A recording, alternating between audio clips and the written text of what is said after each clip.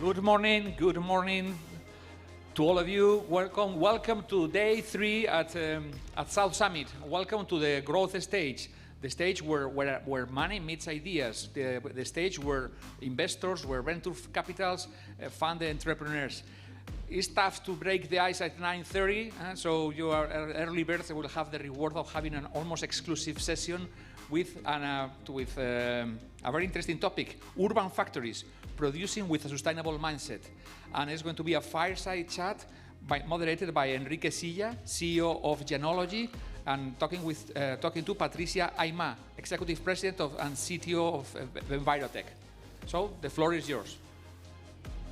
Welcome. Thank you very much, Nacho.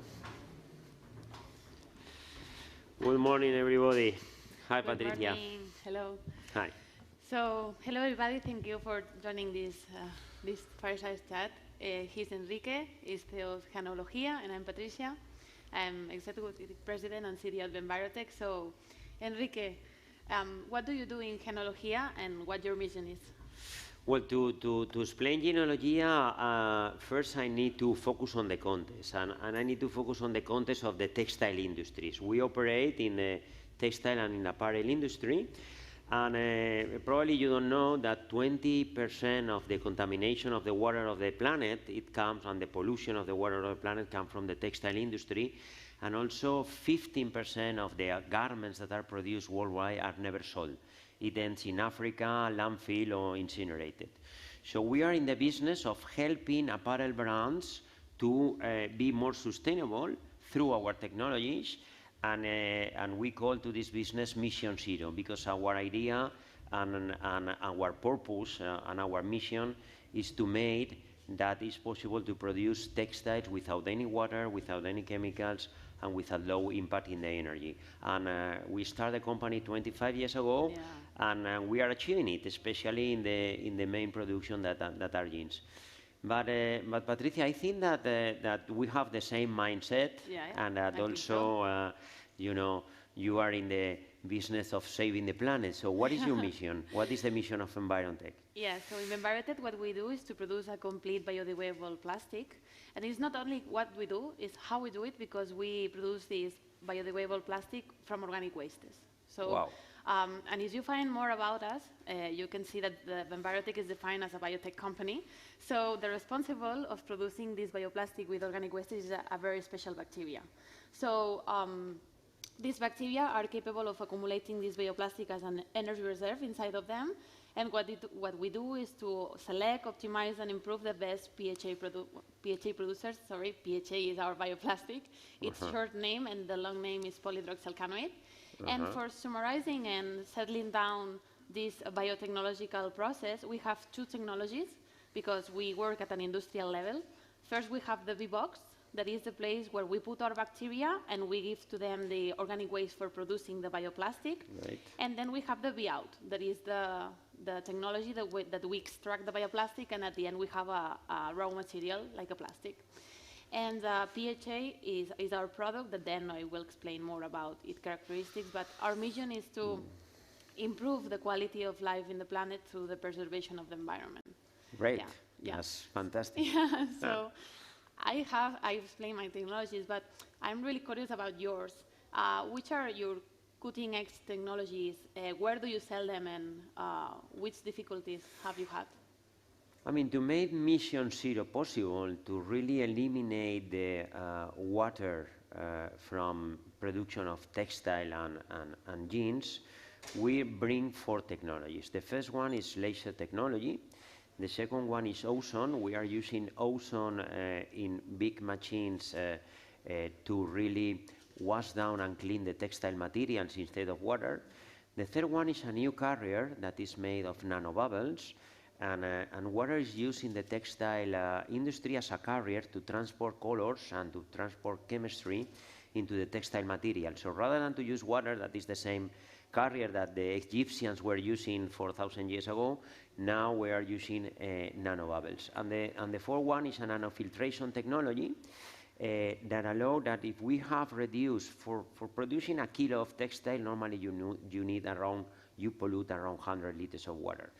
So from 100, we go to only 10. And these 10, we are recycling in a closed loop. So we put the 4 technologies together, and then we can produce, not anymore in Asia, but we can produce in Europe or near the consumer, and create what we call the urban factories.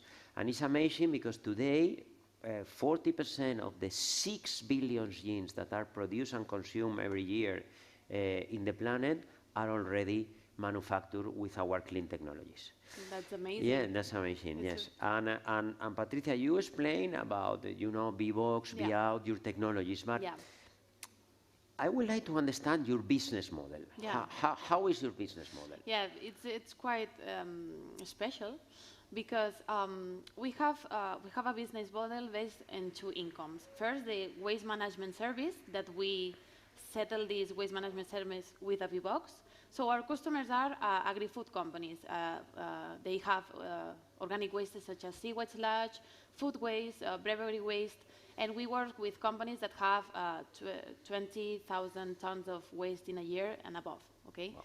And what we do is to put them a Bbox. The Bbox is a waste management service that we install in the customer facilities, and there we perform the transformation from the organic waste into a biodegradable bioplastic.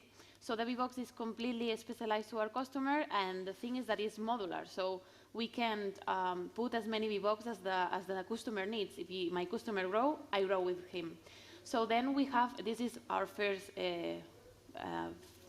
revenue that we have. And then the other one is the bioplastic, the product, The bioplastic is our product, is a PHA, is completely biodegradable, 100% biodegradable in the environment, organic, and biocompatible. That's something that gives us really value for several applications in biomedicine. So that's another way of income that we have.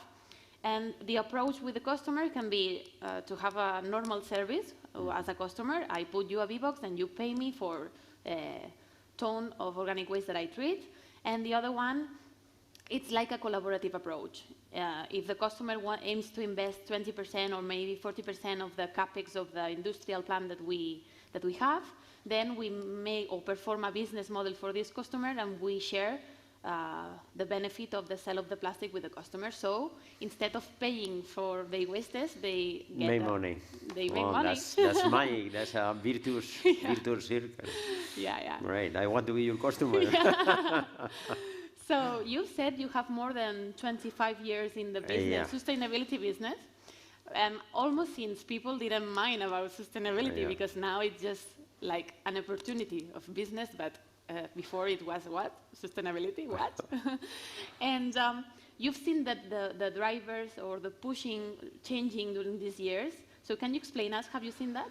Yeah, well, it has been a long journey. When we start the company, and I will tell you that the first 15 years, it was like the voice speaking in the mountains. I mean, nobody was listening to us.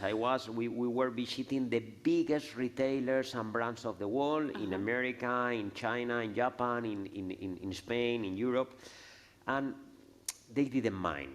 Yeah. They didn't mind about how to avoid contamination, but we never give up. Yeah. We understood that if we want to impact, we need to be cost neutral, and we take out of our portfolio every product that was helping a better production, but creating a higher cost, and we focus in the technologies that were reducing the cost and giving a cost benefit to our customers. So we present again to the brands, telling, okay, now we are going to eliminate the water, but we are also going to reduce the cost. We are going to eliminate any waste in your production, but we are also going to reduce your cost. And then everything changed. It was like a click. Yeah. It was like a click, everything changed, and it gave us the muscle, and now we are ready because now everything changed. Now sustainability is not anymore a advanced capability, is a basic capability. I mean, if you are not sustainable, you cannot be in the market. And I think that our company now is ready to take the tailwinds and really to surf this new trend. But yes, and what about you? Because you already you know, you explain an amazing technology, you explain a business model that is, for me, is magic. I mean, what you do, and I'm very clear. Your technology is focused on you know, eliminating plastic pollution with you know, your bioplastic. But why your customers want to work with you? Yeah. What is their driver? I mean, they choose you because of that. I mean, why do you think they want to work with you as a company? Yeah, so as you have said, the plastic pollution is the biggest driver because we have several problems with that. But I will say that when we performed the customer validation, when we started the Envirotech, we called a lot of possible customers, and we discovered that another major pushing that they had, that another driver, was the organic waste management cost, you know, because having 20, I don't know, but customers, we work 50,000 tons of organic waste in a year. Wow. And then they are paying between 20 and 80 euros per ton of managing this organic waste. Here I include the transport and the management. That's a big push, a big driver that we have, and that with our business model, we can just go for it. Then another big push driver is regulations. Regulations are now getting harder. Yeah. Not only in the plastic side, but also in The food industry and the food industry, the organic waste. For example, you can spread sewage sludge as a management technique in the field for agro-food companies.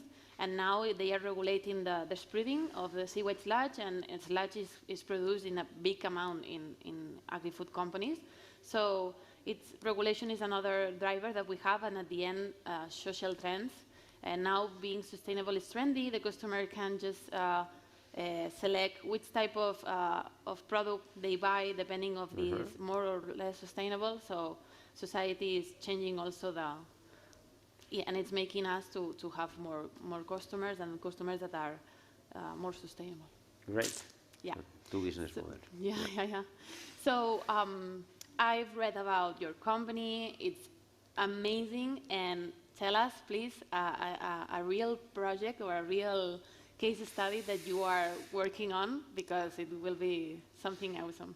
Well, I mean, in 25 years since we start our journey, many things happen. But if I must tell you something that I really feel proud about, and that really touched my heart, and it was, you know, in 2018, the biggest jeans manufacturing on the world, Levi Strauss, called us and asked us to build for them a factory in a place where water do not exist, in the middle of the desert of Nevada. And we make over there, and we take care of all the details from, you know, our equipment, the software, management, everything. And we create a plant producing 10,000 jeans per day in the desert of Nevada. And it's, for us, it's a human happening. It's a world happening. It's the first time in the history of humanity that we can produce textiles without water. Yeah. And the plant is already, you know, acting at a neutral cost. Is supplying to the USA. And this was the start of our urban factories concept ideas. Amazing. And what about you? What do you feel proud of? What is your you know, best case? Yeah. So yesterday I was there. We have a plan inside of Calidad Pascual in the wood factory they have in Catalonia. Wow. And it's our first big project with a very big company. From here I have to say thank you to Innoventors. That is the part of innovation in Pascual that have trust us. And it's amazing to see how we have built there the plant for treating dairy wastes from dairy production. And it is amazing to see 3 teams of Envirotech working: the engineering, the biotech one, and the chemistry for extracting the bioplastic. And it's amazing how they work for this project. I think it's passion for biotechnology, for engineering and chemistry. And right now we are treating like 3 tons of dairy wastes in a day. And right now we are extracting the plastic for developing several products for the company. So it's an amazing case study. Yeah. Great. So what else more? Projects that you have ahead in your mind that you will like to do? What else? Tell me. Well, as you know, as I explained you, and you can imagine, I mean, most of the textile production of the world, the decision centers are in New York, in Milan, in Barcelona, in Madrid, in Tokyo, but production is in countries with a low-cost labor cost, Yeah. like Bangladesh, Vietnam. Before was China, Cambodia, Brazil, Turkey. And this deslocalization happened, 20 years ago. We think it's the time to bring textile manufacturing back to Europe, not back to Europe, back near the consumer, to avoid the transportation. And after the plant for Levi's in Nevada, we start this new project that we call Urban Factories. And Urban Factories is about manufacturing, on-demand manufacturing. It's about producing what you sell. For instance, just to give you one example, we just made a project for Ralph Lauren that is color on demand. So rather than using 71 colors in their polos, and they produce 400 million polos a year, they will produce all the polos in white. Yeah. They will bring all these polos to their plant in the USA and in Europe, and near the consumer they will add the color. On demand. So this concept of urban factories and producing near the consumer only what you need, we believe is the future of manufacturing, and we believe that between 20 and 25% of textile production globally will come back to Europe. That's amazing. So that's I think so. and Congratulations. I think it's a very it's similar to your Yeah. concept, because you put your plants inside the home of your customers, and now we want to put the plants inside the distribution centers of our customers. To be more local at an industrial scale, I think so. Yeah, I believe in that 100%. Yeah. So what about you? What is in the cooking? What is coming for the future? I mean, can you tell us some secrets? Right now in Benbarotech, we have acquired a level of expertise in biotech that is quite amazing. I feel passion with what the team is doing. But I think that the future in biosystems, and we're working on that, is artificial intelligence, sorry. Yeah. We are going to apply mathematical modelization, sensorization, and artificial intelligence for controlling our biosystems, to learning from bacteria every second they are living inside our reactors, and to predict how they are going to behave, and to drive these bacteria into the best productivity we could have. So this way we could be the production leaders, the bioplastic production leaders in several years. So that's something that I'm really focused on in the company right now, and I think it will be the future. Also modifying bacteria, but that's something that is quite well known in the industry. It's something that is quite amazing that you must see sometimes how a bacteria can change their DNA for doing something like this PHA. But I think that's the type future. of I So think that's it's about making the process more efficient, let's say. Yeah, but with the big data that we have, Yes. you're using bioinformatics, biomodelization. I think that's the future of biotechnology. Yes. So I think Great. we have a little bit of time. Yeah, we have a little bit of time. The last question. Advice that is something that makes people grow. What do you recommend to sustainable entrepreneurs? I mean, it is a great question, and I love to finish with that. You see, sustainability is an attitude. Sustainability is not about making, as a company or as a person, making several things in a sustainable way. No, this is making sustainable things. This is one thing. But being a sustainable entrepreneur means that it's in your DNA, it's in your blood, it's an attitude. So my first recommendation is that focus on try to be the best company for the world. Not the best company of the world, not the biggest, but the best company for the world. Focus on that.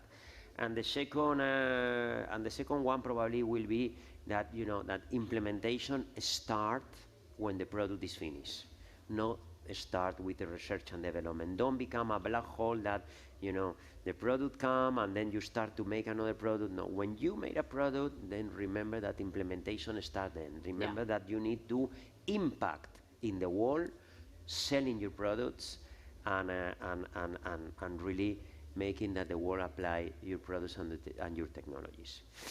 And this is my recommendation. What about you? Because you have all the energy of being a successful company in such a very short period of time. So it is, I'm sure that you have better advice than me. Not better, but the other one. My recommendation will be to surround yourself with the best people, more intelligent than you. I have here Noelia, that is my CEO. She's more intelligent than me. She's smart. She's amazing. So surround yourself with people that is better than you. Then apply self-criticism, because it's really important to see where are you and where do you want to go. Emotional intelligence is amazing for everything in the life. I will see in the professional side, in the personal side, and passion. Passion moves the world, so that's my recommendation. So that's great. Thank you. Thank you. It's a pleasure. Huh? It's amazing. Thank you so much, Enrique. Thank you, Patricia, for this enlightening, ice-breaking this morning in the growth stage. We talk so much about carbon footprint, but plastic footprint and water footprint are major issues, for me even more urgent than the carbon footprint. We cannot live without water, and we don't know how to build water, how to make water. We know it is made with one molecule of oxygen, two of hydrogen, H2O. We're surrounded by water, but we are making a very poor use of it. So I'm really impressed.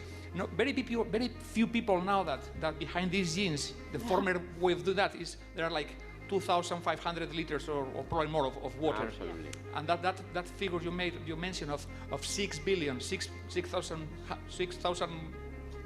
millions. Yeah, 6 American billions, 6,000 millions. 6 millardos. 6 millardardos. So, I mean, that means one pair of jeans per person in the world. And the funny thing is that I am using mine for 10 years, so who is taking care of my other 10 pairs of jeans? Anyway, thank you, Theo, thank you very much. And let's move, because the impact you are making in the world, now we're going to talk about in Madrid. The impact is happening in Madrid. Yes, please. Well-deserved applause. And well, we are in Madrid. This is the entrepreneur and innovation capital of the world. Let's talk about Madrid as a startup city. And I think South Summit makes an amazing job in this purpose. And then we have for this a very interesting panel, because we are going to have some VCs. We have some people from Ayuntamiento.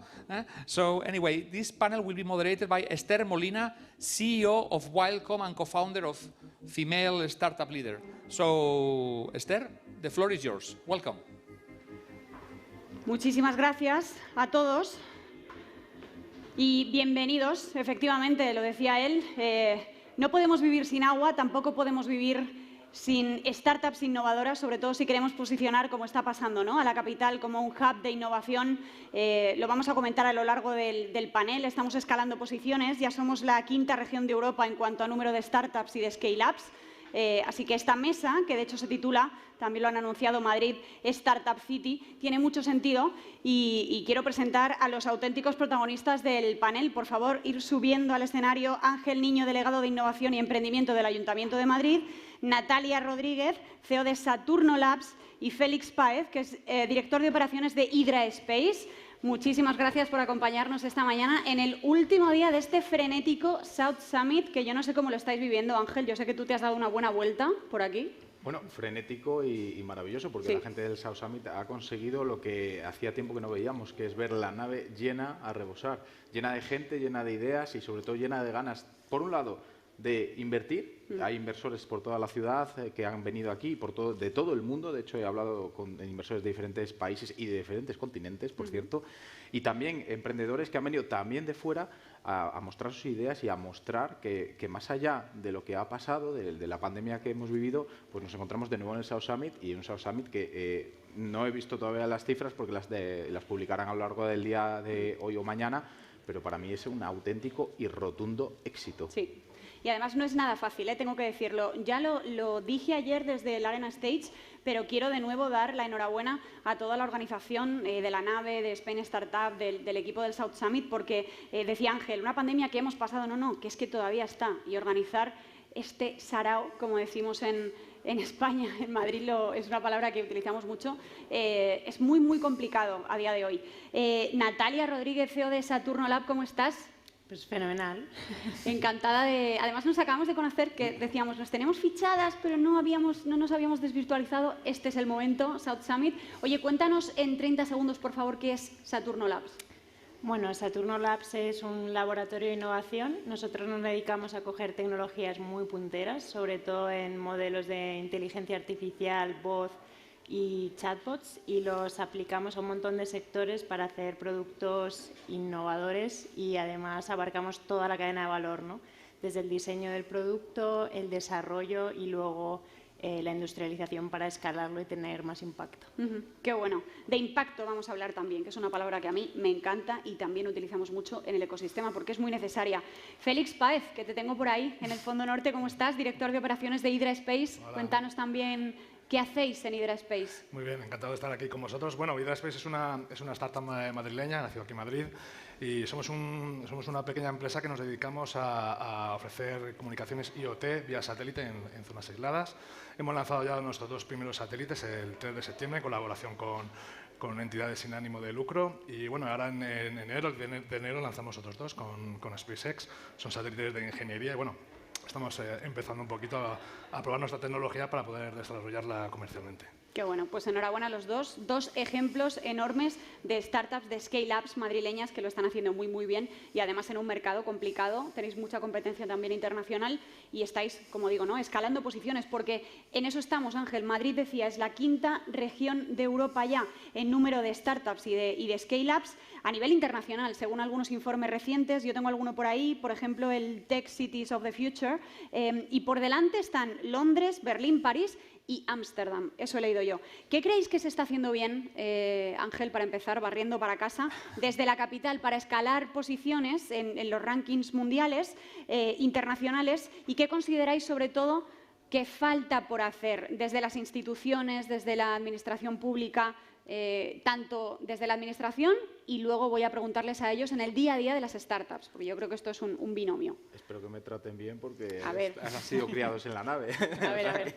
O sea, no, bueno, yo creo que estamos ante un momento en el que la ciudad de Madrid está trayendo mucha inversión y muchas startups, pero esto no nace de la nada. Esto nace de una estrategia que se empezó a trabajar en el año 2019, que es cierto que durante la pandemia hemos tenido que ir un poco más a ralentí, pero una estrategia que se basa, en primer lugar, en apoyar a las startups en sus fases iniciales. Todos conocemos las diferentes ayudas que puede haber desde algún gobierno regional o nacional, pero yo creo que las administraciones locales se tienen que centrar en esas fases iniciales en las que los emprendedores lo que necesitan es ese impulso para crecer, ese impulso para, como se dice aquí en la nave, para salir, para que el polluelo salga del huevo. Y creo que esa es la parte más importante que desde el ayuntamiento, pues la verdad es que para mí es la más importante, apoyar a esas startups en sus fases iniciales para que puedan crecer. Sin embargo, la estrategia va mucho más allá. La estrategia ya la presentamos a principios del año 2020 y lo que queríamos es focalizar Madrid en 3 puntos estratégicos. El primero de ello, todos sabemos, y de hecho se ha hablado también en el panel anterior, que el futuro va a cambiar. 2.000 millones de personas va a haber más en el mundo y esa gente se tiene que alimentar. Por eso hemos abierto el primer Food Innovation Hub de España, de carácter público, más allá de los privados. En segundo lugar, la inteligencia artificial, que de esto seguro que Natalia nos va a hablar mucho más. Ya la Comisión Europea nos ha dicho necesitamos posicionarnos a nivel de inteligencia artificial porque Asia y Estados Unidos van muy por delante de nosotros y necesitamos hacerlo. Y por eso hemos abierto el primer centro de inteligencia artificial de la ciudad de Madrid y, en este caso, la primera administración local que abre un centro de inteligencia artificial. Y el tercero, que para mí es el más importante y en el cual ya llevamos mucho trabajando, es el primer sandbox de movilidad urbana de Europa por tamaño y prescripciones. Yo creo que esto es la mejor forma de atraer talento y emprendimiento a la ciudad de Madrid. Y lo que es más importante, talento de todo el mundo.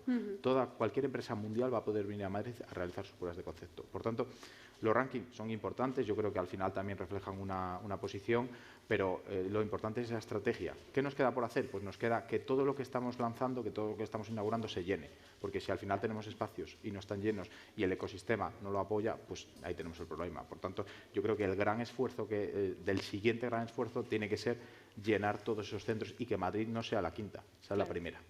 En eso estamos. Decía Ángel, movilidad urbana, inteligencia artificial, que ahora voy con Natalia, Food Tech, qué importante esto. De hecho, el hub del que habla Ángel está en Villaverde Alto y se llama Madrid Food Innovation Lab, y os recomiendo a todos los que estáis aquí, los que nos estáis siguiendo también en remoto, que le echéis un vistazo, porque ahí van a pasar muchas cosas, ¿eh? Estamos hablando de la alimentación del futuro, pero del futuro más inmediato, que ya están pasando. Natalia, ¿qué crees que hace falta quizá por parte de las startups, de scale-ups, que todavía o no se esté haciendo o se esté haciendo a un ritmo un poco ralentizado para seguir escalando posiciones para Madrid?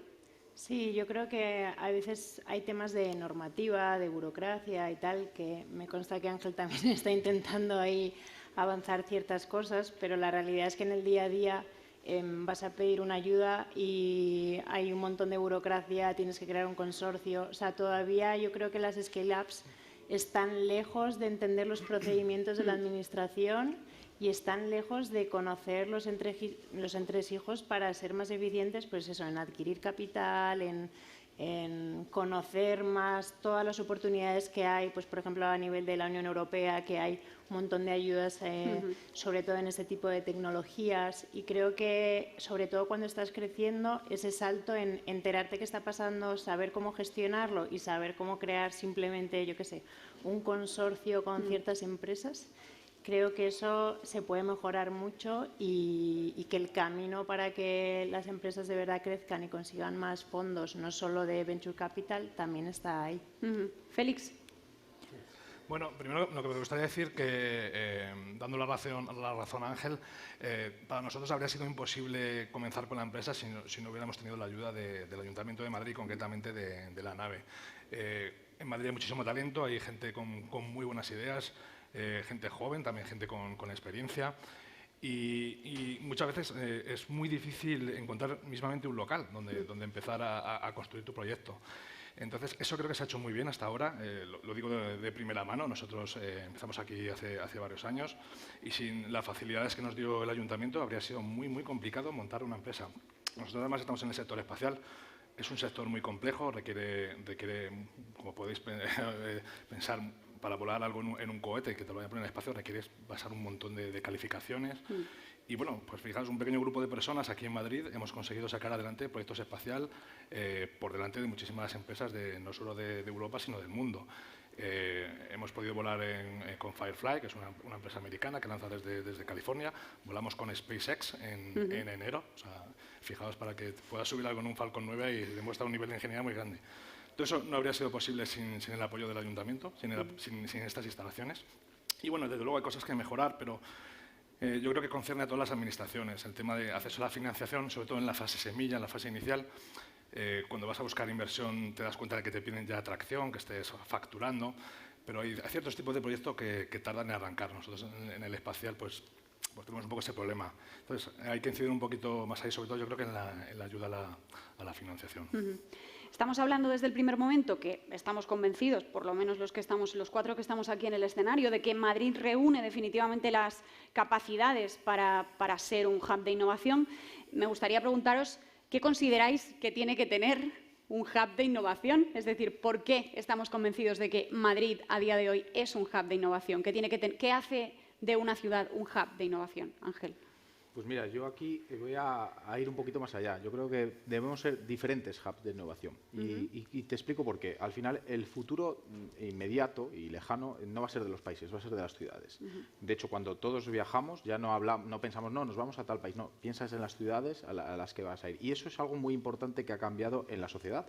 Por tanto, lo que debemos ser capaces a posicionar a Madrid como un hub es en diferentes especializaciones, porque lo que yo siempre lo he dicho, al final cuando intentas abarcar todas las tecnologías es imposible que te posiciones a nivel mundial, y en un mundo globalizado o te posicionas a nivel mundial o no vas a conseguir posicionarte. Por tanto, yo creo que Madrid reúne todas las características, en primer lugar porque tenemos, y esto, bueno, pues el efecto capitalidad es una realidad, tenemos a las empresas del IBEX, pero yo creo que tenemos una serie de emprendedores que tienen ese sentimiento de haber nacido en Madrid. Aquí tenemos dos, y que además apuestan por la ciudad de Madrid, y que además dicen, no, yo es que quiero, cuando mi empresa sea un unicornio, quiero seguir en Madrid. Y yo creo que esa sensación del ecosistema de generar un networking entre nosotros, entre emprendedores, administraciones, corporates, fondos de inversión, creo que es fundamental. Y además, y ya que estamos aquí, tenemos el mayor evento de inversión de startups de Europa y de los mayores del mundo. Por tanto, yo creo que el posicionamiento es claro, la estrategia es clara, y lo que queda es que vaya pasando el tiempo y que cada vez vaya siendo más grande el ecosistema, para que seamos capaces a que ese ecosistema no se quede solo en España, no se quede solo en la parte sur de Europa, o no se quede solo en Europa. Que cuando cualquiera de nosotros vaya a Shanghai pueda presumir del ecosistema madrileño y de que es un hub de innovación. Natalia. O sea, yo creo que Madrid tiene un montón de cosas buenísimas, sobre todo tiene buen tiempo, está muy bien conectado, tiene súper conectividad, tiene muy bien cambio horario, o sea, para trabajar con otros países y demás. Y este verano tuve la suerte de tener una especie de curso con profesores del MIT de innovación, ¿no? Y había una clase específicamente de cómo crear ecosistemas de innovación siguiendo el modelo del MIT, ¿no? Y yo creo que la gran diferencia es que allí piensan al final en un ecosistema, que es un poco también lo que estamos hablando, ¿no? Y está conectados los corporates, los venture capital, la universidad, obviamente el gobierno y demás, y eso es lo que permite también crecer todos a una, ¿no? Esa interconectividad entre todos los actores, que creo que a veces aquí no se da, y vamos 2 a 2, o venga, nosotros con vosotros sí, pero ese grupo falta, ¿no? Aparte, más allá de tener más financiación o no, o ciertas cosas, ese ser un equipo entre todos es yo creo algo cultural, y que también se tarda en construir, o sea, no es algo que vamos a tener mañana, pero sí que creo que debemos tender hacia eso, porque es la manera de construir de verdad cosas buenas para el futuro. Efectivamente. Félix, antes de darte paso, que estoy viendo que se está agolpando mucha gente ahí en la entrada, ¿sois conscientes de que tenemos sitios aquí en primera fila? Por favor, os invito, como acaba de hacer Soraya del Portillo, la CEO de Vikiara, otra startup también alojada en la capital, que por favor no seáis tímidos, ponedos por aquí, ocupad los primeros asientos. Félix. Bueno, es evidente que Madrid es un polo de innovación, eso se ve día a día en las empresas que estamos aquí, no solo las empresas, universidades. Madrid tiene, como comentaba antes, tiene mucha gente que está haciendo muchas cosas. Hay gente de todos los lugares del mundo, y eventos como este nos permiten a todos conectarnos y darnos cuenta de que somos complementarios. Nosotros, por ejemplo, trabajamos con varias universidades, tanto públicas como privadas, y lo bueno de estar en Madrid es que cuando necesitas, por ejemplo, una instalación una instalación muy específica para hacer ciertas pruebas, por ejemplo, o necesitas un especialista en cierta materia, todo lo tienes en Madrid. Es un lugar magnífico, maravilloso para innovar. Eventos como el South Summit y muchas otras actividades que se hacen aquí permiten a la gente conocerse y colaborar. Hablaba, por ejemplo, antes Natalia del tema de los consorcios. Por ejemplo, en el espacio se requieren muchas disciplinas para poner cargas en órbita, y requieres profesionales de muy diversas disciplinas. Todo eso lo tienes en Madrid. Madrid es ya por sí un gran polo de innovación, y con la ayuda de las administraciones que faciliten un poco este contacto entre los distintos actores, lo va a ser todavía aún más. El networking es importante, lo ha comentado Félix, eventos como estos son importantes, la presencialidad también es importante en esta época aceleradísima de la digitalización y del trabajo en remoto. Y otro factor importante para que se dé un hub de innovación, además del apoyo por parte de las administraciones, son los fondos de inversión. Las startups tienen que estar respaldadas al final en algún momento de su trayectoria por un fondo de inversión. En Madrid ya superamos los 100 millones de euros por inversión en el sector, que es una barbaridad. globalidad. De hecho, un 78% de los inversores son internacionales ya. ¿Cómo creéis que se puede acceder a ellos? Es decir, si estamos hablando, a lo mejor hay aquí entre el público una startup, como decía Ángel, que esté incluso en fase incipiente, creo que lo habéis destacado todos, que esté empezando y que en algún momento se plantee acceder a un fondo de inversión. ¿Por dónde tiene que empezar? No sé, Natalia, por ejemplo. Bueno, yo creo que ahora es muy buen momento porque hay mucho dinero disponible, ¿no? Que hay mucha gente queriendo invertir en proyectos buenos, con lo cual, bien. Yo creo que lo primero es saber cuánto dinero necesitas y para qué, ¿no? Que es la base, sobre todo si quieres recibir inversión. Y una vez allí también construirlo sobre hechos, ¿no? Es decir, haber trabajado previamente para tener un proyecto que sea como sexy para los inversores y demás, y luego yo creo que al final pues bueno, que alguien te haga una referencia es algo que si tienes conocimiento de alguna persona que ya haya recibido alguna ronda es algo muy bueno porque es directo, y si no, de todas maneras hay gente que ha creado listas de todos los inversores, de cuáles son los más activos, de qué sector son, con lo cual creo que cada vez hay más información para quien está empezando y quiere buscar financiación, pues lo pueda hacer. Claro. Las referencias, qué importante lo que ha comentado Natalia. Que no los enchufes, es distinto. Las referencias, el mundo se mueve hoy en día por conexiones. Es importante tener referencias. Félix. Sí, bueno, la verdad que, como comentamos, el acceso a la financiación es un punto muy importante. Ninguna startup puede sobrevivir a medio o largo plazo sin financiación. Nosotros pensamos también, como ha comentado Natalia, que es muy importante tener un proyecto sólido, un proyecto que, aunque tengas una buena idea, luego quieres llevarla al mercado, ¿no? Somos empresas, al final no somos solo laboratorios de investigación, ¿no? Entonces es muy importante contar con un plan muy sólido que le puedas presentar a inversores, con unas proyecciones de futuro que sean realistas, apoyadas en pruebas sólidas, y con eso en principio es relativamente fácil acceder a la inversión. Es cierto que se puede, por lo menos en nuestra experiencia hemos visto que se pide siempre una cierta atracción. Es un poquito más complicado acceder a capital en fase semilla, pero una vez has superado esos escollos, con un proyecto sólido y bien montado, es un buen momento para ir a tocar la puerta de un fondo. Sí. Ángel, hemos pasado muy por encima por ese sandbox de innovación en movilidad urbana. Has comentado también el de inteligencia artificial dentro de la capital, que estáis definiendo todavía, al parecer, en este distrito, en Villaverde. ¿Y cómo puede hacer de Madrid?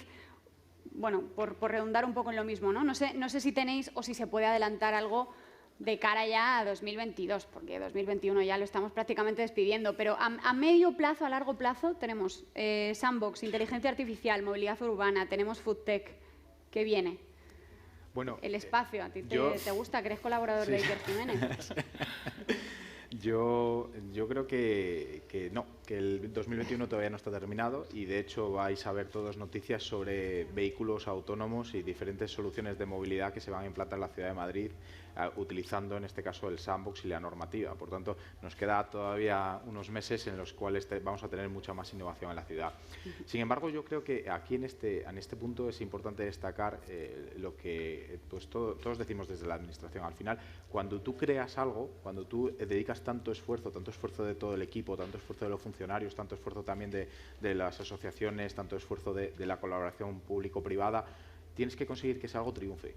Y es que el objetivo de la administración tiene que ser triunfar, y que ese sandbox consigamos que durante el año 2022, que ya estará toda la ordenanza terminada, arreglada y aprobada, si así lo considera el Pleno de Cibeles, que ese sandbox se convierta en una referencia a nivel mundial es lo importante. Por tanto, atraer esa inversión, y aquí es donde, por supuesto, las startups las necesitamos, pero también necesitamos a los fondos de inversión. Necesitamos que los fondos de inversión se focalicen en la ciudad de Madrid, quieran traer sus pruebas a la ciudad de Madrid, porque recordemos que es que lo que está haciendo la ciudad de Madrid con el sandbox de innovación en movilidad es pionero en Europa, pero es que a nivel tamaño somos de los primeros del mundo también, no hay nada similar. Por tanto, conseguir posicionar a Madrid como ese referente de pruebas de concepto es fundamental, y esa es la parte de la administración. Y no quiero dejar pasar el tema de la inversión, porque yo creo que también el Ayuntamiento en este punto tiene mucho que decir, y todas las administraciones. Nosotros hemos puesto en marcha el plan, los foros Madrid Emprende, que lo que hacemos es a las startups, por un lado, les formamos en lo que es un pitch elevator, porque hay algunas, muchas ya la conocen, pero no todas lo conocen, cómo realizar un pitch elevator, y lo que es más importante, y de lo cual, pues la verdad es que yo sí que me siento orgulloso, conseguimos por primera vez en la historia que inversores de todo el mundo se sienten en Cibeles a escuchar a nuestras startups, que han sido previamente instruidas en cómo hacer un pitch. Yo creo que acercar y funcionar de nexo es fundamental. Qué bueno. No quiero pasar por alto otro, podríamos llamarlo actor también del ecosistema, porque al final está creciendo, yo creo, de forma exponencial. Quizá ahora menos, pero antes de la pandemia hubo un boom absoluto de aceleradoras, de incubadoras corporativas vinculadas a universidades también, a organismos públicos. Hay una burbuja de las aceleradoras y las incubadoras en grandes ciudades, por ejemplo, como Madrid, porque de verdad yo lo vengo detectando desde hace años. No sé si hay más aceleradoras que startups innovadoras realmente que acelerar. Natalia, ¿te estás riendo? Yo creo que estás de acuerdo. Bueno, yo creo que sí, que hay una burbuja, pero que no viene de ahora y no es solo en Madrid. Yo creo que es a nivel global, el emprendimiento se ha puesto muy de moda y mucha gente se ha subido al carro. Ahí también el punto está en que los emprendedores sepan elegir qué acelerador de verdad les aporta o qué programa les aporta y cuál no. Y yo creo que en un tiempo las que no aporten desaparecerán, o sea, por pura supervivencia, que ahora, aunque hayan nacido un montón de proyectos, al final se quedarán los que ayudan, los que aportan al ecosistema también y demás. Igual que te digo que, bueno, hay un poquito de humo y mucha gente subiéndose al carro, también hay gente muy, muy buena que está haciendo cosas muy chulas, con lo cual, bueno, tendremos la mirada en esos y el tiempo hará todo por, no sé, restablecer el ecosistema. Sí, Félix. Sí, bueno, es cierto, coincido plenamente en que hay muchísimos programas de aceleración. Nosotros creo que hemos participado en 3. Pero no lo vería como algo negativo, porque burbuja suena como tiene como un cierto significado negativo. Creo que es bueno que haya muchos programas de aceleración, pero al final acabo creyendo un poco lo que comenta Natalia, que al final, cuando tienes tanta oferta, no sabes muy bien dónde elegir. Nosotros valoramos mucho que haya programas de aceleración específicos de los sectores de las empresas. No es lo mismo una empresa que se dedique al sector de la alimentación que otra que se dedique a la tecnología de Internet. Entonces, programas de aceleración específicos que ayuden a la compañía en sus sector, aunque es cierto que hay, como comentaba antes Ángel, hay muchas empresitas que están empezando y ni siquiera pues, saben cómo hacer un buen pitch, ¿no? o plantear un plan de negocio. Eso está muy bien. Aquí en la nave lo hemos visto, que en esas fases es muy útil. Eso es completamente necesario para muchas startups. Pero luego hay otras startups que están un poquito ya en fases más avanzadas y requieren formación específica pues para su segmento y también, por ejemplo, para la exportación. Hay empresas que igual su mercado natural no es solo, por ejemplo, Madrid o España. Entonces, por ejemplo, participar en programas de aceleración de exportación, un ejemplo, pues es muy práctico. Pero bueno, en general creo que es bueno que haya mucho. Lo único, claro, que sean programas útiles y al final, pues claro, los que no resultan de utilidad, pues que acaben desapareciendo, ¿no? Para no confundir a las startups. Ángel, no sé cómo lo ves tú. Pues que es el mercado. Al final, cuando un sector, cuando un negocio está de moda o cuando algo entra a formar parte de los fondos de inversión de manera tan activa como lo están formando las startups, pues el mercado al final entran muchos players, esos players algunos serán depurados y otros no. Yo creo que lo que, en este caso, hablo también como parte pública, lo que tenemos que tener claro también, toda la gente que tiene programas de aceleración, y gente me refiero tanto a corporates como fondos de inversión, como empresas y como administraciones, tanto locales como nacionales y regionales, es que tienes que focalizar tu estrategia en un punto. Es decir, no puedes intentar hacer programas de aceleración, como se han visto y como se siguen viendo, de no, yo te voy a conseguir de escalar desde que tengas un empleado y una idea hasta que te conviertas en un unicornio. Eso no es posible. Y eso sí que es importante que los emprendedores lo vean, que vean cuál es su punto y cuál es su programa de aceleración. Pero bueno, el mercado al final es soberano y acabará regulando todo.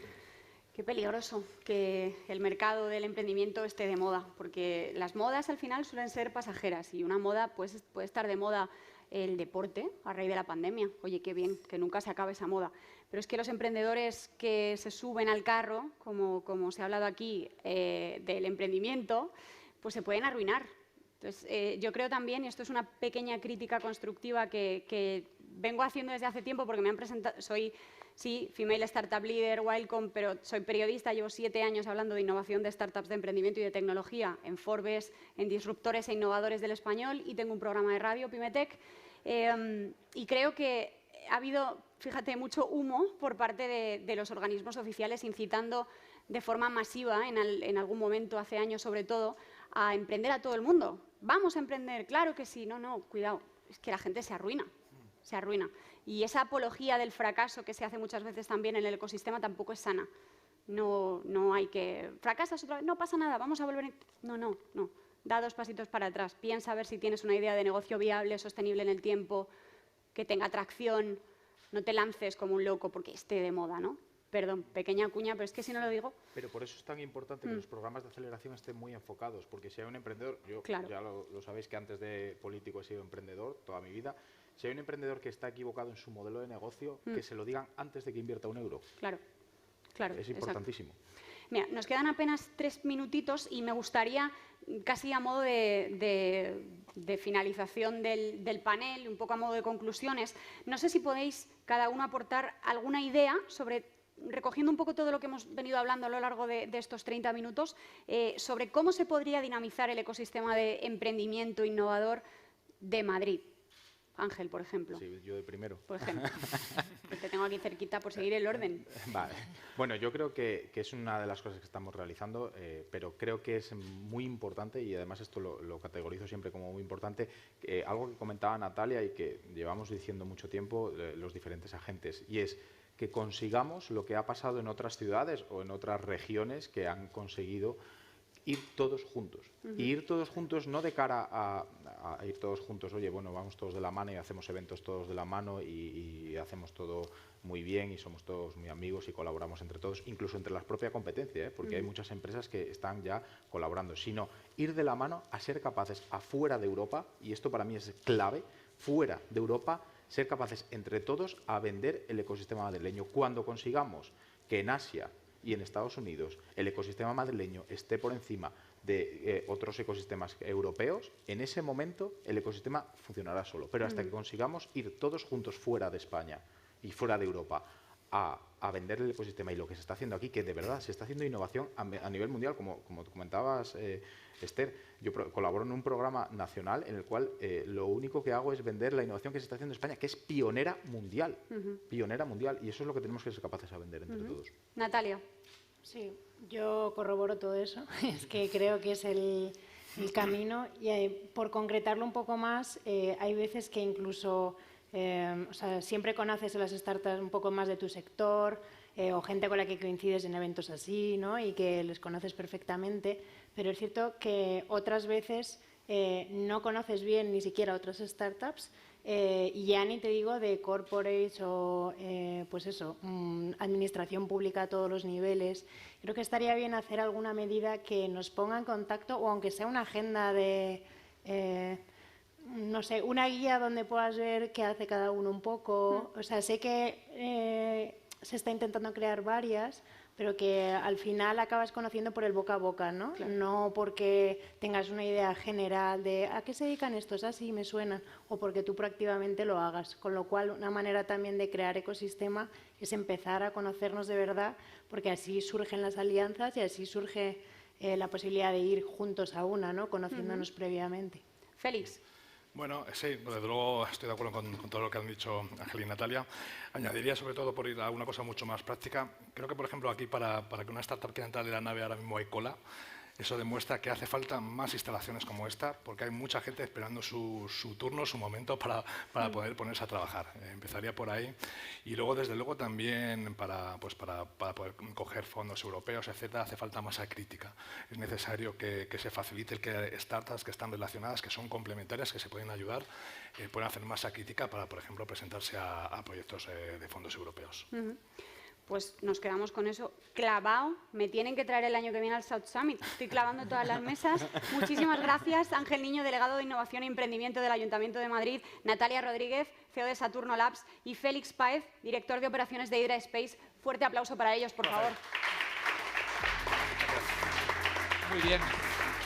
Pues yo voto porque te traigan el año que viene, porque nos haces la vida más fácil a los MCs. Muchas gracias, Esther, por esta vibrante y dinámica presentación. Muchas gracias. Está claro que de Madrid al cielo de las startups. Y así que después de este pongamos que hablo de Madrid, pasamos al siguiente panel. And now we shift into English, unless you feel uncomfortable with it. And now we are going to talk about next generation.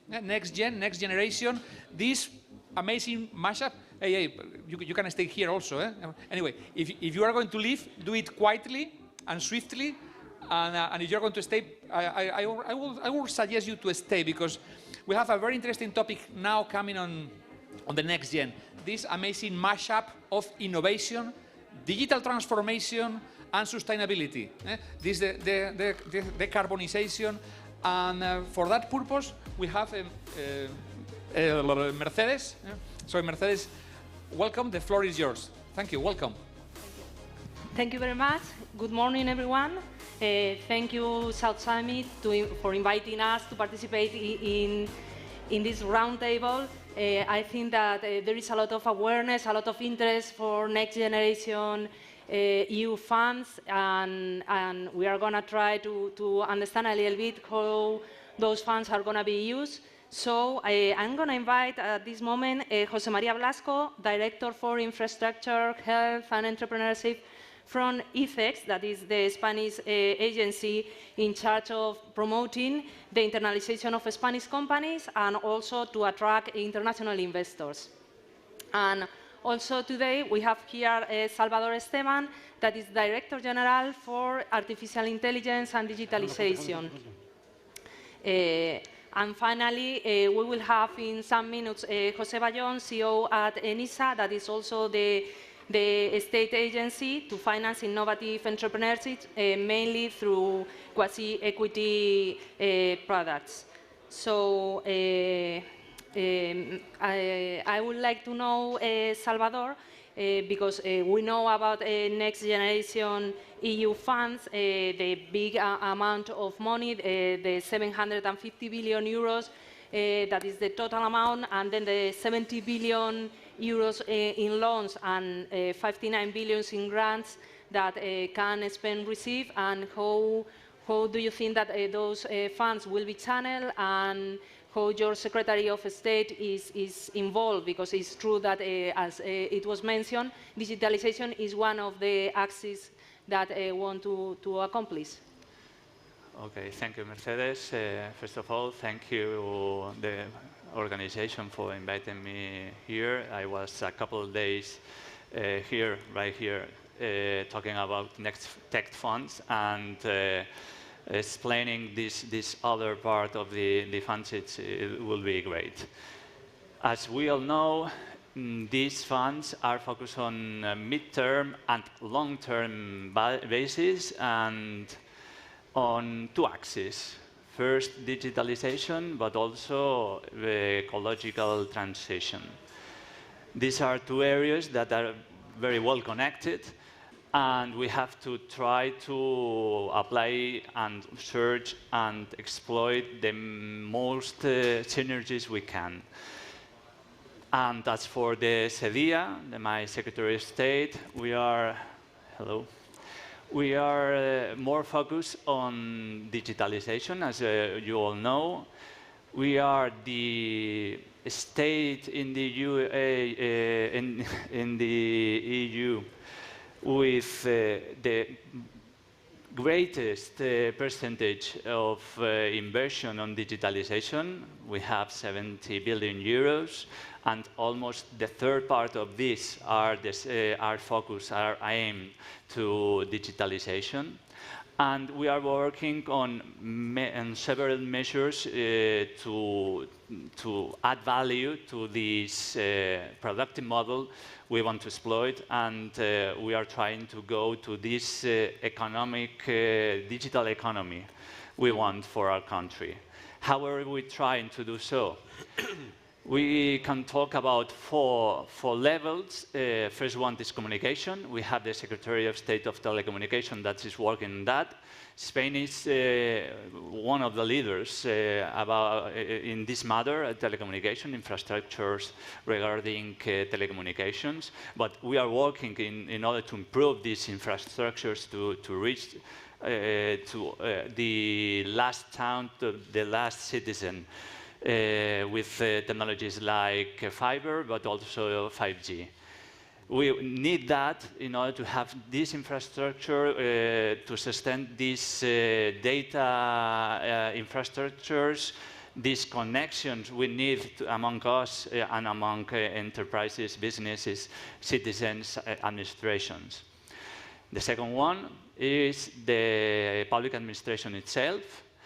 Here we are trying to work on applying measures that will make the administration more effective, more personalized, more usable.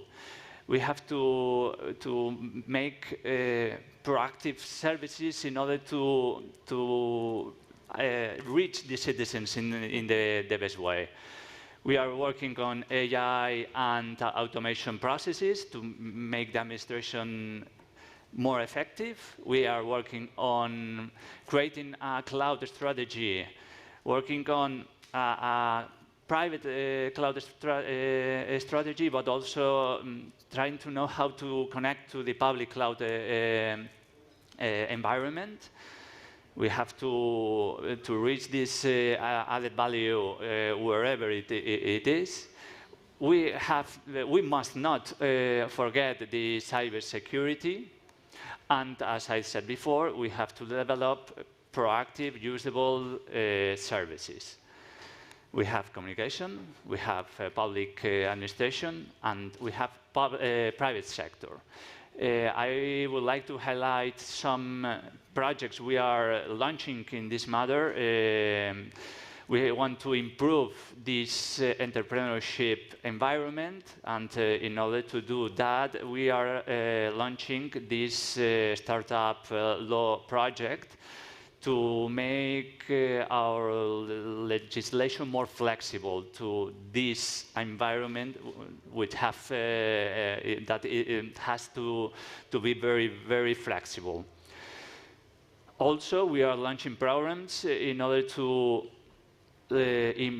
boost the innovation and the entrepreneurship regarding cybersecurity. We have 191 million in our INCIBE Emprende program, but also we have an ENISA finance line for women in order to boost this line of startups that are led by women.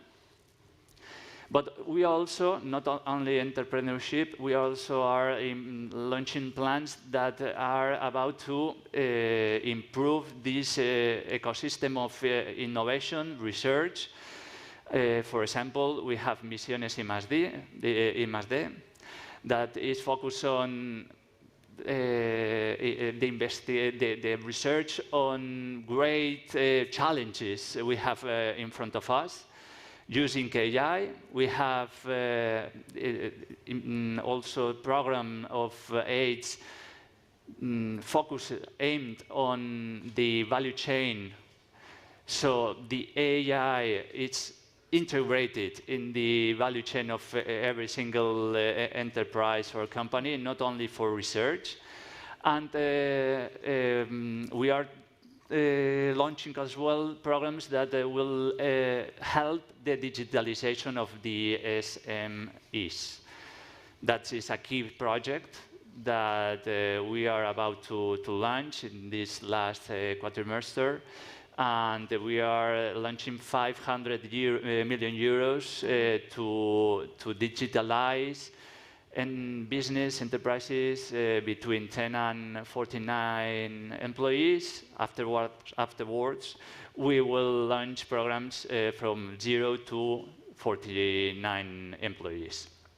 But all of these, communications, public administration, private sector, must have a basis of knowledge, and we are launching programs to improve the digital skills that will be very needed in order to absorb these programs of the digitalization in these areas I commented before. We must not lose sight of these humanism, the technological humanism we are betting on. We have lots of measures focused on developing digital rights. And with all this package, we think we are settling the basis towards this digital economic we all want. Thank you very much. You have a huge task in front of you.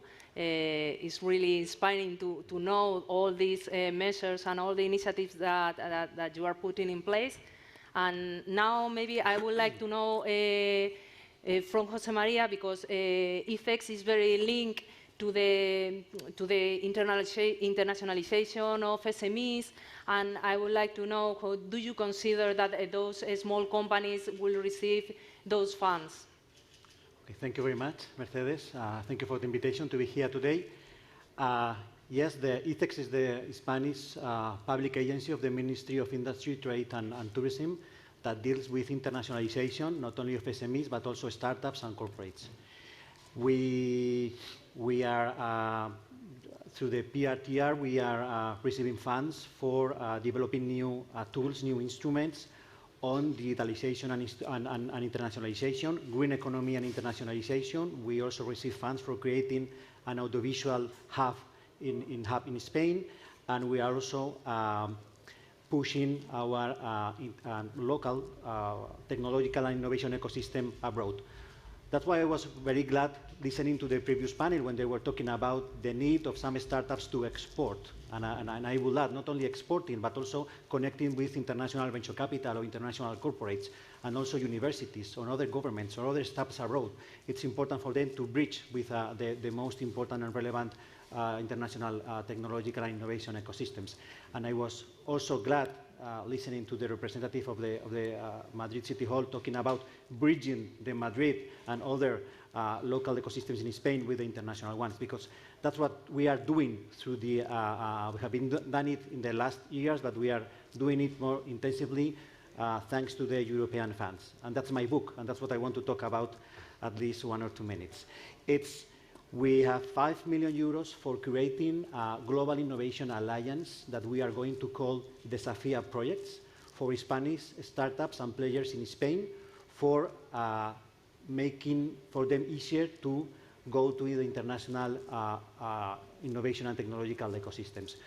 We are getting new partners, new platforms, for the moment in 4 international ecosystems, in San Francisco, in Tel Aviv, in Hong Kong, that is the connected, Tel Aviv, Hong Kong are connected in our program, Singapore, Southeast Asia, Australia, and in Europe we have one in the Netherlands. There are platforms through which the Spanish startups can approach to the international ecosystem, not only for inspirational trips or whatever, we are going beyond for getting connection with venture capitals, corporates, universities, governments. So we are really creating this global innovation alliance that is a bridge between Spain and the most relevant innovation and technological ecosystem all over the world. That's really interesting. I think that many entrepreneurs are linked with those international venture capitals nowadays, but it's really interesting that they have this ambition to become international. And I would like now, Jose, welcome. You were a little bit in a rush, but don't worry, you are here now. And I would like now to know about... in a rush, yes. Thank you very much. And I would like to know, because ENISA, we have very close relationship, because really they finance in the very early stage most of the companies that are financed afterwards by venture capital in other stages, but they start most of them with these quasi-equity products that ENISA put in place in the market. And I know that you have increased a lot your budget this year, so I would like to know if it's linked with these NG EU funds, or how you will play, or what role you will play in this activity. Okay, thank you very much, Mercedes. Thank you very much, everybody, and South Summit. I'm pleased to share the stage with you, Salvador, Jose Maria. Sorry for the delay, as usual. And well, ENISA has played a very important role during the last 40 years in the entrepreneurial ecosystem. It was founded in 1982. Since then, mostly, I would say, since 2000, 2001, 2004, when ENISA has started with the participative loans, we have funded around 6,500 companies companies very important for the new economy, such as, I would say, Cabify, Wallapop, Olaluz, MassMobile, EcoAlf. I usually give the names not because of advertising, but because of visualize what Enisa is really doing since in this moment. In the last 20 years, we have given 1,100 million euros. So it means that the instrument, the public instrument of the participative loans that Enisa is working with is useful. This is perhaps the most important and the best word that we can use for a public instrument, useful. So for the moment, it's proof that this is useful. But as Mercedes was asking, what is the role of Enisa in this moment, in this context of digitalization revolution, of digital and sustainable revolution, that is, in fact, what we are living nowadays? And the Secretary of State, the director, has already explained. They have a huge initiatives, huge programs, a lot of money, more than us for sure. We are smaller.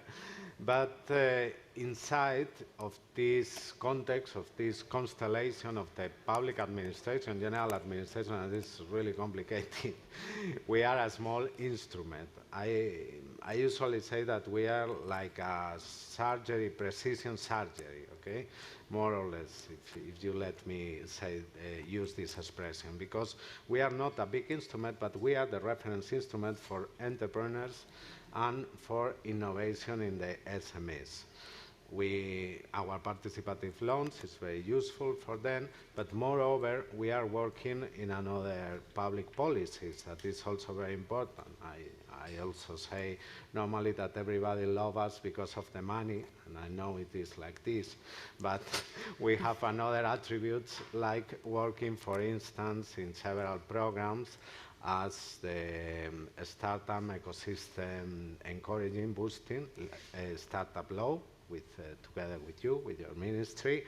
We are official certified, let's say, institution for a startup law, and we are also developing the Spanish entrepreneurial nation brand, okay, together with the High Commissioner. So we have more than money, but the money is the most important, I know, and because of this we have more money, like Mercedes has explained in the beginning. We have 41 million for the next 3 years together given by you, by the Secretary of State of Digitalization and Artificial Intelligence for female entrepreneurship. That is a key factor also for the government and for the country, for society as well. We need to take profit of this 52% of the society, a part of the equality. And we have also money from the Ministry of Agriculture, 39 million euros in the next 3 years. So we have increased it. This is for agro sector, and we are also working, you were talking about audiovisual hub. We are also working together with the Secretary of State of Telecommunication and Culture for creative industrial cultures, all of them in this constellation of participative loans, and in figures around 40% more of household for participative loans. So this is our role, summarizing a small instrument, but very precise instrument, and we want to be the reference for the entrepreneurs and the SMEs, innovation SMEs.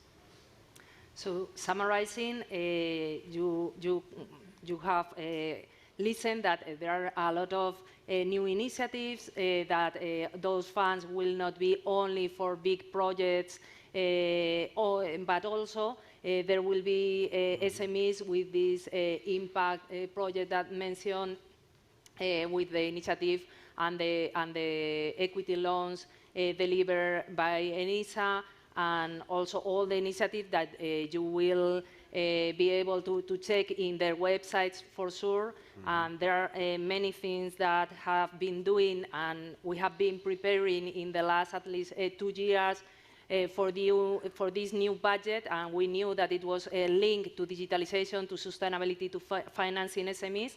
And now we have to put everything in place and to channel these resources for all the entrepreneurs and companies. So thank you so much. Thank you very much. Thank you, Mercedes Storch. Before I didn't mention your name. Thank you, Jose Maria. Thank you very much. I can tell you, I've been in some conversation between Madrid and Singapore, thanks to Jose Maria, and I know that having this conversation is not an utopia. It can really happen. And connecting what we have been talking about money, about investment, and as they used to say, lo que no son cuentas son cuentos, lo que no es cachondeo. Así que, well, connecting back to English, there is time for cash in the entrepreneurship finance system. We are now moving from this panel of redesigning the economy, moving to the next one, which is Spain, a landscape of opportunities. So, and we're going to have other. Well, please, if you are going to leave, if you're going to stay, wonderful. Be my guest. If you are going to leave, do it swiftly and quietly. Thank you very much. So this panel is going to be moderated. Oh, I see some familiar faces again. This is going to be great. So again, it's going to be Mercedes Storch, Head of International Relations of Axis, who is going to be moderating also this panel. The floor is yours again. Thank you so much. Good morning, everyone, again. We have been recently talking about next generation EU funds, and this panel is going to be really interesting because now we are going to know about the new initiatives in Spain. So for this matter, we have here today Koldo Atxutegi, and I invite him to join me, please, here at the stage. That is the Attraction Director from Diputación Foral de Vizcaya, a regional government with many initiatives linked to digitalization, internationalization, entrepreneurs, and sustainability that we will know. And today we have also here Alberto Sanz from IFEX, again, this agency in charge of promoting the internationalization of Spanish companies and also the attraction of international investors. Hello. So welcome, and thank you for joining me in this conversation. I would like to start with Koldo, for example, because there is a new initiative in Vizcaya that is called Vizcaya Startup Bay, and is linked to international entrepreneurship. It's a center for international entrepreneurship, and inside this initiative, there is also Vizcaya Tower and Nagusi Intelligence Center. So I would like to know a little bit about those initiatives and how are you facing all the challenges? Okay, firstly, good morning. Thanks, Mercedes. And as you say, we are trying to develop in Vizcaya the strategy which we call Vizcaya Startup Bay. So we call it Vizcaya Bay because, as you know, we are just between France and Spain in the north. So this is a bay. So the idea is to create there one of the most connected entrepreneurship center or hub in the world. Why in the world? Not because I am from Bilbao. The world because we have to be connected. So we were doing a benchmarking during more than 1 year. So it was very exciting because we were visiting different places around the world, the most important entrepreneurship hubs in the world. For example, we were in Helsinki, we were in Boston, we were in Tel Aviv, we were in Singapore. So it was like, and thanks to this benchmarking process, we were able to discover why we could create this entrepreneur center. And the lesson is that we have to create this entrepreneur center based on your strengths. Mm-hmm. So our strengths are corporates. I was talking with him previously that we have corporate in the Basque Country, in the Basque region. So the idea is to create an entrepreneurship center in Bilbao, in the BBO Tower. And we have hired more than 9,000 square meters to create a center there where, as other centers, VCs, corporates, and startups will be there. Thanks to the corporates and thanks to our taxation and the different programs which we have. So that is the idea or the dream. So, and it's more than a dream because we are going to start in September of the next year. is really interesting. There is much more than Madrid and Barcelona. There are many other cities in Spain that nowadays they are trying to become really entrepreneurs hubs, and I think that Bilbao is an amazing place with big corporates, with big industry, with agriculture also, with tourism, because the landscape is amazing. My husband is from Bilbao, so I have to say those kind of things. Absolutely contaminated. So. But now, moving to Alberto, I would like to know, because we are in this recovery mode and we feel quite optimistic. This event, for example, is here and we can be together. That is really nice. And I would like to know, because ICEX have a good view of what is happening, which sectors do you consider that may leadership this recovery? Well, thank you very much, Mercedes, and nice to say hello to Koldo and to all the audience, and thank you for the invitation. I believe innovation is happening all across the economy, all across the sectors. It's amazing what is happening. Actually, if we take a look back 10 years ago, we couldn't have imagined that so much innovation was going on. And it's taking place everywhere, in every sector, in every technological vertical. Now, if I had to point some things that I see, okay, I would say there is a lot of interest in fintech, food tech, travel tech.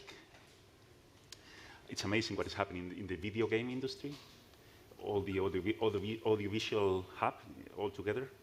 So, but I wouldn't like to limit myself to those. I mean, it's taking place all around the sector. So now it's true now that with the recovery plan, we have a great opportunity trying to match this innovation wave to the funds that are coming from the European Union. As you know, at least over one-fourth of the resources must be devoted to the digitalization. That's a great opportunity when we talk about such huge amounts of funds that are coming. So I wouldn't be able to pick just one, but it's actually a horizontal thing, and innovation. The most interesting thing, I believe, is linking blockchain with the artificial intelligence, with big data. When you cross all these technologies and you apply them to a specific need you have in your economy, then you have innovation taking place everywhere. Yes, yes. Digitalization is not only those sectors that we like to mention, like blockchains or artificial intelligence, that sounds so fashion. But it's all across all the economy that you can digitalize all the traditional sectors also. So I find very interesting what you mentioned. And also, I would like now move to Koldo again and to sustainability, because being Bilbao the headquarters of Iberdrola, that is one of the big energy corporates in Spain, I would like to know that, or I know that you have put in place the Energy Intelligence Center and Smart Network Center, and I would like to know about those initiatives, how they are working. And okay, yes, as you have mentioned, I think that, at least in the Basque Country, and I think that because Alberto as well, we are always thinking about the alliance, this public and private alliance, no? Because I think that the public sector has to design the framework, and later we have to work with the corporates. And these two initiatives, in this case, we have two big corporates. One of them is Iberdrola, as you know, it's a third utility in the world, and the second one is Petronor, which belongs to Repsol. And thanks to these two corporates, we decided, again, as your husband is from Bilbao, you are going to understand me now. We would like to lead the energy transition.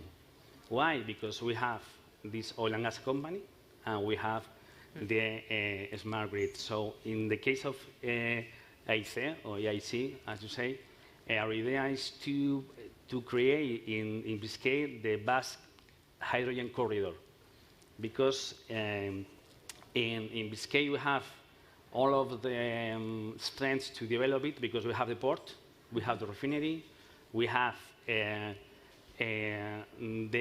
industry or the companies which have to decarbonize.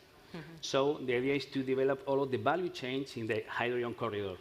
So it means that we have created this center to have in the same place all the companies which are focused on hydrogen And it's not only from the perspective of local. The idea is to be a global intelligence center. And the other part of this energy transition, one of them is EIC, the other one is this Global Smart Grid Center, which we inaugurated, we opened with the president of Iberdrola and the governor of Biscay 2 days ago, is to have in Bilbao, thanks to Iberdrola and thanks to our taxation to promote the R&D, to have in Iberdrola the Global Smart Grid Center from the company to the world, working again working with corporates, working with the Iberdrola supplier, and working with startups. But again, as you have said, Alberto, from the global, because it's happening around the world, so we have to be open to everyone. It's really interesting to know that those big corporate, very well known, like Iberdrola or Repsol, are really involved and are moving in the sustainable wave that we are living, and they will have a lot of things to say in this regard. And now, Alberto, again, I would like to know, because international investors have always been very prone to Spanish assets, and from the public debt to, for example, if you look at private equity and venture capital, 75% of investors are international. So I would like to know if this trend is going to continue, how the international investors are looking at Spain, at our assets, at our recovery, and what's the mood? Yeah. Let me just add a little bit on what Koldo was saying on sustainability and big corporates. It's a big opportunity to profit from these recovery funds also for sustainability purposes. It's 30, I don't remember exactly, it's like 36% of total funds will be fully devoted to sustainability. Corporates, Spain has great corporates, big ones, internationalized, Latin America and so on. So it's a big opportunity for us to have startups all around the world working with these corporates like Iberdrola, you just mentioned some of them, so that these hubs they have, we can take profit out of them, right? Now, about financing, it's right, yes, 75% of financing needs for Spanish startups come from outside. Is this good? Is this bad? Well, it's actually the reality. Spanish funds are not that big. I mean, the biggest one might be, I don't know, now we saw some figures in the newspapers, 250 million, maybe the next big fund in Spain. Actually, you rarely see rounds over 10 million where there is not a foreign fund acting. Even below that level, using many foreign funds. Now, I believe the trend, there are two different trends. Big funds are looking both at early stage. They are creating very specific funds to be able to scrutinize all this innovation that is happening at the early stage. At the same time, they know that to be global players, they need to have size. So I would certainly count on some kind of integration of the system so that we may see Spanish funds going for larger rounds like 20, 25, 50 million rounds, even devoting a single fund over 20 million for a single startup. But this is taking place. I mean, if we compare what is happening now with what was 5 years ago, it's like day and night. So I think this is just a trend that is moving. And we will see certainly bigger rounds for where Spanish funds take part.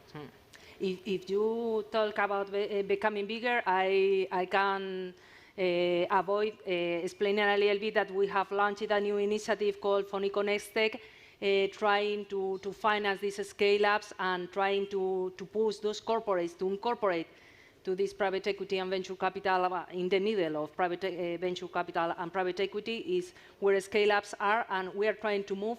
And I think that we will be able to gather bigger funds for scaling up our companies in the future. And Koldo, again, among all the measures accomplished by Vizcaya, there were several related to digitalization that may have a big impact on the region business activity. For example, the extension of wideband to all the many towns and villages, or an education center, the creation of e-commerce platform. How you face all digital challenge that we have? Yeah, actually, as Alberto has said, I think that digitalization is an horizontal. So I think that now you cannot think about launching a company, about internationalizing a company as well, without digitalization. So I think that in that issue, I think that we need new skills. We have to train people. So this is the reason why we reached an agreement with Telefónica to develop in Bilbao, or in Urduliz, but Great Bilbao, the Ecole 42. Again, but we decided to reach this agreement or to align with Iberdrola to develop the School 42 because the company needed. Again, I think that we have to be more interested in knowing what the companies need, because in our case, for us it's very sensitive because, as you know, we collect taxes in Biscay. So if the company is doing well, it's going to good for us. So I think that we have to work very close to the companies to understand their needs, to understand their interest, because if the companies have a very good revenues, we collect taxes. So for us, it's very important. Yes, it's always very interesting to see how the public administrations and all the public players are trying to really be together with the companies and have an answer for their needs and for their demands. And that's very interesting. And Alberto, that's a little bit, maybe it's not very in the focus, or maybe it's more popular, this question. It's about teleworking and how this new trend that we have, if you consider that Spain may be a destination for these digital immigrants that are deciding now where to work and where to live. Exactly. Spain's a great place for digital nomads. We don't have figures. I was trying to find some official figures anywhere in the world. There are no official figures in no place in the world. There are only some digital platforms where normally digital nomads and teleworkers work with. So we know from those platforms, Spain ranks quite well. We see Barcelona always plays in the first 5 places to telework. We see also Valencia. We have seen a lot of activity, not on those charts, but a lot of questions and consultations with Malaga, Canary Islands is very active working on this. I mean, all the Mediterranean coast and many of the... No, we have to improve our weather. Yeah, I understand. No, but you can compete on this. No, I can compete with the weather. I think this is very important.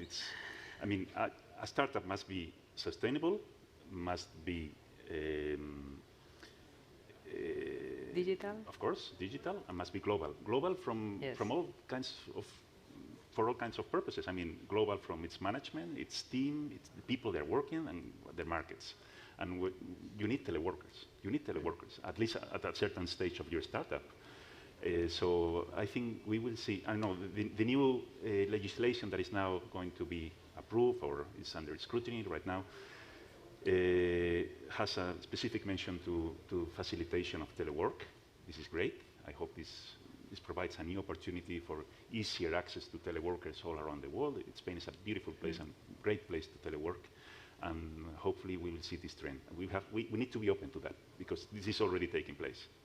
Yes, so it has been really interesting to know about all the initiatives that Spain has a global ambition in the startups, in also the initiatives launched by the public administration in this public-private partnership that is so important to develop. And I don't know if Koldo, do you want to add anything? As we cannot compete with the weather in terms of the nomad digital, so we have passed a new taxation law for impacts, because as you have said, now you can work for everywhere. So you have to create all of the conditions to be very comfortable in different places. So as we don't have sun, at least we are going to give some deduction in the personal tax to people to come to Bilbao to work. Thinking, as you say, now you can work everywhere. Yeah. Yes. So we have a lot of good destinations for working here in Spain. Thank you so much for the participants and also South Summit for inviting us today to explain the Spain landscape, what is happening, and how we are going to face the future, the challenging future, that it will bring a lot of opportunities for everyone. So thank you so much. Thank you. Thank you. Thank you, Mercedes. Thank you, Alberto. Eskerrik asko, Koldo, for, I think, going to Bilbao with good food and low taxes is the key. And I can tell you, Biscay Bay Area is doing amazing things for the silver economy, for the food tech, for many, many sectors. So keep that good job, Koldo. Do we have the next? Yes. Okay. Perfect. Perfect. Okay. Now we are getting the last track before a break. Gracias. So please, okay. If you are going to stay, be my guest. I'm happy to stay. If you are going to leave, do it swiftly and quietly. But anyway, I will recommend you to stay. This is going to be very interesting. We have a track it's sponsored by Wayra. It's by Wayra Venture Studio. We're going to be talking about early stage investment. Actually, it's going to be a fireside chat between Fernando Guillot and Michael Gradek. The floor is yours. Fernando, Michael, welcome. Thank you so much. Hello, can you hear me? Thank you. It's so nice to finally have people at the other side and not a screen, right? So it's absolutely nice to be here. I used to be an evangelist, so I was on stage a lot, and it's been a long time since then, and I really get nervous nowadays. But it's really nice to be here. So my name is Fernando Guillot. I've been working in Telefónica for only 3 years, but it's been a hell of a ride. It's been incredible. And we're changing every day. We're doing new stuff every day, and it's making this super interesting. With me here on stage is Michael Gradek. He is the CEO of Dider. I don't know, you want to say something about yourself? Sure. Yeah, so I'm lucky to have the opportunity to run Dider. It's the first startup that Fernando's gonna mention what they're working on in the Venture Builder, and and we're just super excited to be a part of the whole family.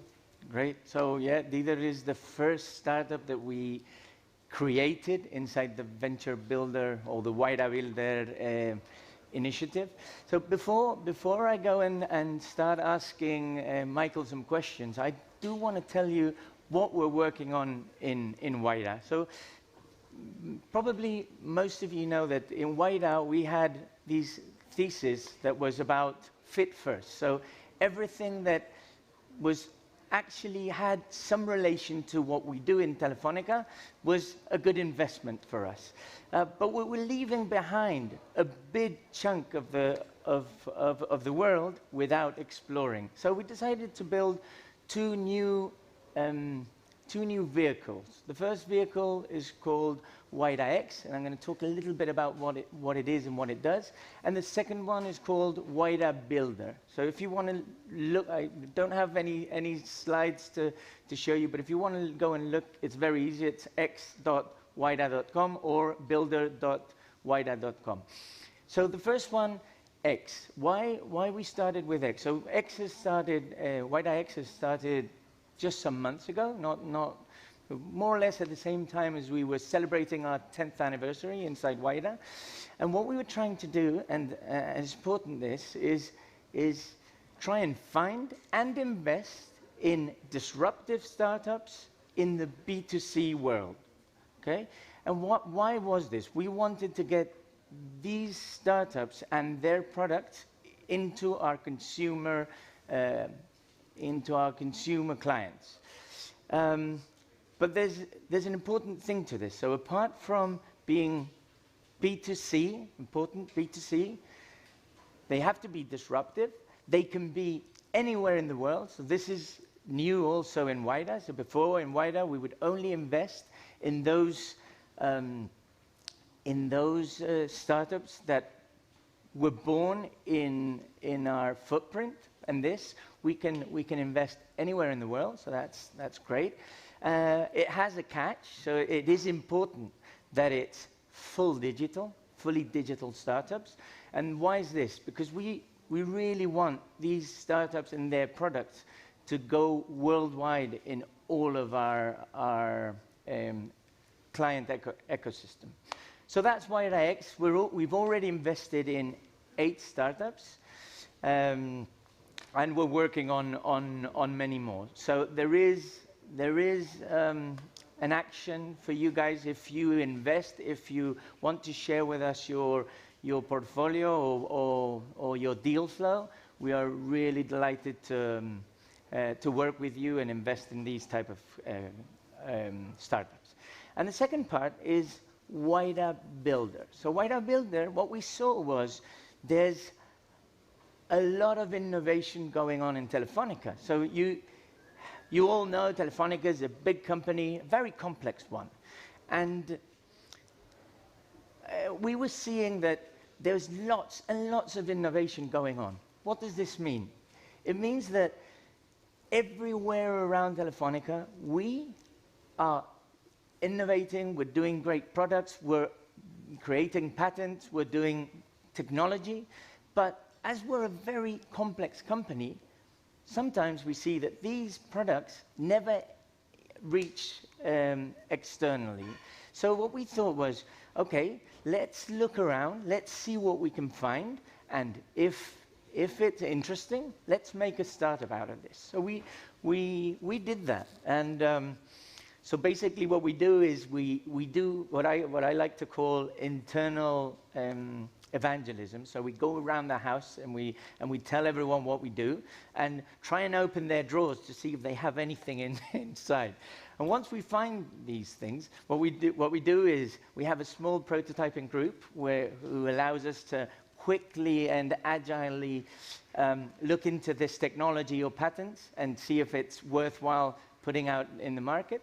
And if it is, then obviously we explore our competitors, we do all sorts of things. If we manage to find a product or a patent or a technology that we believe in, what we do is we go outside and find investors that are willing to share the risk with us and be part of this with us. So we never go alone. We always try and go with other partners who can help us make these startups reach a nice place. So with that, if you're an investor, if you want to see or listen to the type of things we do, so we're going to talk about DDER, but we do all sorts of things. So we look into IoT, we look into security, we even have a gaming startup that we've done. So that's what we do in WireX and Wayra Builder. So if you want to join us, we're happy to listen to you guys, to tell us what we're working on, and it would be great to have you on board.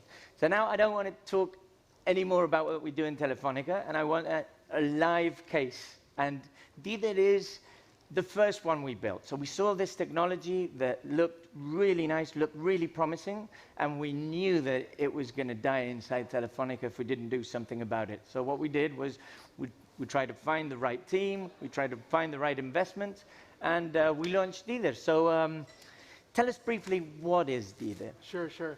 Yeah, so thanks for being here, everyone. DDER, in essence, as Fer said, is born out of a patent.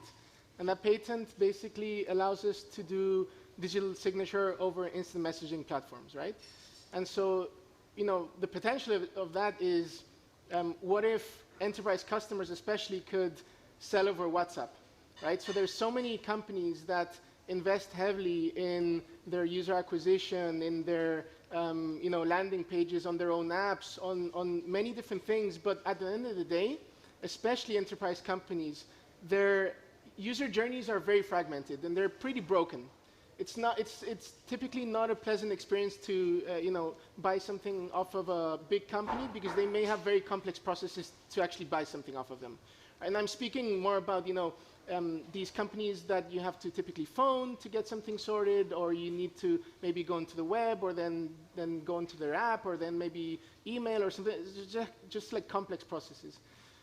And so basically what we do today is we enable our enterprise customers to cover the entire user journey from the very inception of when they acquire customers to the actual moment that they sell something to the customers, all over instant messaging.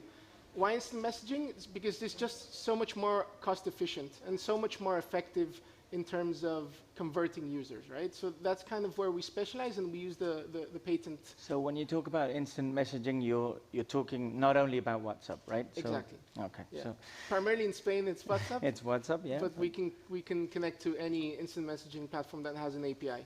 Okay. So basically, you're doing chatbots. Yeah, yeah. So there used to be like this big hype around chatbots. What's the future of this now? Yeah, so where are we now?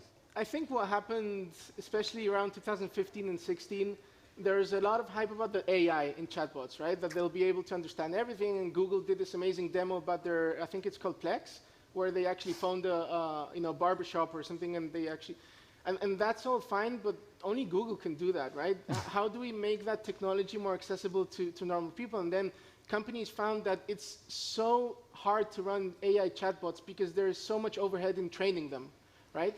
So I think that hype has died down, and what we do is something very, very simple, and it's by far nothing to do with AI today, although I think the industry will go there in the future, and it will be easier to run these AI chatbots. What we do is just a much simpler version. Like, we take an intent from our customer. Let's say I want to onboard the customer, and we implement the chatbot that just does that very strictly. So there's no AI behind the scenes. It's just, please send me what's your name, what's your identification, your the name, for example, or whatever data it needs. It requires you to answer exactly that, right? And I think that makes the technology much more accessible. And in the future, probably, technology will evolve to make it, less maintenance heavy, so to speak, right?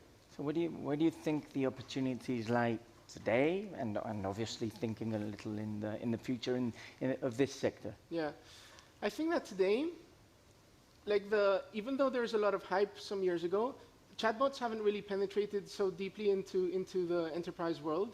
And for that matter, into many companies, there's so many companies that still rely you to phone. Think about all the restaurants. Like, how do you reserve?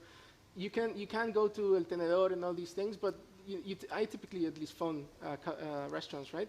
So I think there's so much to do in terms of chatbots, and like I said, making them more accessible to companies is so important. Like, bringing that barrier to entry down is so important. And I think that's the opportunity. The penetration is so low. There's just so much to do there, right? There is, yeah, there is. And I don't know. I mean, there's lots of challenges too, no? What are your main challenges today? Yeah, I think there's. I think companies, since this is still in its inception, companies are not very forward-thinking about the opportunities that they have with chatbots, and it's so hard to kind of illustrate the advantages that they can have, right? And so when we go selling, for example, we have these amazing success cases, right? Where when you see them, so for example, we have this one company that we literally reduced their cost by a factor of 10. So that's huge, and we increased their conversion along the side, right? But if you just take the cost, and you think about, okay, if our sales cycle with you, our next customer is going to be 1 year, how much money are you going to waste by not accelerating that process, And I think those are some of the big challenges that the industry faces. Yeah. And regarding the future of chatbots, and I was thinking before about where's your competition? Who is your competition? Do you have them pinned out? Yeah, for sure. So I mean, our competition is kind of twofold, right? There's these companies that still do these AI chatbots, and they typically cater pretty well to enterprise customers, because I think when you sell to enterprise customer, they're attracted by the idea of AI and reducing costs in the contact center and so on and so forth. But then these companies, they tend to have a lot of churn, right? So when they see that the maintenance is so heavy, they have this churn. And then there's these other companies that run, simpler chatbots, which in my opinion today, it's the way to go. But the issue with those companies is that they don't really think holistically about how companies, acquire and onboard customers. They kind of, implement their solution somewhere halfway along their customer journey, and they might not get, all the way to the end. And whereas we think about it holistically, we go from the very beginning to the very end, and we integrate all the necessary tools that you need to sell. So KYC for banking sectors, payment gateways, digital signature with our patents, so on and so forth. So when you were talking about how you engage with these customers and that you go end to end, is this like a project that you do for each customer every time? Exactly. Yeah? Yeah, so I mean, our main target are enterprise customers, be it smaller enterprise customers to the very big ones. And obviously, in my opinion, in order to do something that really works, because at the end of the day, our interest is for the company's customers to convert as much as possible, right? That's the ultimate goal, if you want to sell, for example. And if you want to excel at that, you have to provide a tailored solution to the company, right? So yes, we do have a technology stack which is pretty core, and we just have to design all the sequence of messages for that customer. And even if the customer requires some custom bit of integration, we do that as well. We did that with one of our best customers, and that really gives that tight integration between so many different areas that your customer can be in, and you want to bring them onto your chatbot and then sell. It just works really, really well that way. But then how are you going to scale? I mean, if you have to go deep into each customer, isn't there a way to okay, I've nailed down this sector, and now this is just like that. Do you think that's possible? It is going to be a challenge, because I really think that providing tailored solutions, is more important than, especially in our early stages, thinking about scaling. And so first and foremost, we want to prove that our product works exceptionally well. And then we'll think about scaling. I mean, as I said, our core technology is very standardized, but if a customer requires some integration, then I guess they'll just go into a pipeline of integrations that we need to do for customers, and we'll need to scale our integrations team and everything, right? But it's going to be a challenge for sure. But then once you've put it in place, there's not that much maintenance, or do you still always have to be a little bit on top of it? So we have this amazing success case with a customer in the real estate industry. We've been already working with them for 6 months, and we had to literally not change a single thing in the chatbot since it started. We changed one small thing we did change, and that was it. And so it's fairly autopilot, and it works like a dream. I like that you mentioned this, because there's you mentioned this customer, and when we were talking last night about this, you told me that you've saved so much money on this customer. This customer saved so much money thanks to your solution that he's opening up to other solutions, other things that he wants to do. So tell us a little bit more about that. Exactly. So the way we see how to run our business is, first and foremost, we want to make sure that the customer feels that it's risk-free to try us, right? So even though we do custom integrations, we don't charge for them, because we want the customer to try.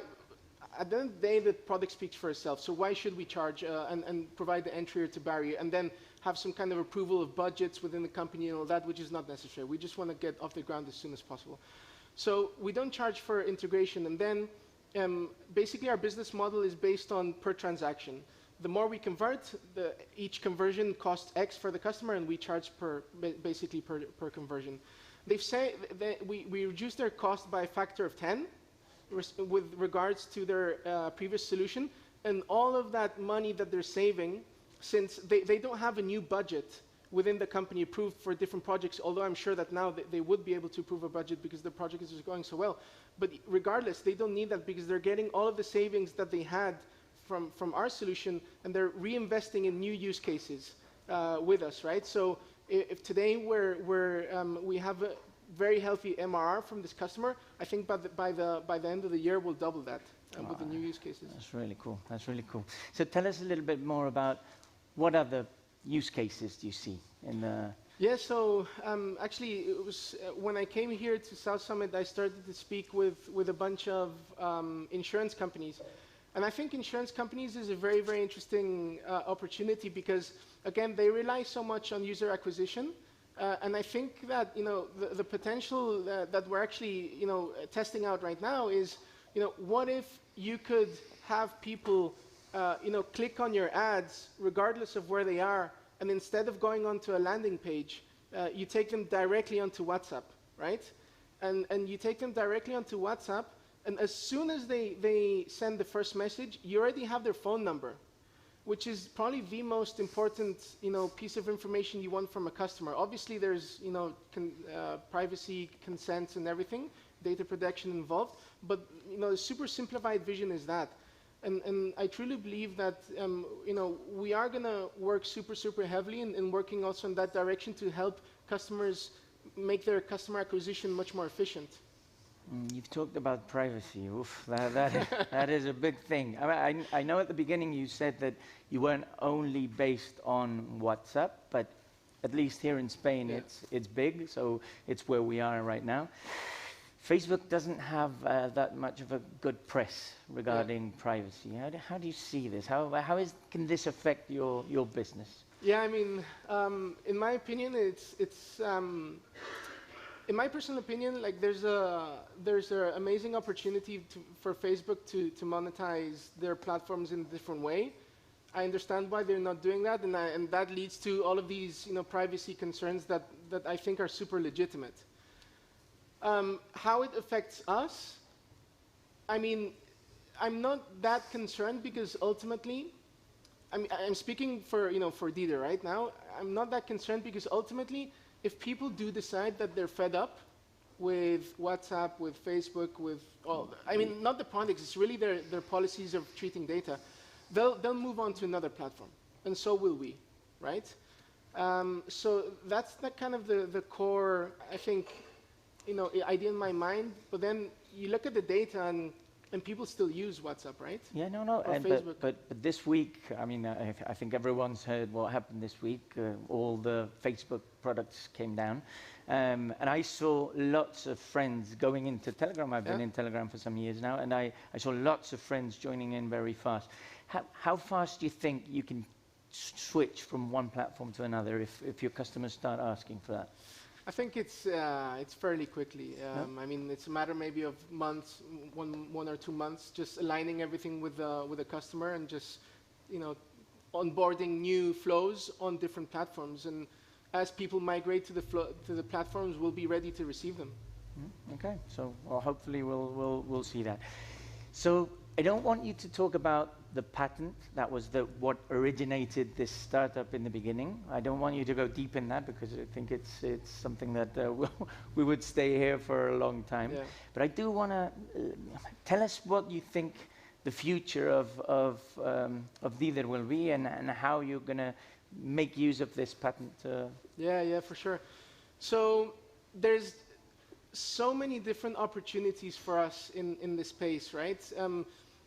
There's just the amount of use cases are literally infinite. If you think about different verticals, I mean, insurance, banking, real estate that we're very heavy on right now, telco, there's just so many different opportunities in enterprise customers, but also SMB customers. So right now we're also thinking about products for restaurants, right? And how to improve their rating on these, like Google Maps and all that, which is basically how they get their reputation and get customers. We're thinking about new use cases, leveraging instant messaging platforms to help them, gain reputation on these platforms. So there's so many things, but also we've been speaking to.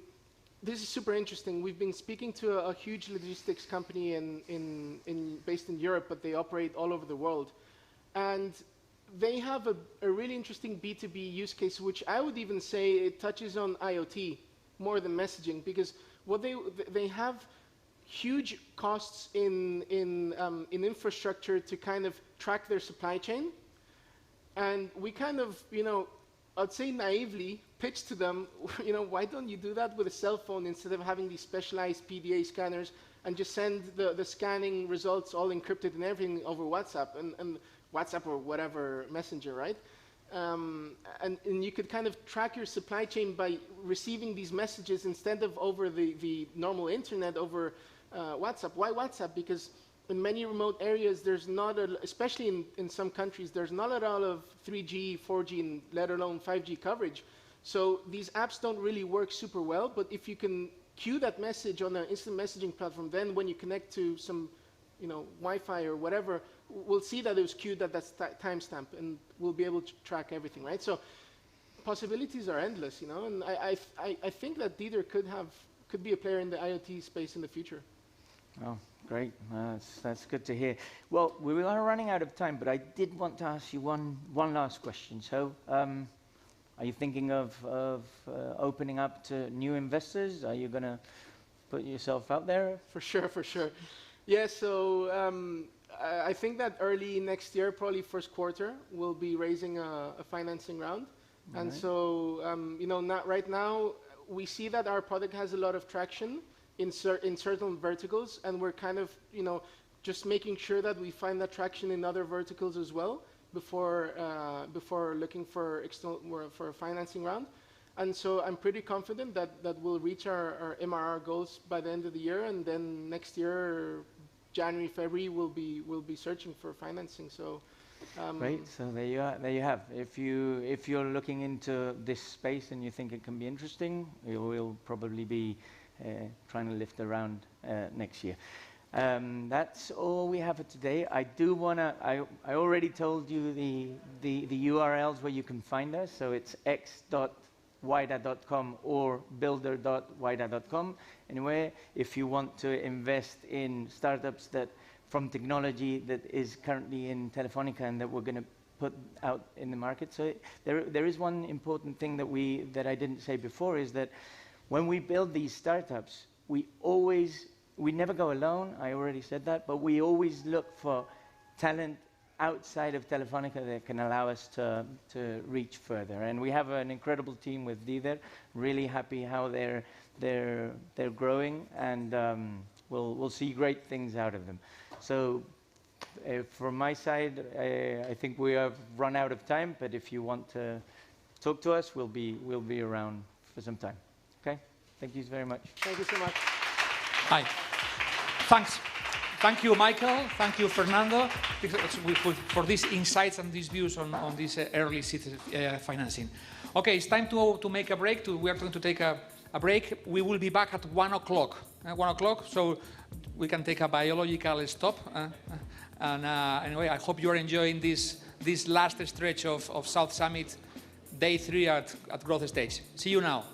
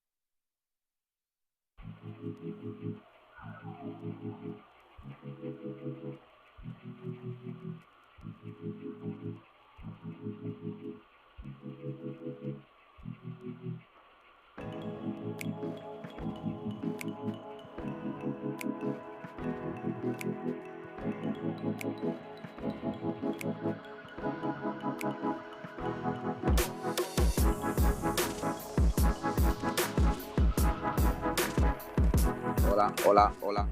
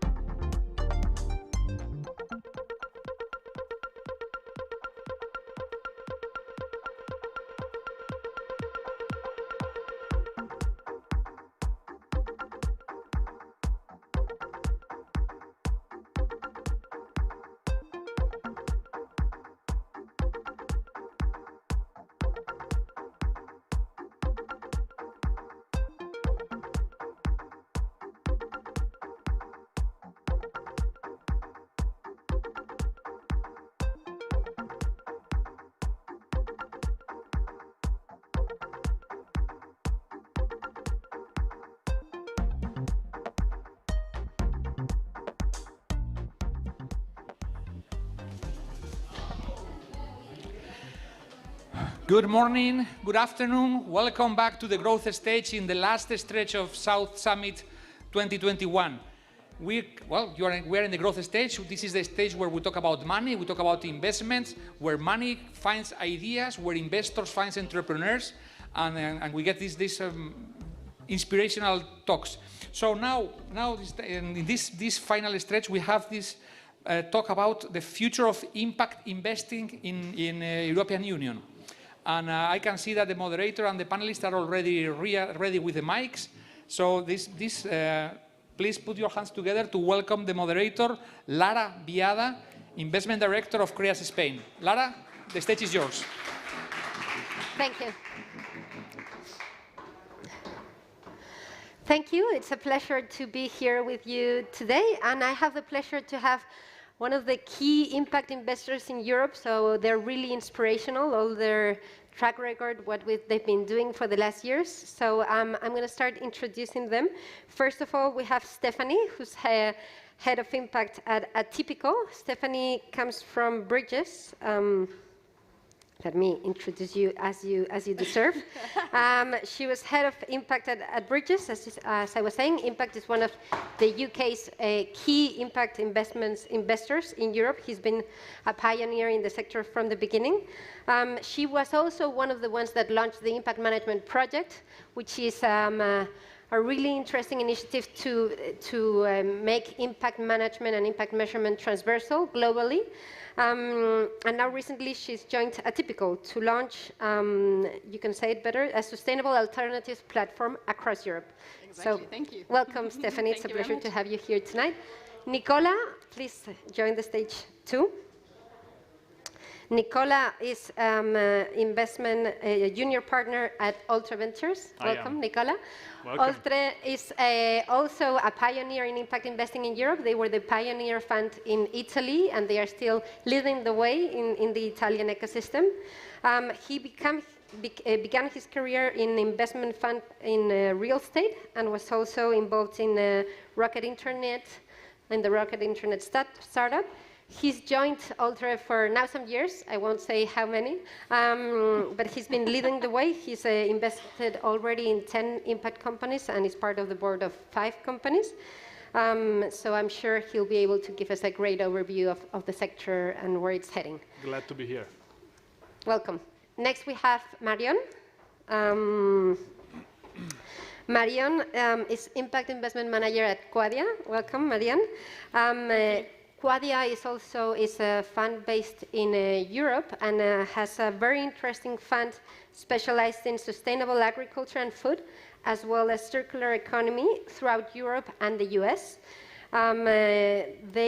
She has also been working before with many social enterprises in the philanthropic space and in M&A in Spain, actually, so she knows our country well. Welcome, Marianne. It's great to have you here today. And last but not least, we have Laura. Laura is investment manager at Bridges Sustainable Growth Fund. Bridges, like I was saying, is one of the leading funds in the UK. Laura works on sourcing deals and supporting the portfolio companies. She's also part of the board of many companies, Viva Gym, Alina, and Kuko, among others. And when she first joined Bridges 5 years ago, she was also in the fundraising and business development. So she has a lot of experience in the sector. Welcome, Laura. It's a pleasure to have you all here today. So let me start with the first question. I guess throughout the whole summit, we've been hearing a lot about sustainability, sustainable investments, and companies that are really trying to make a difference and try to fight climate change and make the world a better place, right? You've all been working in the industry for some years. You're all now experts, I would say. So I think it would be great if we start by thinking on what is it that makes impact investing special? And how do you think impact investors have a special situation to best support these social entrepreneurs that are really trying to work to make a difference? Steph, do you want to start? Yeah, I'm very happy to. Thanks for being here. It's nice to be here, see also so many of you. I think impact investing is special to me because I think it gives me and a lot of other people actually a lot of hope. We address with our capital some of the most urgent challenges, stuff that we actually should all care about, creating a healthy society, preserving a healthy planet. That is what impact investing is about. That's why it's special. And I guess also we kind of, with our investments, we also shine the light on people that are really driving that forward, whether it's employees, whether it's actually really innovative entrepreneurs. I think that makes it extremely special because those guys are forward-thinking, and like many of you guys here actually today, they're brave, they want to change the world, and they want to be sustainable and not only focus on short-term profit. So I think that makes it extremely special. Then, you know, what can we do for our entrepreneurs? Obviously, give capital, which is quite helpful, I guess.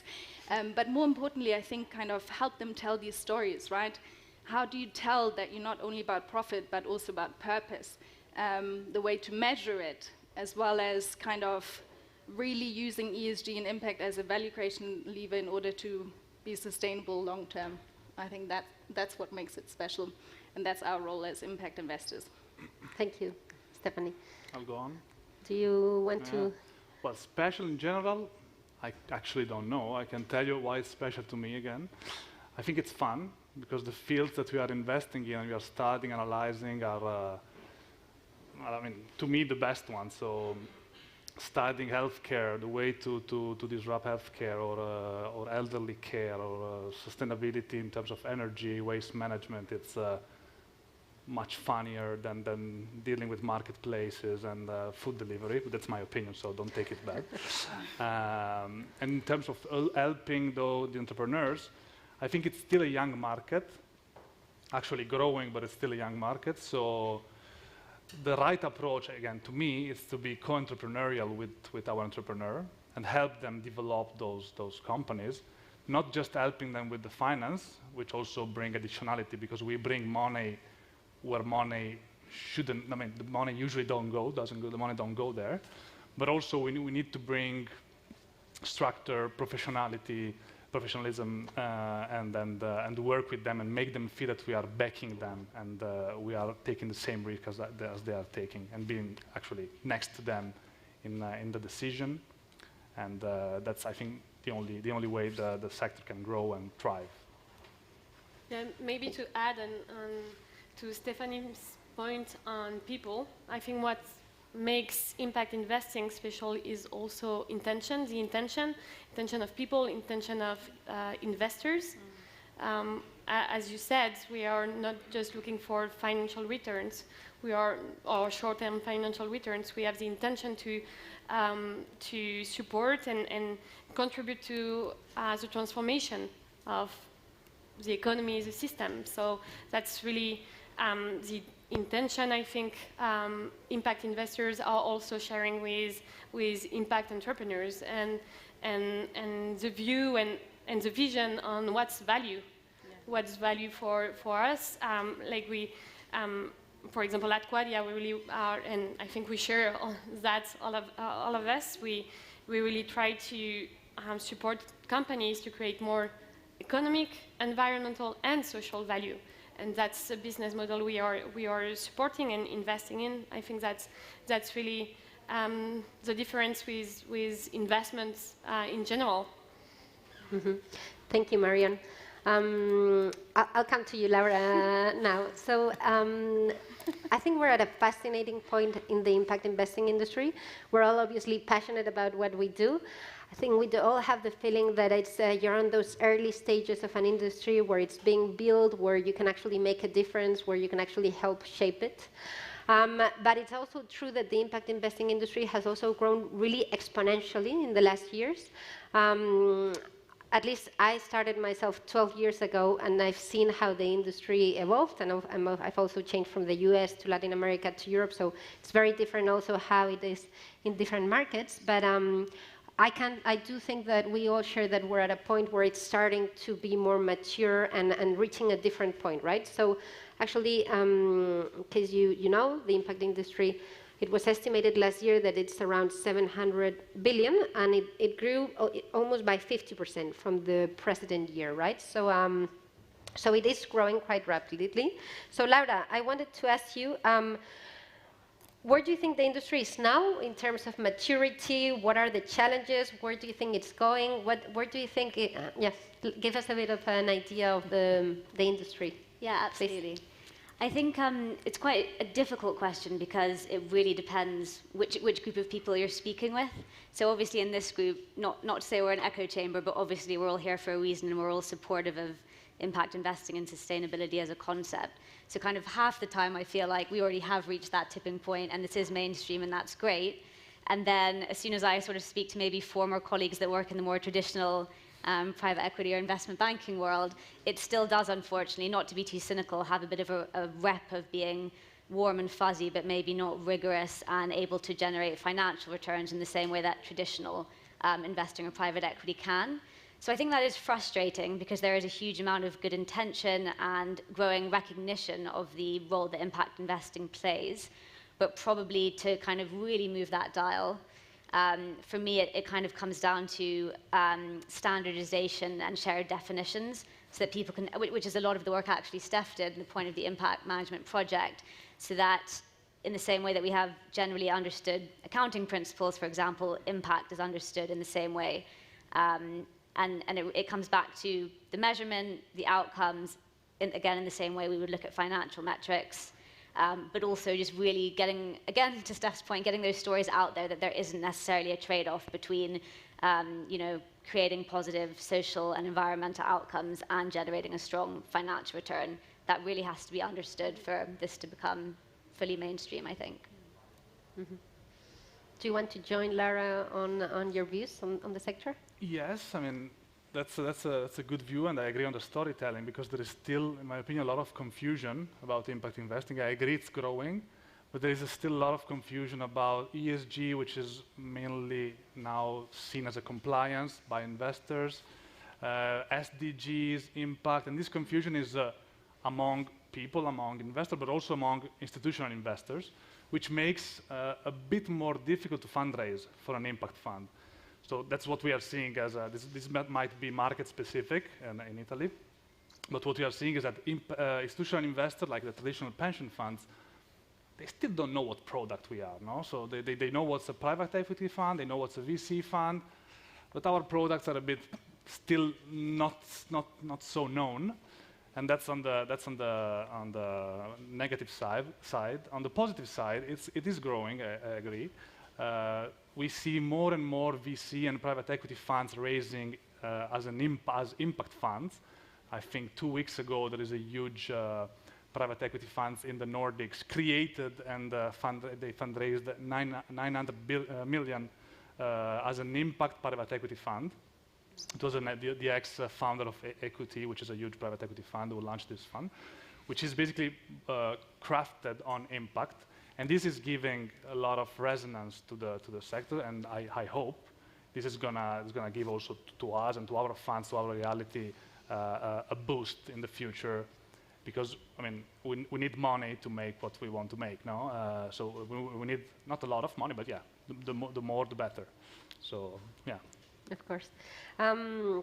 So following on your thoughts, as the sector is growing, and as you're saying, sometimes we feel it's mainstream, sometimes I share with you that you feel it's still too slow. It should be quicker, right? But there has been a lot of talk among the impact investing industry and beyond on a concept that is more around impact washing and greenwashing, right? What is it? We've also seen the EU, the European Union, introducing more regulation to try to fight greenwashing, right, with all the taxonomy and the financial disclosure regulation. So I wanted to ask you on this very complex topic, what do you think of impact and greenwashing? Do you think it's a reality? Do you see it in the markets that you operate? Do you think is it a threat or an opportunity for impact investing? Shall I start with that? Okay, Please. big question, big problems. I actually don't think it's such a big deal. In a way, greenwashing is, I think, part of human nature, right? We like to kind of overstate the work we're doing, the things we're excited about, and I think that's exactly what is happening right now. But to me, it's extremely important, because actually 20 years ago, when Bridges started, everyone was like, what are you doing? What is impact? And now fast forward, everyone talks about it, puts it on their annual reports in one way or the other, but I think that's extremely encouraging because it means it's becoming popular, there are more players in the market, and ultimately I'm not worried because I think it'll become extremely competitive over time, right? I think it's just one stage where we're seeing there's a tipping point, as the guys were saying. We see big investment managers, traditional money coming into the sector, and that's exactly what is needed to scale. In the interim, there will be a bit more fluidity, and people will do whatever they think impact is, and they will talk about it in whatever the way they think it should be talked about. But I think that's fine, and I think what regards, TCFD in the UK, SFDR in the European Union, I think we all welcome that kind of, put regulation in, have a bit of a level playing field. I think that's helpful, but actually, what's even more helpful are kind of industry-led initiatives to really hold people accountable, right? Whether it's the Impact Management Project, whether it's the Harvard Business School with their weighted accounts initiative. I think these are kind of from the industry, for the industry, thinking about what are the standard norms you actually have to prove in order to call it impact, ESG, sustainability, whatever it is, but kind of really describing the effects that you're having. And I think ultimately that will kind of make the difference, and that will make people truly differentiate going forward. I think accountability will be there. In the interim, we have a bit of greenwashing, but it means we actually finally talk about it, which is great. Thank you, Steph. Marion, do you want to join Steph? Yeah, I couldn't agree more with Steph and Nicola. I think it's not a threat, that's for sure. It's an opportunity to bring more assets, money to impact investing.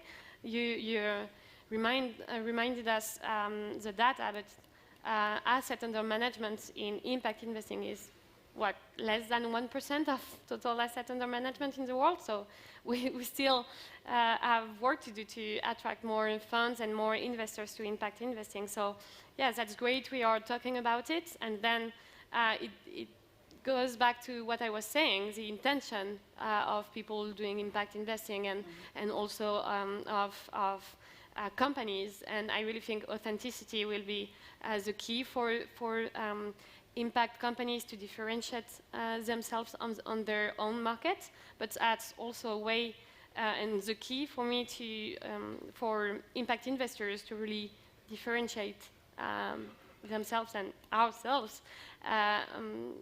So I don't think it's a threat. Let's talk about it and let's bring more money to the really impactful companies that are transforming the value chains and the sectors. Can I add a thing on that? Absolutely. I think it's a warning. What we used to say in our team internally is like, there is a risk that when everything is impact investing, nothing is impact investing. Mm-hmm. And that's a risk for us. We basically, Altra was created 15 years ago, one of the first, like with Bridges funds to do impact investing. For us, it might be also a threat. So there is a side that might be a threat, because we lose capital. So if everything is impact investing and everybody's telling I'm doing impact investing, the risk, which I don't know if it's going to happen, I hope not, is that we lose capital towards those bigger institutions which are saying, oh, no, we know how to do impact investing, so let's do it. And they are better at fundraising because they have bigger structures. So that's just a warning that I'm putting there. Yeah, but I also think like entrepreneurs like raising funds, if they want impact funds, they are talking to the investment managers and they see the difference. True, that's true. Mm-hmm. Yeah, no, I think it's great that you gave the both opinions, right? I think you're both right? It's both an opportunity and a threat. And a threat, I would say, not only for the impact managers, but also for the big challenges that we're facing, right? That actually need solutions and need investments that go to the very deep problems and not to the more superficial problems, right? So on that line, I guess you've all been in the impact investing for some years. Probably you'll be the leaders of tomorrow in those impact funds. What do you think will be key to really unlock those big capitals to make deep and profound impact, right? To really face the climate crisis, the big division on inequalities, right? The big challenges that we're facing. What do you think needs to happen in order for this to, in order for real change to be made? Laura, do you want to start? I think, so the first part of my answer would also be very much related to our last question, which for me it really is a threat, greenwashing, because this is going to sound maybe overly pessimistic, but it shouldn't really be seen as any different to kind of having like financial fraud in the worst sense, because investors don't understand where their money is going and really what outcomes they're generating. That's a huge problem for the growth of the whole industry, and it can create clearly perverse outcomes. So I go back to the point I made before about, standardized understanding of how things are measured and really where your capital's going. I think there's also massive reputational issues around that, because there's still mixed opinions in the broader market around impact investing. Sadly, just a handful of kind of scandals can have a really negative impact still. So I think that's probably one part. And then the other, perhaps obvious, is having more of a dialogue between all the different stakeholders that contribute to tackling major global challenges like climate change and income inequality.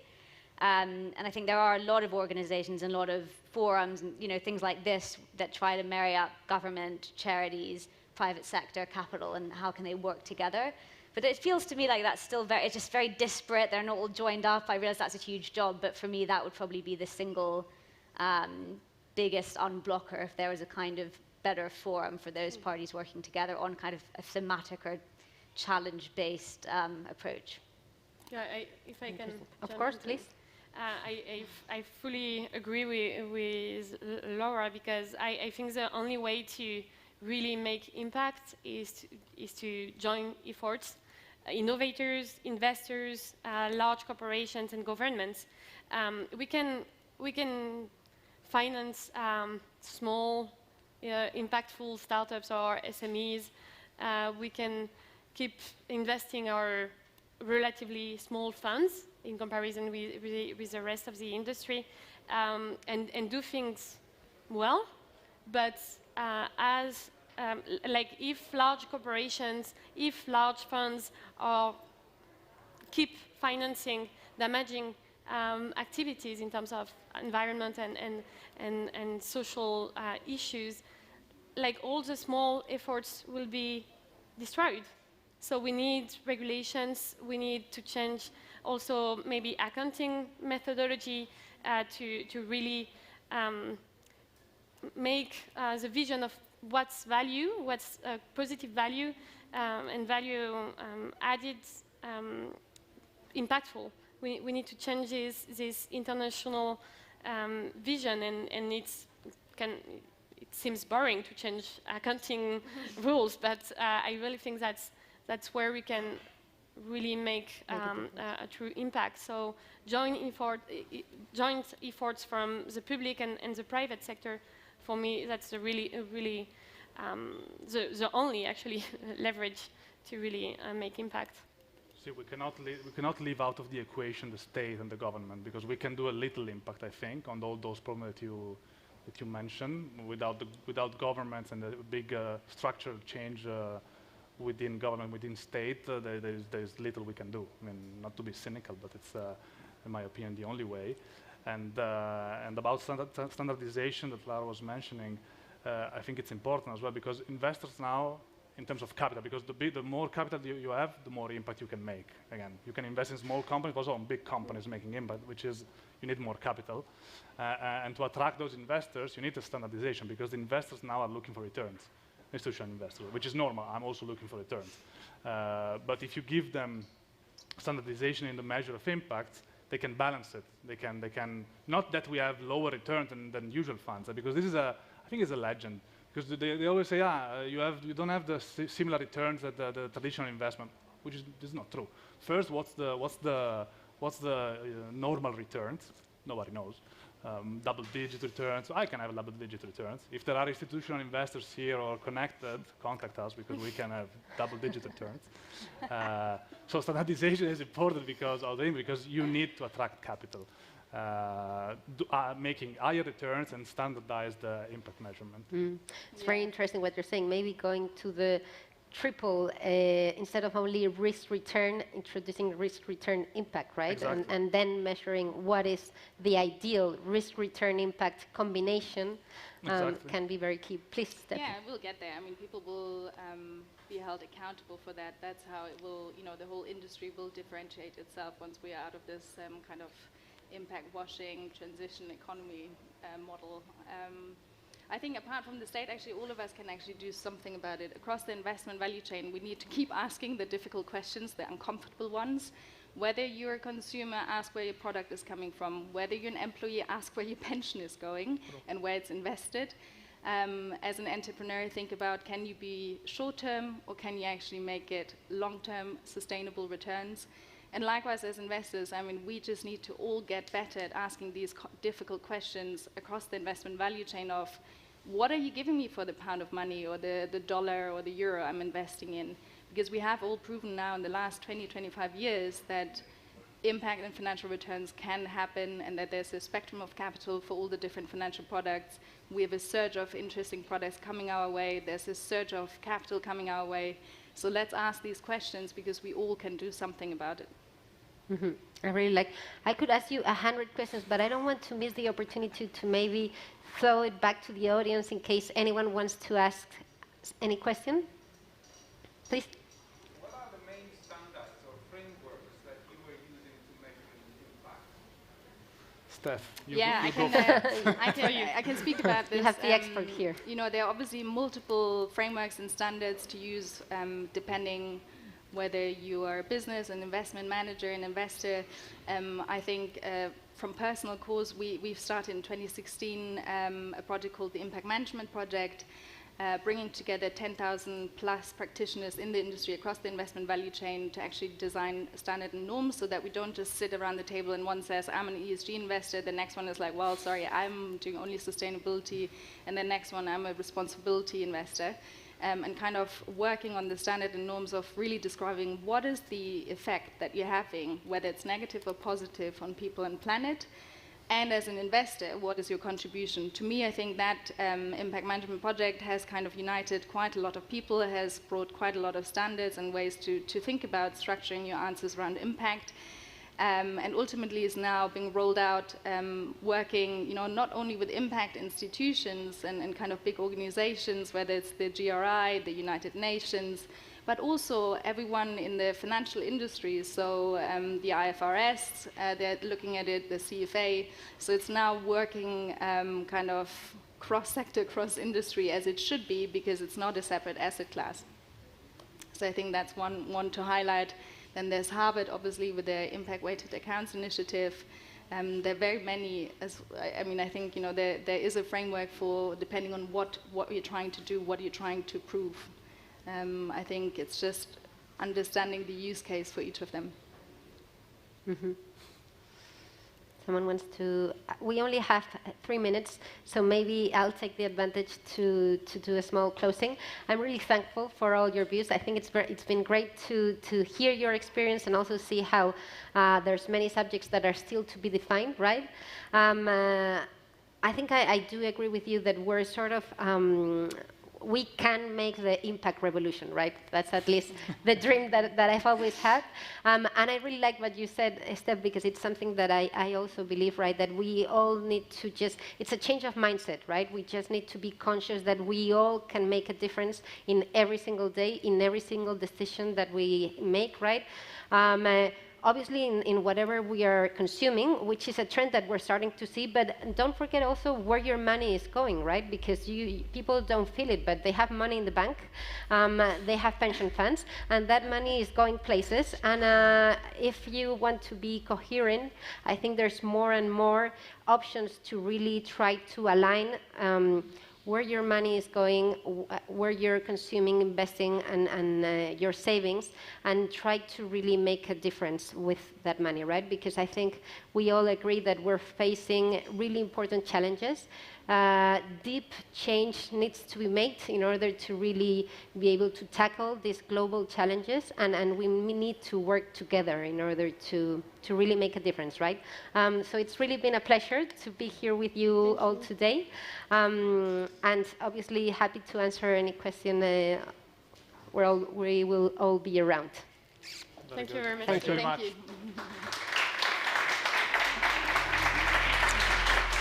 Thanks to you, Laura, Stephanie, Nicola, Marion. Laura, thank you very much for these insightful views. And exactly as you just say, let's be conscious to whom we are giving our business and to whom we are handling our money to make the biggest impact possible.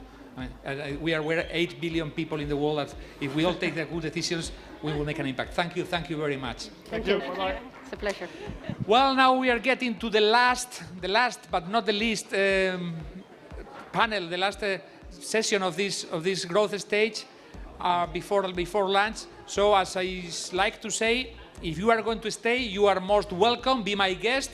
If you are going to leave, do it please swiftly and quietly. But I really encourage you to stay. This is going to be really worthwhile. We're going to talk about venture capital growth. This is the growth stage. Naturally, we are talking about growth and about venture capital. We have a great moderator, Mario Tejero.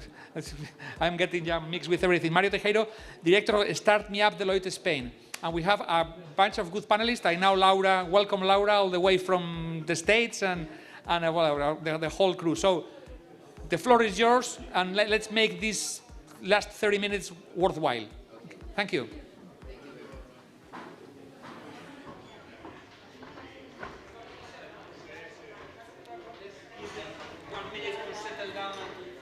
Okay. To do whatever they have to do.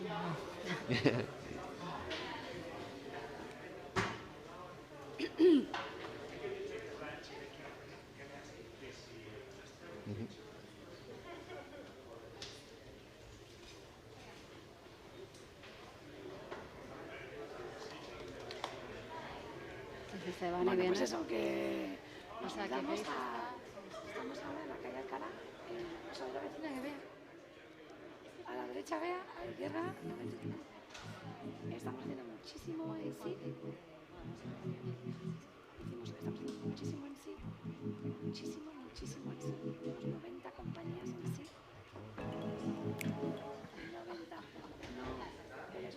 Good morning and welcome to our South Summit Venture Capital Growth Panel.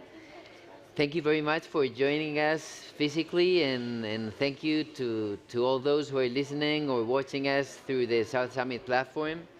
My name is Mario Tejero, and I'm moderating this panel on behalf of Deloitte Start Me Up, in association with ASCRI, Asociación Española de Capital, Crecimiento e Inversión. And today we'll have the pleasure to discuss and share some impressions and investment trends with Sonia Fernandez, Laura González Stephanie, and Javier Martínez de Irujo. And before that, I would really appreciate if they could introduce themselves briefly. Any of you? Should we go? Well, Laura González Stephanie, founder and general partner of the Venture City. We are an American-European fund based in Madrid and Miami. I'm that lucky. I am based there in the States. We've been 5 years. First fund was 52.5 million. Second fund is 100 million. We're operators now becoming funders. So that's how we like to call ourselves. Many companies, Returnly, for example, is a company that Eduardo Villar founded and just was acquired by a firm. In Fund 1, we love to help companies from day one in everything regarding product and go-to-market. And we love bringing companies from Spain to the world. Great. Hi, Sonia Fernandez. I'm a partner at Kibo Ventures. We're a fund based in Spain. We have offices in Madrid, Barcelona, and Portugal. And we do primarily late seed Series A rounds across all different verticals. We have invested out of 3 funds. Right now we're investing out of our Fund 3, which will be closing very soon at 100+ million. And yeah, really thank you, ASCRI, for inviting us, and very much looking forward to discussing with you today. Well, hello, I am Javier Martínez de Irujo, principal at Axon Partners Group. We manage around over 700 million so far. We have been investing from 8 different direct fund investments, all around the world. We've managed, and we manage currently funds here in Europe, in India, and in Latin America. We invest in companies with innovation and technology in all kinds of sectors. And recently we launched a fund of funds 2 years ago, and currently launching the second fund of funds investing in European and US VC funds. Well, thank you very much. So many things are happening that Laura is losing her voice. And well, I talk too much. Let's say that way. Okay, I wrote my notes. You know, all kinds of things are happening. And well, as most of you have noticed, there has been a relevant development in the Spanish ecosystem, both in terms of the number of investments, in terms of the amount and the average size of the rounds. This could be seen as something natural for a growing market, but there is something different. Valuations are rocketing. International funds are showing real interest in the Spanish ecosystem, and funds are no longer merely focused in one specific stage. Some pre-seed funds are entering the seed market. Seed funds are shifting to growth, and private equity is actively investing where venture capital funds used to be. What are those bigger investors doing? Is there space in Spain for this kind of funds? I would like to listen to Javier from the perspective of an investing firm with such a diversified portfolio such as Axon. Okay, well, a quick answer is yes. I think there is plenty of room and big opportunities here in Spain, and this is what we've seen in recent data that we've seen from ASCRI and with the collaboration of some other funds reports, with 1.8 billion or 1.9 billion invested in first semester of this 2021, and with a lot of dry powder. But what we see that is happening in Europe is that most of the top investors or the most reputable and bigger funds are mainly focusing in Series A investments, and that is, I would say, crowded. These investors not anymore invest only in their own countries, but they are investing abroad, and they've been coming here to Spain in the last years, and in the last years they have been leading this big investment, that you've been commenting and rocketing these devaluations. What I'm not really agree with that is that people is moving upwards in terms of stages. I think that is more or less, or rather different. And this is because, for example, in the case of Spain, as these big investors with a lot of investment capacity are leading these big investments, national investors are, I think, moving downwards and going into earlier stages. And being like, not leading these investments, And this also happens with the private equity investors, that they have traditionally been investing or looking for companies with EBITDA above 5 million. They are going downwards and also entering into tech companies, But being said this, the opportunity is there, of course. Also attending to the rankings and to these recent reports, we see Spain with an investment per capita below the average of Europe, and also in this kind of rankings with a number of scale-ups and potential unicorns in the future, in the short future. I think Spain is ranked like number 5 or something like that. So well, there is a lot of liquidity in the market. There is a lot of competition for the deals, but there is still plenty of room. Yeah. Mm-hmm. Well, thank you very much. And with such in mind, and considering that international funds are here to stay... May I add something? Of course. So let's make it more interactive, right? Because, so the first thing is that this is a country of entrepreneurs. Entrepreneurs were here already 25 years ago.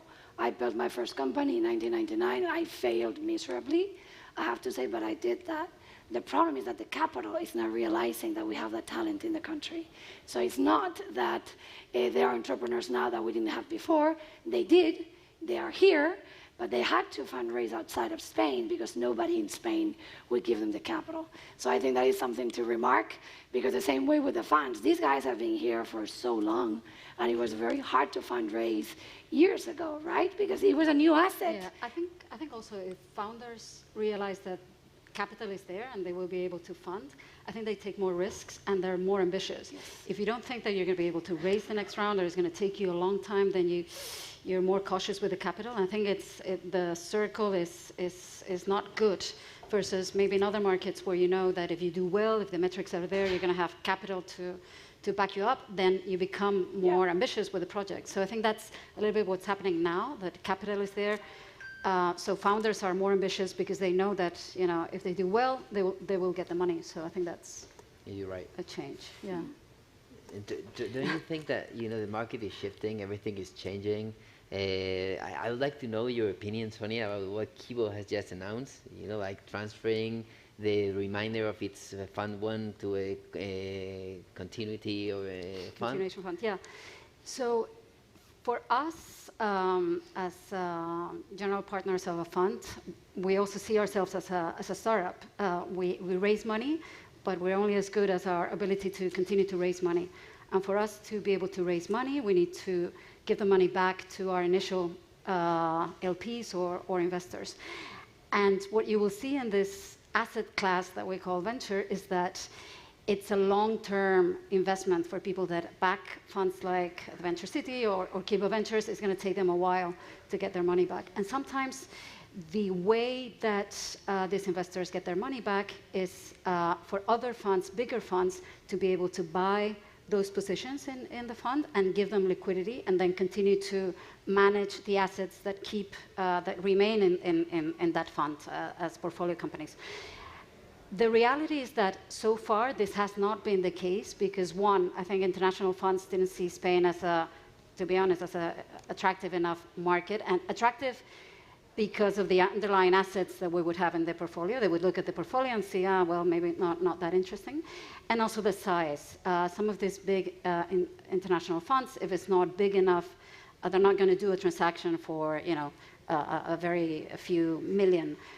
So what happened to us is we were able to provide liquidity to our Fund 1 investors by having HarbourVest, which is it's a very big fund manager. They have like 80 billion assets under management.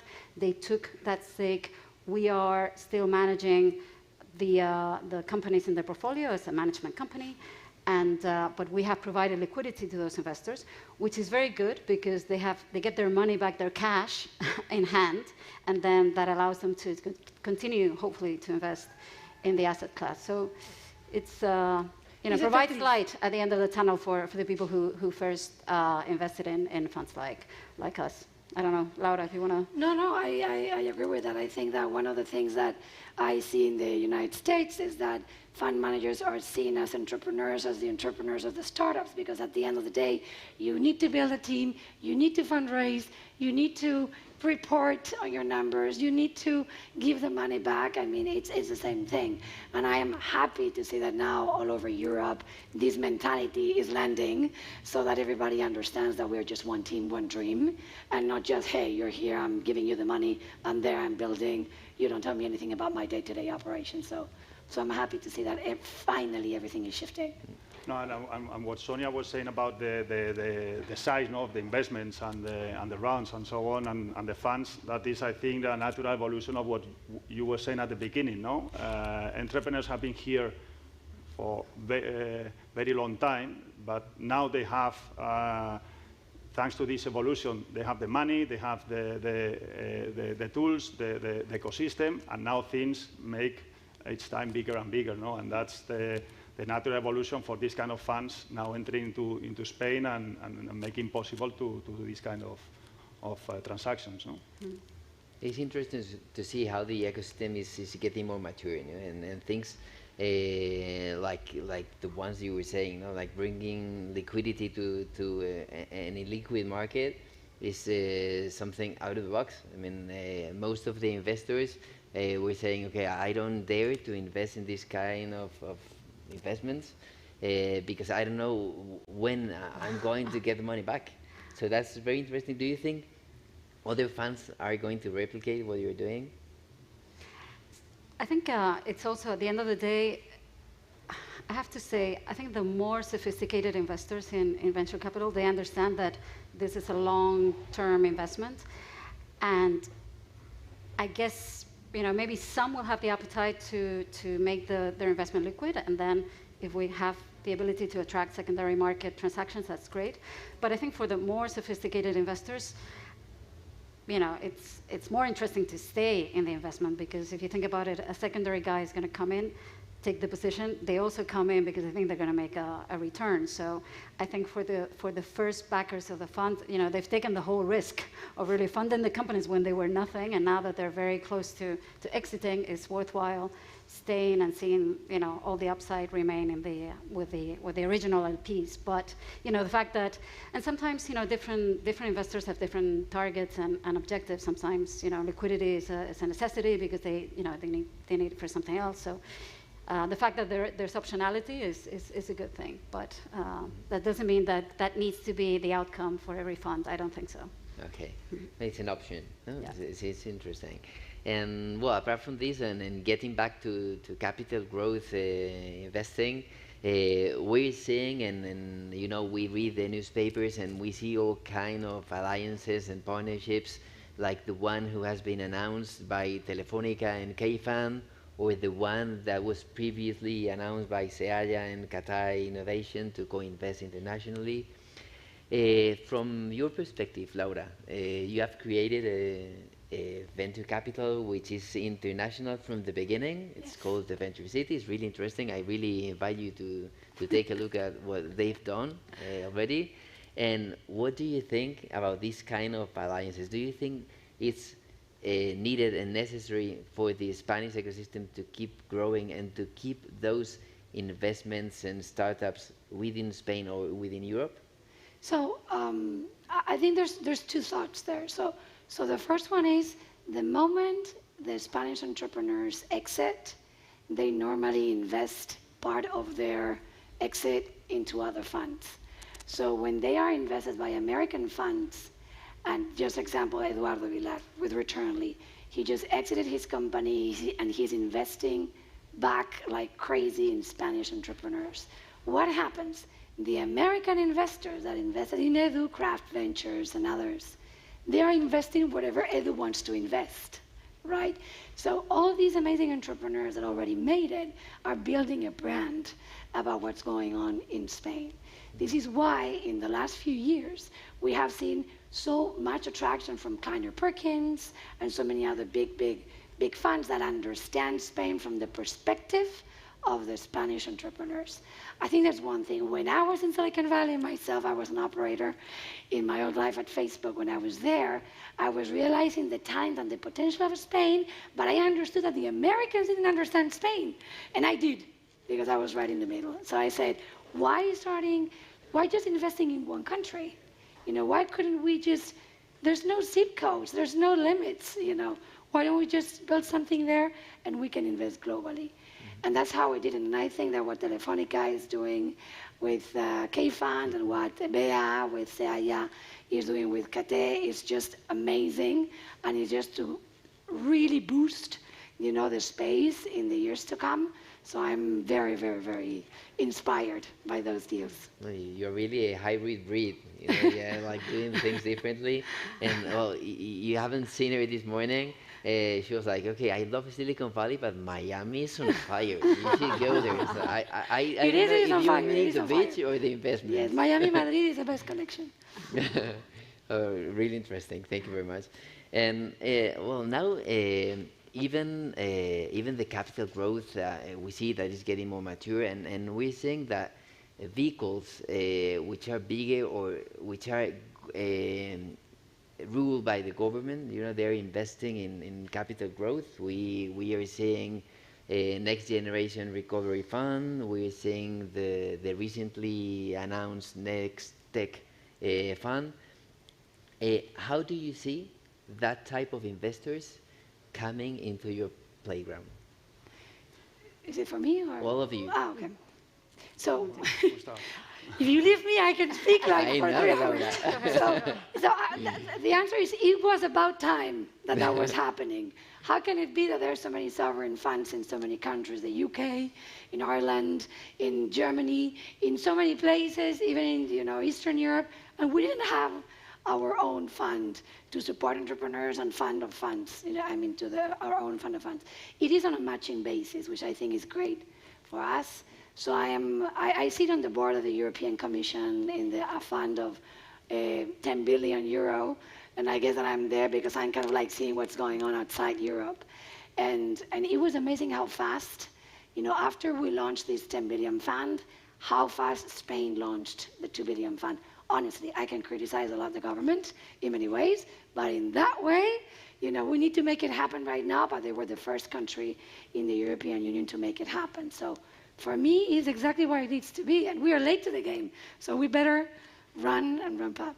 You're right. Thank you very much. Please talk. Yeah. Otherwise, Laura is going to die. She has no voice. I think that the money is there, no? So we've seen we were commenting before the dry powder that currently is in Spain, and so many millions that have been raised in the last 2-3 years, no? So there is a lot of money in the market. These funds coming from Europe, I would say that it depends on the company, no? And the situation of the company. There are companies that are very, very well established with a very good business plan and growth model in the future, that they don't have so much problems with in accessing to investment. Probably some others are not in the same situation, and they will need these funds coming from Europe that probably will have different requirements than the ones that the funds request. No, so I would say it depends on the company, and the other thing is that there is a lot of money, but the more it comes, I think that it will be better for the ecosystem. No? I think also it's a very smart move, because if you think about it, once a company is on the growth stage, you've done the funnel in terms of selecting the companies. You don't come down to the very, very good companies that are able to raise. And then if that value creation goes to the US or to SoftBank or to other big funds that are not European funds, in a way it's we've been able to create this value, but then the value at the end of the chain goes to a different continent in that way. So I think keeping that value within Europe is also smart, and so far we couldn't do it because we didn't have the capital. So I think it makes sense. And apart from the market itself, how do you think regulation is going to change the ecosystem as we see it? For example, we've seen the draft of this new law of startups that everyone is trying to make some comments and suggestions. How do you think everything is going to change after reading that draft? Oof. Tricky. That's for Laura. Well, I haven't seen a more restrictive regulation in that sense than the Spanish one. We invest globally in the UK, all over Latin America, even Africa, and of course the United States. And it's really sad to see that one of the obstacles that Spain has had is that it wasn't a nice kind of like environment to invest from our perspective. So, we've given a lot of feedback for a very long time, because I understand that all of us have been working on that for a couple of years. Let's see how that crystallizes, but it has to crystallize in something that is good for everybody. Entrepreneurs first, then us, and then of course the government. But I am hopeful that it will go in the right way. I think from our perspective, it's not so much about reinventing the wheel. I think we have examples of countries that have very good regulations, so it's really mimicking what's working in other countries. I was in Portugal 3 weeks ago and talking to funds there, and it's such a big contrast in terms of how they can attract talent, how all the legislation is really much more in the favor of the funds, entrepreneurs, even like getting visas for entrepreneurs. So it's not, in many ways it's like, let's take what's working best across the European countries that we know that are making a good job and replicating what works. Yeah. Yeah, the more flexible, the better, no? Because this will boost and will permit new entrepreneurs coming with new ideas and new good ideas happening, no? So the more flexible, the better, and coping to the existing regulations of the countries that we have near us. And do you think the government is going to change and take into considerations everything that everyone have told them? You know, like you should change this, you should specify what you mean with this, because the draft is, you know, it's like the first draft, and they have said that they are going not to follow, but they are going to be inspired by all the comments. Even Askri, you know, has written several suggestions. Do you think they are mature and strong enough to take into consideration all your opinion? We should invite probably the president. Yes, someone over there. So we can make him the question. I think there's too much at stake if we don't do it. I mean, the tech revolution is here to stay. It's been already ongoing for 20 years. We are 20 years late to the game. Yeah. So if we don't take it right now, I think there's generations that we will lose. So hopefully all of us have been able, and everybody at Askri and involved, even angel investors, I think that everybody should kind of like voice the importance of the now. Maybe 20 years ago it was okay, but now it's now. So, yeah. And I think also Spain has so much to offer. I mean, we obviously, most of us in the room are probably, you know, we were born here, but it's, if you look around Europe, you know, and where to start a company, you have hubs like Berlin, which is, you know, attracts a lot of talent, it's a great city. London, I think, I don't know what's going to happen with Brexit, but it's probably going to lose a lot of the appeal. Yeah, it is. Paris, not so much, but then you have Barcelona, you have Madrid. I mean, there aren't very, yeah, you can go to the Nordics, but that's different dynamics. I mean, I think we have a huge opportunity to really make these two hubs really stand out. We have to watch out with Valencia and Malaga. Yeah, true. We always talk about Barcelona. Yes, yes. Exploding. Watch out, Valencia and Malaga. You're but right. again, the country, we're a first world country, you know, the quality of life is great, health system is great, school, education. We have all the ingredients. So, you know, I think now that there's a flight to work from home and distributed teams, and, you know, we have a very good opportunity to attract great talent that can, you know, Spanish companies can attract all over the world. And, yeah, I think it's for us to grab it. Well, objectively thinking, Spain is probably the best place of Europe to work. Of the world. So many people, but objectively, no? And many people now working from home are moving to Spain, no? People from the city are moving to Malaga or to Marbella or even to Madrid, no? So there is a big opportunity, of course, but we have to give facilities, no, to make this happen. Yeah, you're right. And yeah, as Laura was saying, we're seeing and we're spotting different ecosystems that are booming now. Valencia is exploding, nowadays. And in terms of trends, I remember like 2 or 3 years ago, if I were asking, is there any investment trend that you see, and everyone would have replied, well, marketplaces. No? So now today, what do you see?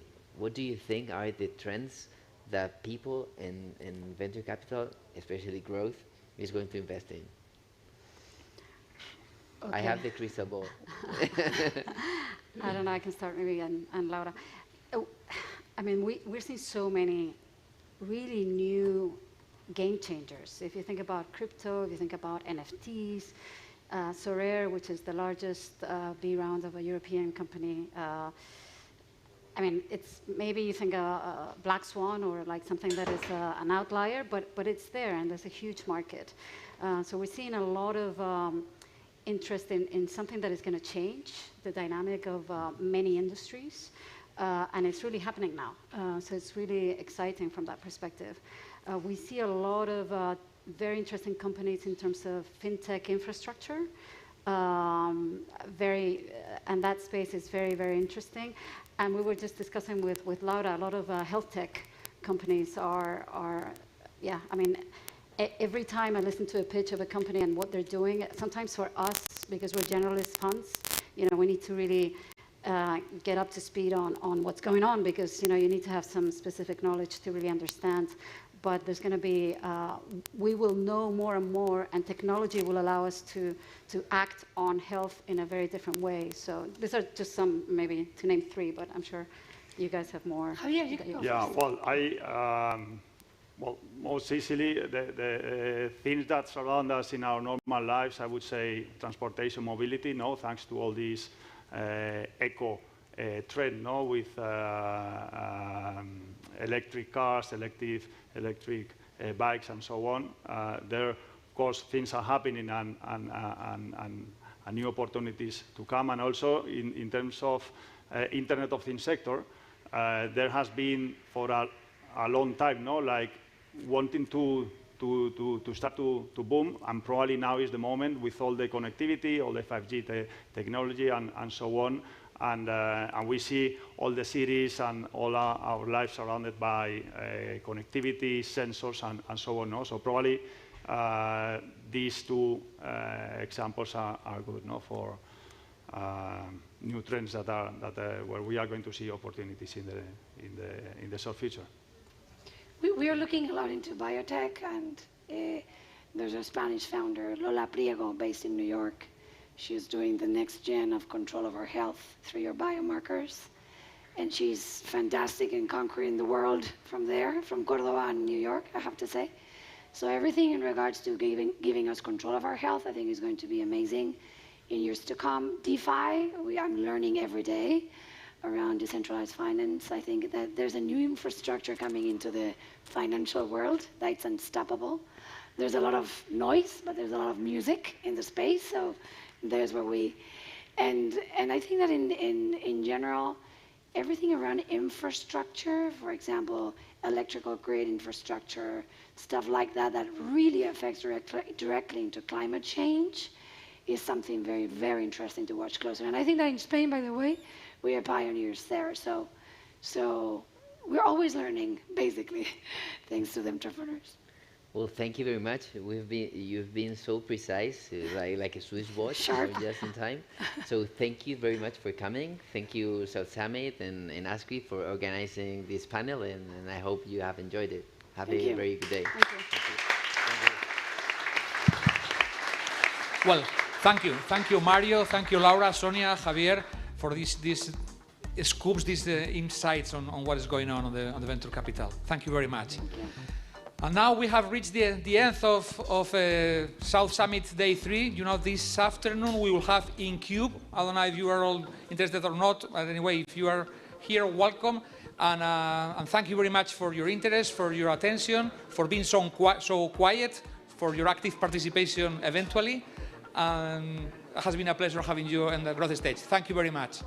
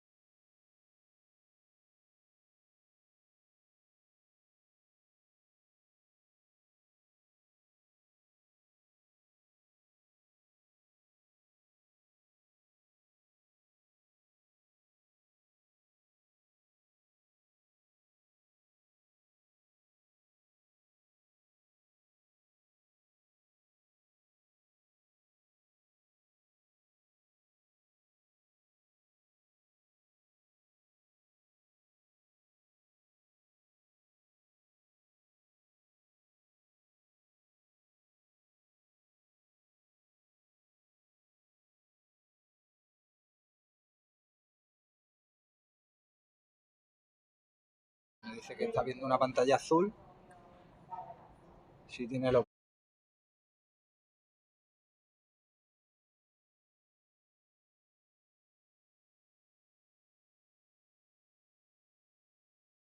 por el NDI.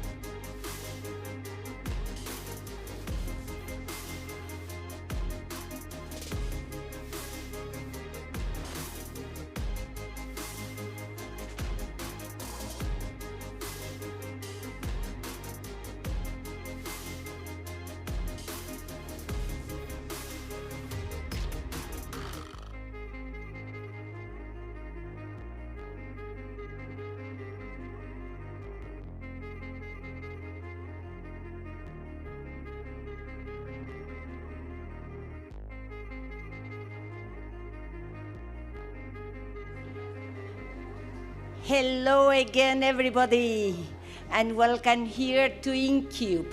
I only want to say hello, and I want to say that I'm really, well, I feel so proud to be part of this initiative, together with the American Embassy, together with Endeavor, together with Chambéry Valley, and together with Venture City. So I think we are going to have a marvelous time here all together. And with this, I leave Sofia. Thank you. And I think this is not the last moment of South Summit. No, we are starting. This is the beginning because this is going to be the best.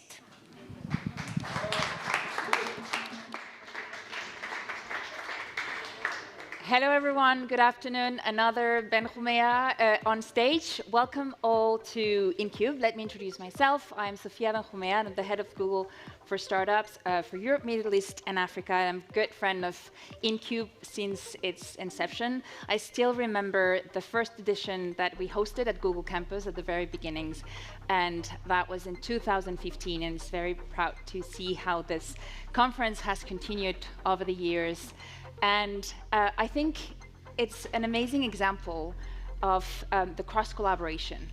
This conference, this InCube, started with a simple but extremely powerful question from the US Embassy to Chambéry Valley. How can we help?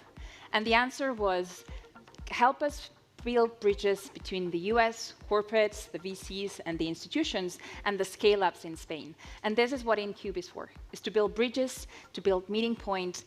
And I think this is just an example on how the power of collaboration. And again, well, Maria said it, but this is a cross-effort from, of course, the US Embassy with Endeavor and Chambéry Valley to put this and make this happen every year. And with that, let's start. And for that, I want you to join me in welcoming Conrad Tribble, the chargé d'affaires of the US Embassy, who is here chatting with Marta. Are you ready? Yep, there you go. So let's start. Thank you, thank you. We are all about improvisation and innovation, as we said. So we're busy improvising right there as we started. Muchas gracias. Voy a decir solo un saludo grande a todos en español, and then I'm going to switch to English, mostly to just show that I can speak Spanish, that we do speak Spanish, but we're saying hi to everybody here. We are delighted to launch this sort of offshoot partner initiative of South Summit inside South Summit. Thank you, Maria, for everything you've done to help, obviously, create an incredible event here for all of us the last 3 days, and then for also facilitating and working with us so well on this part of the program, the InCubed 2021. InCubed, as in 3 ins, which we can talk about.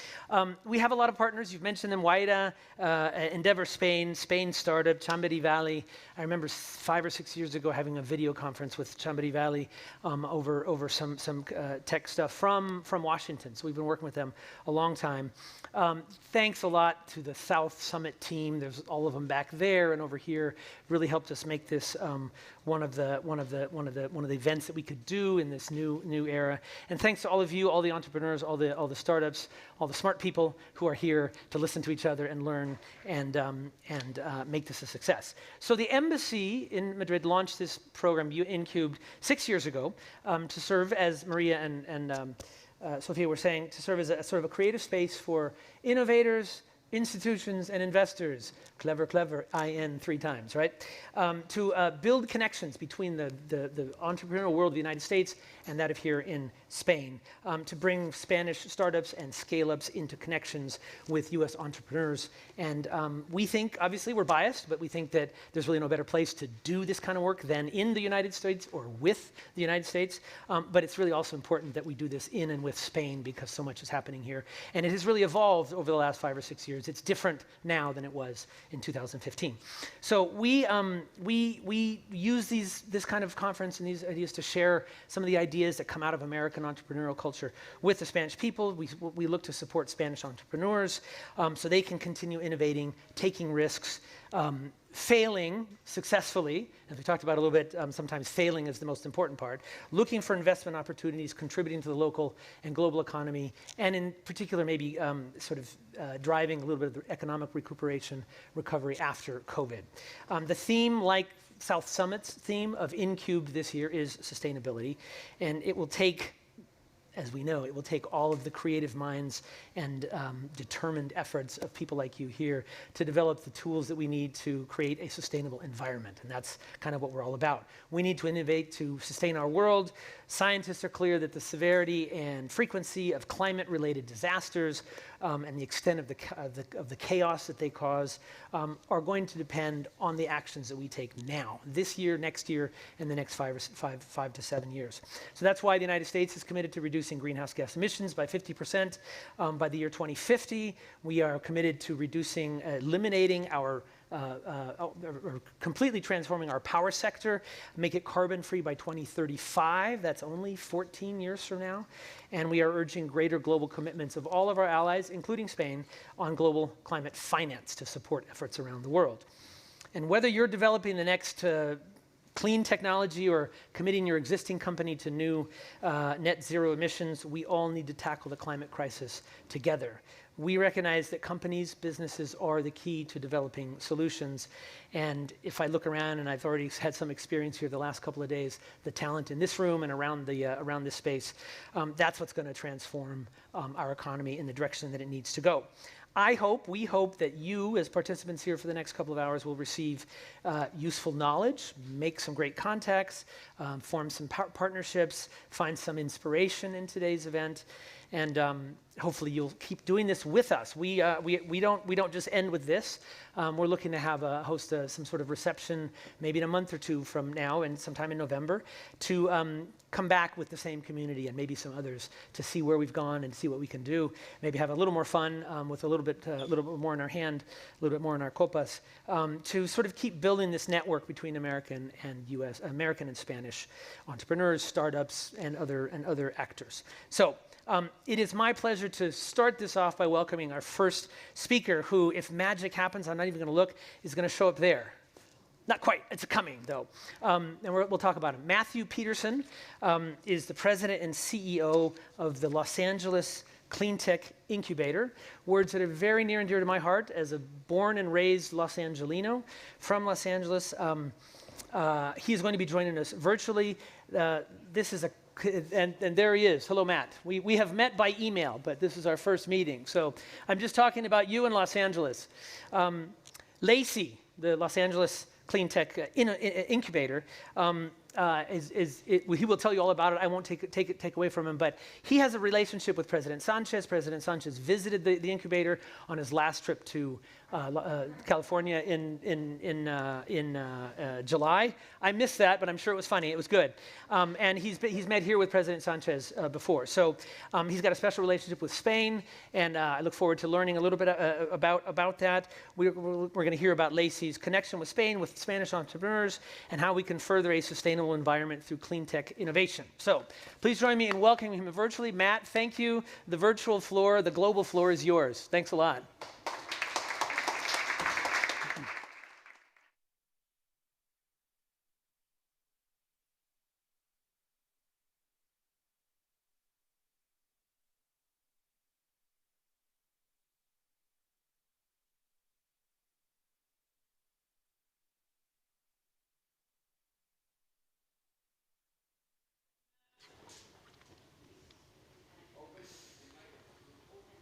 Can you open your microphone? Somehow it's not coming through.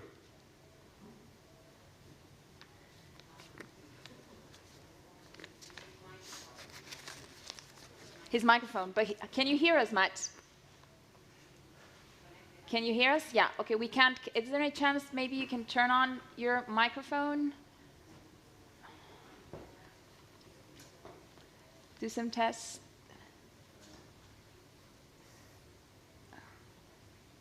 Maybe you take off your earplugs, maybe it's... Nope. No?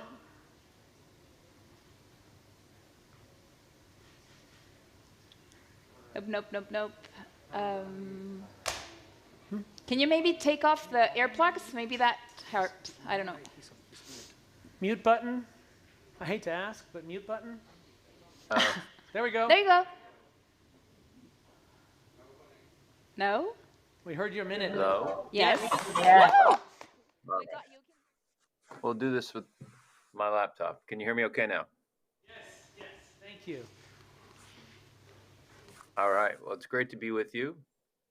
It's 6:45 a.m. here in California, so a tad early, but it's just the beginning of the day there in Madrid, I think, and from my experiences in Spain. Life is just getting started there, so thank you for having me join you today.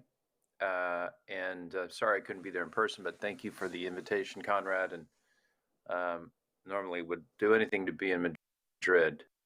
There actually was in December 2019 where the climate talks happened in Spain, so quickly and graciously moved to host the important climate talks that year. Many of you were probably involved or attended. And there at the conference center, we released a report with an organization called C40 and the help of PwC to really share the opportunity for cities to be able to accelerate climate action. And the report said that we need two things. We did this in the Spanish pavilion there. We need to invite innovation so that startups or scale-ups and corporates have a better way to engage with cities, given 70% of all the greenhouse gas emissions emanate from activity in cities, and 70% of the GDP is generated from cities. How do we really invite innovation to solve the challenges of the need for clean air, for more mobility solutions that are zero emissions, for clean energy, the economy? And we know why it's important. You know, the climate crisis is quickening and worsening. But if we did that, we could not only help startups and corporates and others to figure out how to bring the right solutions to market, we would unlock another potential 35% reduction in greenhouse gas emissions, and create a potential for a $5 trillion economy globally. So what does this all mean for my day-to-day work and for you? Well, that means we're finding ways to help cities, governments to invite innovation, to be able to pilot your technologies if you've got the right solution to be able to tackle one of the key challenges or key aspects of this climate crisis. Example, and I'll start by explaining a little bit more about my organization as I share this example. The LA Clean Tech Incubator here in, here in California, I'm up north at a place called Silomar for a conference on transportation. We at LACI, as we call it, we're a center, a hub of innovation. We're a facility in the downtown Los Angeles of a neighborhood called the Arts District. So when you're in LA, please come visit. With COVID restrictions hopefully lifting a little bit for travel, we might be able to actually invite you back soon. We have startup entrepreneurs, we have investors, we have government agencies all come together. And so we took that idea and said, of mixing everybody together in one place and said, what can we do out in the community? What can we do on the streets literally to bring this innovation together? Because we know when we have this, just in this audience right here today, when you have that intention put together here in this case by the embassy, and we know when we get people engaging that those moments of ahas and magical connections can happen.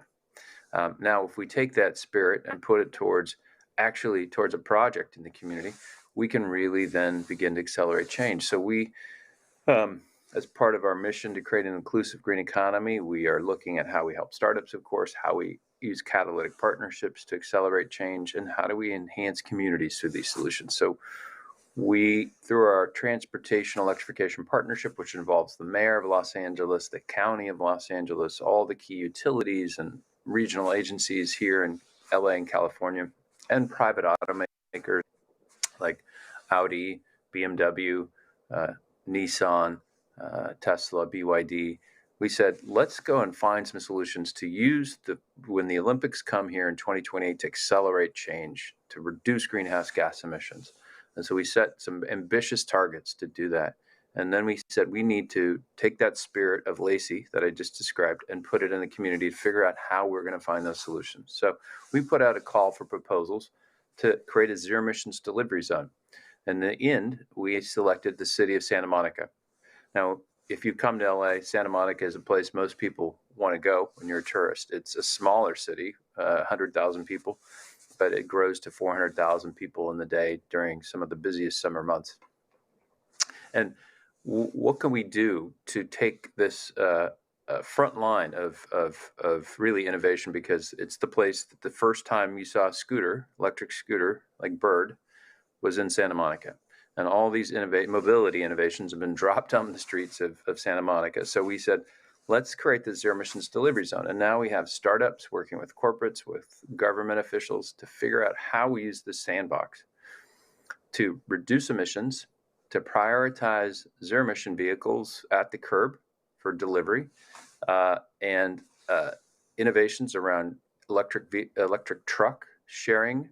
So how do you, if you don't own a fleet, how do you get access to an electric truck? So this is the kind of sandbox we're creating here in Los Angeles to figure out how we advance innovations. And just yesterday, the mayor of Los Angeles announced the first zero emissions curb in the city of LA that our organization, LACI, is partnering on with one of our startups called Automotus, which is doing visual technology to confirm that it's an actual electric vehicle parked at that curb. If it's not, the traffic enforcement is dispatched to write a ticket, to pay a fine. All this is just a sense of how we work and why we want you all to come to California, as well as we try to find more connections with Spain to help you there. I've told you a little bit about our mission, a little bit example of how we're working. One other quick story to share is we also have done a workforce training program where we're teaching people how to maintain charge points or EV charging stations. And often when a charging station goes down, it's not the electricity, it's the electronics. So how do we make people empowered to be able to fix the internet connection, the data logger? And out of this job training program, we now have a new startup that has grown called Charger Help. Two amazing young women have created this company. They have, in their first seed round, they raised $2.25 million within, I think, a month. They had to turn down money from a lot of people, including our fund. And now they're in 15 states in the United States and have hired 50 people, making $35 to $45 an hour. Exactly the kind of thing that we want to see as the President of the United States is out pushing for more EVs and EV charging. We need to create the workforce that's going to not just install them, but make sure they're working. And this is the kind of innovation that we're so excited about. Quick sidebar, and then I think we're going to go to Q&A here in a minute. But one of the other innovations that we've had under is a company called Amp Air, and they're looking to create an electric airplane. So they're starting with a hybrid airplane for short haul routes to be able to deliver people and goods without emissions. Now it's battery electric solution. Their first model though is a hybrid where they've taken two plane with two propellers, two motors or engines, and taken one of the engines out and replaced it with a motor. And they're testing their product in Europe as well as in Hawaii for short routes. And so there are other types of exciting innovations going on here, and we're extending and helping those companies reach the European market. And we want to help you as well. And during President Sanchez's recent visit, he brought a number of scale-ups with him, including two that are in the clean tech economy. I think one, is Wellbox, and there's another that's got a grid optimization software that we hope will come to California. It's a huge market. We have, we're the 5th largest economy in the world, and there's so much happening here. We also know there's an opportunity for our startups and for investment capital to also be deployed in Spain. But when President Sanchez came first to our organization's campus, he spent a couple hours with us to learn about the innovations going on from our startups, to see what California and Los Angeles are doing on public policy. And then when he came back to the California this last July, spent some time with him and his team and the scale-ups from Spain to talk to investors in Silicon Valley and how do we get more venture capital deployed in Spain. And we're continuing to look and find ways that we can do that, but really just want to invite you all to come to Los Angeles, to California, to innovate with us, to solve the world's greatest crisis, which is the climate crisis. And how do we do that at scale and speed while not leaving anyone behind? So thank you for having me, and look forward to talking a little bit more with you. Thank you. Thank you so much, Matt. I think you don't see me, but so I can see you on the stage. So I'm here with you. I wanted to continue the conversation a little bit. You were talking about how you've stated not Los Angeles, but Santa Monica as a sandbox. That you started there with the scooters that now we see deployed in all of our cities across Europe. We had the chance at the beginning of Summit to listen to the founder of Zipcar that also started in California. I had myself the chance to live in LA for a couple months. What's coming? What do you see now in that sandbox that you see being deployed across Europe in the following? What are the latest trends that you're seeing in California? Well, in some cases we see Europe a little ahead of California sometimes, but so I can't say we always lead the way, but I think where we're really seeing on the mobility side an explosion, not just in light duty electric vehicles, we're seeing an explosion of medium duty electric trucks. So the form factor, the size is a little different in each market. So in Europe, it's going to be smaller. And you have Renault manufacturing and creating an electric Sprinter type van. We're seeing those begin to really grow. We have a startup that's taking Model 3s, the Tesla Model 3, and the ones that have been destroyed in a crash, and they're taking out the chassis and the battery, and it's still salvageable, and building a truck on it and turning it into a more affordable electric van. So as the market grows, we're seeing all sorts of innovations in that regard. I would add that e-bikes, of course, are exploding here. We work with Australia called Zumo. We have another one called Ciro here. It's, while we certainly think the regular bike is fantastic, we're seeing so many e-bikes explode. So the mobility innovation is still coming. The autonomous future, we thought it was tomorrow a few years ago. I think it's still a little farther away, but there we're seeing some innovations as well. And then on the circular economy, we're beginning to see more and more people lean into how do we, like on fashion, take fashion waste and turn it into the clothes of tomorrow. And what do you think? It seems like you've been able to crack a very difficult relationship, which is the public-private collaboration.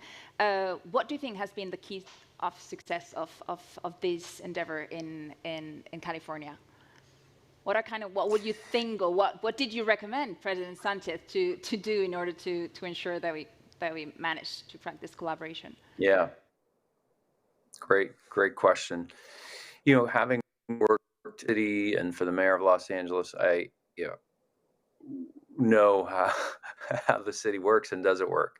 And so coming to run LACI, I was able to propose ways that understands the needs and of the government entity, that sometimes it's a need for a little caution, but they always need solutions. But the procurement process is usually the biggest impediment. So how do we create a procurement hack, if you will? And by getting the city of LA, the city of Santa Monica, to give us permission to create a sandbox. And we have this amazing sandbox in our campus in downtown LA that we use to demonstrate and pilot our startup technologies all the time. Now taking it to the streets of Santa Monica, other parts of Los Angeles, like Leimert Park. It's trust. You have to find somebody who's got the trust of the government. And then a procurement hack, obviously, you need some funding sources that could be government dollars, other types of dollars that we can use to help startups deploy their solution because they can't afford to go to multiple sites. Maybe they can do one, but to really, and then go beyond a demonstration, you need the funding and the partnership to actually see and how it operates and be able to lean in together. So we mixed, in our case, some government dollars they trusted us with. So how do you find a trusted intermediary that the government will trust with the resources, that knows how to work with startups and the government? Now, not an easy combination, but we think our model can be replicated in other places. And there are organizations that are doing it in various ways. And we're seeing Vancouver, New York, Singapore. So it's possible. So you want to spend the dollars, in the public trust, obviously. So the government needs some sense of confidence and transparency. But once you have that, then you can have these solutions demonstrated in front of the government officials without them being hamstrung by, that long procurement process. Yeah, thank you. I hope we get there. Another question, you were saying how you got to meet the founders of Wallbox and Andrea from Rated Power during the early visit in July. There's a lot of innovation in this area in Spain and of course in Europe. What would you recommend founders that are actually going into the clean tech industry that look at the US as a very extremely attractive potential market, but it's very difficult and it's very expensive to really tackle that market? What would you recommend? What would be really the path? Well, it's obviously a huge country, and I would target, LA and California are also expensive places to do business, but they're the biggest market. And So, but whatever you do, you need to pick a beachhead and do it on hopefully some customer discovery and conversations of where your product market fit is going to be best. It might require in this day more people, of course, are willing to do Zooms and be willing to develop relationships that weren't possible before without traveling. But whether it's Austin or Texas or LA, California, really narrow in on a market where you think you've got potential product market fit, where you can get some customer discovery conversations in place. In our case, I think the best path, though, is to find an incubator to be your sales agent, but to be your landing pad. And that's not easy because that means somebody there. And so if you're going to raise the capital to deploy in the United States and develop this market, getting into an incubator program, and ours isn't the only one. There are others across the country, great ones in New York and Northern California and Chicago and Austin and Boston and Houston. Find a place where you feel good and they can help you. Now, they're not going to do your job for you, so that's why you need somebody on the ground working with you. But I think more and more we're excited to startups that are based in our cities work with incubators, but others coming to help us accelerate the response to the climate crisis. You've had experience. You've got closeness with Spain. You've had connections to Europe. From your perspective, what do you think that are kind of the ingredients that make us have kind of an advantage? Like, what should we tapping into as European entrepreneurs, as Spanish entrepreneurs, to actually really be able to succeed? What are you seeing that is different from the US space? I would say, I think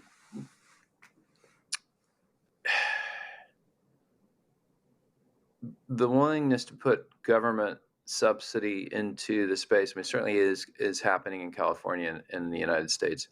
But just in President Sanchez's example of him leaning in to really build up the digital and green economy, and where those two meet and where they're parallel, that's an enormous opportunity as he looks to take the Green New Deal funds and invest in these sectors.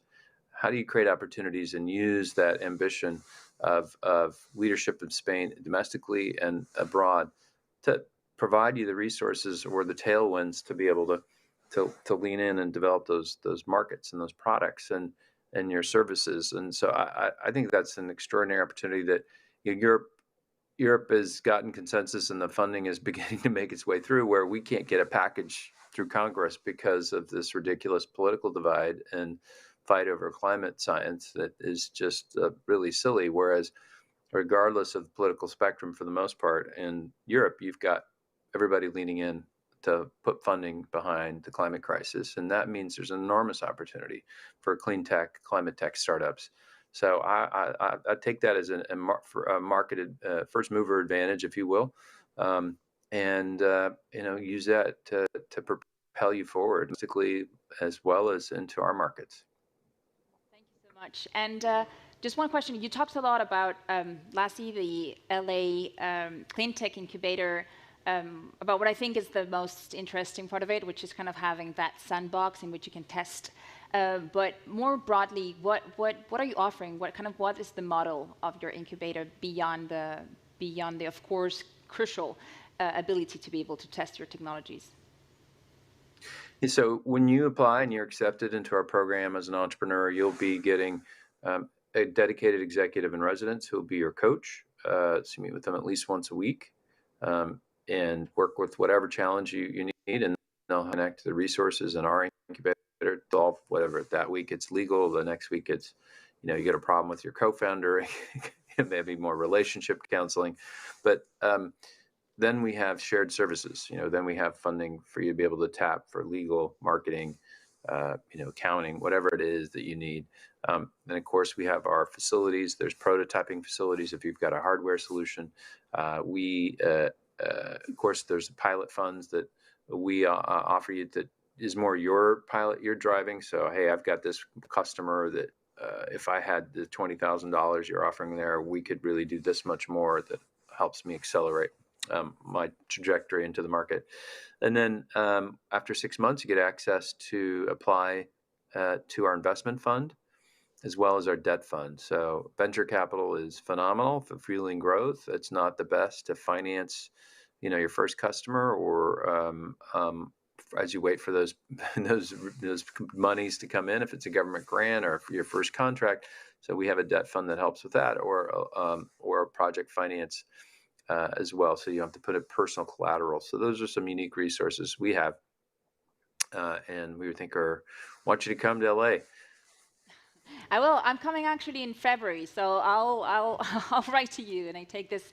And thank you so much, Matt, for your time. I hope the next time you can make it in person, and I really hope that we start seeing more Spanish technology being deployed in Santa Monica as your sandbox. So thank you so much, Matt, for your time. And thank you so much.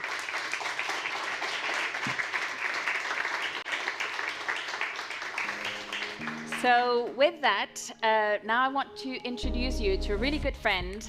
Javier Mejías is the director of the startup program from the Fundación Bankinter, and he's here to present to you a report based on the state of the Spanish startup ecosystem. Javier, the floor is yours. Thank you so much, Sofia. It's truly a pleasure to finally meet you again in person. I'd like to walk you through some numbers that really try to depict what's happening right now in Spain. So, oops, it seems the font have missed, well, whatever. Where does this data come from? It's from the Spanish Startup Observatory, which is a proprietary database that we have created at the Bankinter Innovation Foundation that has investment rounds, not only in companies whose tax HQ is located in Spain, but also in companies whose main activities are being carried in Spain. The founders are here, the team is here, but maybe the tax HQ is not in Spain, which is something quite important here in Spain. For example, UserZoom, it's a company who is based in Barcelona. It's one of the best companies we have here, but the tax HQ is not in Spain, whatever. So what's happened until this point? When probably you know, it's been an amazing year. Up to this point, we have almost tripled the investment of all the previous year. It's been a hectic year, as you can see, not only in terms of investment volume, which is definitely nice. The previous year was closed with 1,100 more or less millions, and this year, up to this point, it's been like 3,000 millions. But also on the number of operations, it's been really active year. So it's something that it's like something it's luck, or it's the work of an ecosystem. As you can see by the curve regarding the number of operations, it's something that has been growing on. It's something that I think it should happen. And it's going to happen. By the way, this data, it's really exclusive because we are going to publish this report in something like 1 month, but we decided to release this previous data for you. And as you can see, this year has been hectic. One of the nice things that I would like to picture here, as you can see, there are two colors in the bars. The dark orange is the companies that have their HQ in Spain, and the lighter one is that companies that, even though we consider as Spanish, like UserZoom, as I said, are not based in Spain. So as you can see, a big chunk of the money it's going to those companies, which for me is fine, but maybe it's something we have to discuss with the politicians. But how this amount of money has finally came into the Spanish ecosystem? Well, as you can see, there's a huge bar, orange bar, which is the mega rounds bigger than 50 million. This year, we have had really, really amazing C, D, and E rounds in Spanish companies, which is something that was happening a couple of rounds a year, and I'm going to show you, sorry, I think this is the interesting number. Here we have the number of mega rounds we have had this year, which is 25, which is 500% more than the previous year. Something interesting is happening there. But is this about Spanish having only big companies and some small companies? No. As you can see, the number has increased in all the categories, but mainly, and I think that's one of the, for me, I'm very proud about that, Series A and Series B, which was like a gap in the Spanish ecosystem. We have several seed and several Series B and C. Right now we have, I think, a good chunk of companies located in Series A and B, which means that probably in a few years we're going to have much more mega rounds in Spanish companies. For everyone that doesn't know me, I'm really optimistic. So everything I said, take the half, okay? And who is investing in these companies? Well, mostly VCs, which is the orange line, but also corporates. Corporates have been having, I would say, quite interesting last 12 months.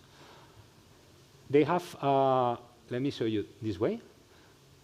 They have like a big chunk of participation, but most of the investments are in VCs. Here you have, oh, sorry, oh, here. Here. Here we have the most active funds. For the ones that are not reading that, we have Encomenda, we have Wayra, which is corporate, InvestReady, Startup Explorer, which is a crowdfunding platform, the Sabadell Venture Capital. It's a quite interesting mix.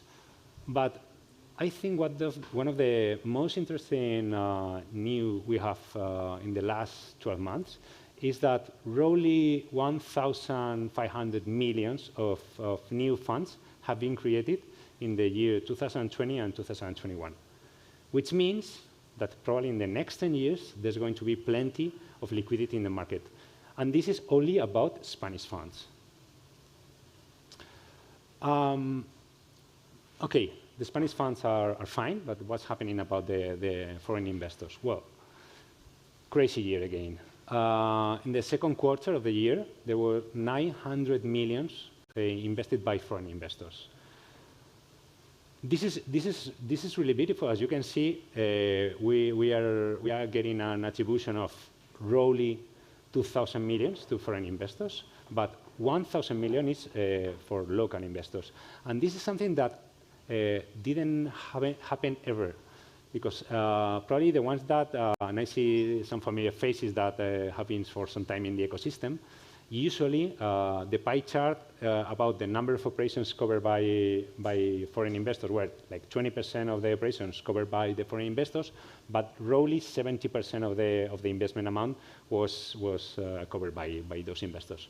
Well, what we are seeing is that this is shrinking more and more. In fact, the last quarter, we have had more investment from local funds than from foreign funds. I mean, what we are seeing is that the local VCs, which usually were very focused on the first stages of investment, they are shifting their gears with Leadwind, which probably my friend Gus Moro is going to give you some news later.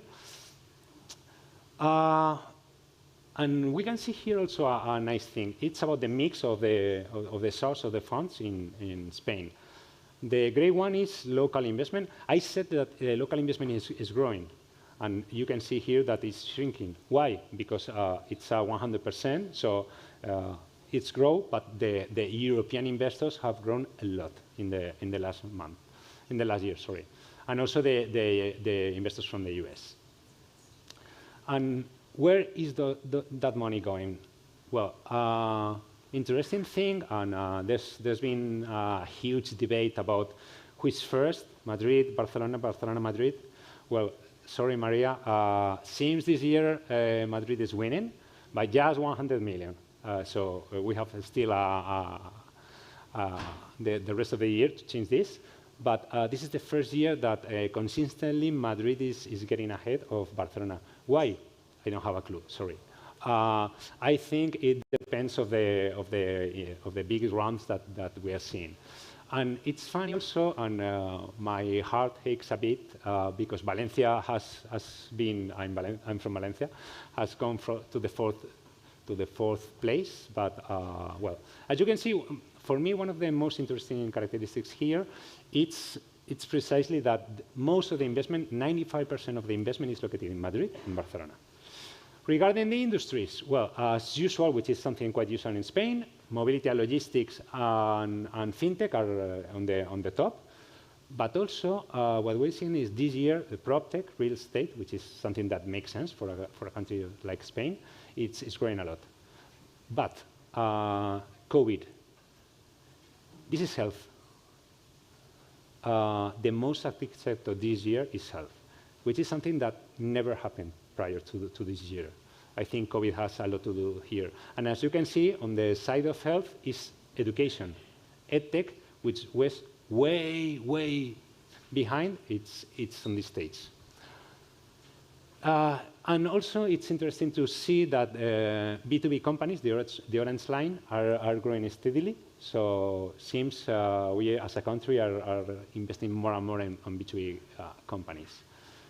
Top deals, we're going to release this presentation, and if anyone needs the data, please send me an email or whatever.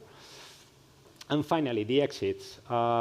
We have the previous year was the most active and also the year that got most investment, mainly by Idealista, but not only. But we are seeing that this year, at this stage, we have 41 exits. So since it's going to be a good year.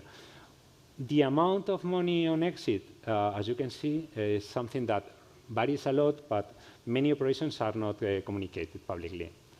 And finally, the question that everybody is asking, how is it going to end this year? We are right now here. We were discussing, and probably, I think it will end by 3,800, even 4,000, which is a 4x. We were discussing with Paloma from Guaira that probably we can apply, I hope so, the underlying economics of the software as a service, which is 3x, 2x. So I hope we have here the 3x. And probably in a couple of years, I hope we have also another 3x. And that's it. Thank you a lot. And please, Agustín Moro from Telefónica will now join the stage. Thank you, Javier.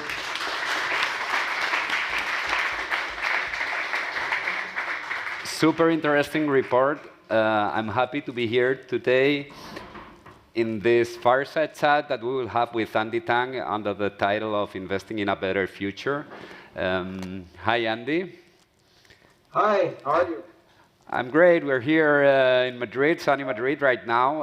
Give me 1 minute just to quickly introduce yourself. So, Andy, you should know that he has over 2 decades of operating and early stage investing experience in high-tech space. He started in the Silicon Valley by launching Siemens Ventures Fund. He soon joined Draper's Fund. He was the founding member and MD for the Draper's Dragon Fund, a cross-border Chinese-US early-stage fund. He holds so many degrees and MBAs from several American universities. He even holds a patent in the US. And he has an amazing portfolio of many companies, such as Tesla, ePay, Atomwise, VeChain, Telegram. So welcome, Andy, to InCube. Thank you. Thank you. Excited to be here with you. Hopefully next time I could be there in person. Love Spain. Yeah, we would love, and yeah, we hope we can host you soon here in Spain. Andy, what brought you to venture capital, and then what excites you about Tech for Good? What excites me about? Tech for Good. Oh, Tech for Good, yeah. What brought me to venture capital? Probably, I'm a first-generation immigrant. Was born in Taiwan, and my parents took me to the U.S. when I was 13. So this career in venture capital definitely was accidental, was not planned. Unlike many of my colleagues who have extremely, sort of prepared background, I was an engineer, worked for Intel, designing the Pentium chip. And then my manager, who went to business school, said, hey, you should consider business school. Applied, went, and then met a bunch of friends who came from in business school, who came from the finance world, and then got into venture. So it's very inadvertent. Looking back, I think I was very lucky. But at the same time, I actually didn't get into venture capital until much later. So 20 years in venture, based on my appearance, you may think I started when I was 5 years old, right? Sure. Okay. Tech for good. Yeah, so Tech for good. I actually have a belief that to do good, you have to do well. And this is actually one thing I learned from my mentor at Siemens. Siemens is a company, and venture capital within the company, we call that corporate ventures. And oftentimes corporate ventures are different from the financial investors. People think of corporate ventures, and that's true. We have our CEO, CFO, who actually are the people who give us money and say, go invest. They oftentimes think about profit, but they think about strategic return even more, right? So there's all that constant struggle of double bottom line. Okay, so team, here's $10, go invest, and make sure these $10 go into something that does the company good. Oh, and you made a little bit of money? Great, right? What we learned, and later on Siemens became Infineon. So Infineon Ventures, what we learned was that you have to be able to invest in profitable companies first, right? And then steer the profitable companies to do good or do strategic things for corporates. Because venture capital is so difficult. It's so difficult to find good investments. If you make an investment that is only strategic, but it's not able to sustain profitability or exit, you're not doing anything any favor. So what we have learned is that sort of look at the things that would make money and be sustainable, right? And then figure out if there's an angle for tech for good. And it turns out in my career, there are two areas I'm really focusing on right now. One is using AI for healthcare to improve the efficiency, cost efficiency of healthcare, right? So I think you could make money and do good at the same time, cheaper drugs, better care for patients. And the second thing is using crypto to bring freedom to all to everyone in the world, especially in the developing world. Okay. Andy, I'm not sure. I think you also have a keynote prepared. I have so many questions for you, but I'm not sure if you want to have some keynote, or I go straight to the questions.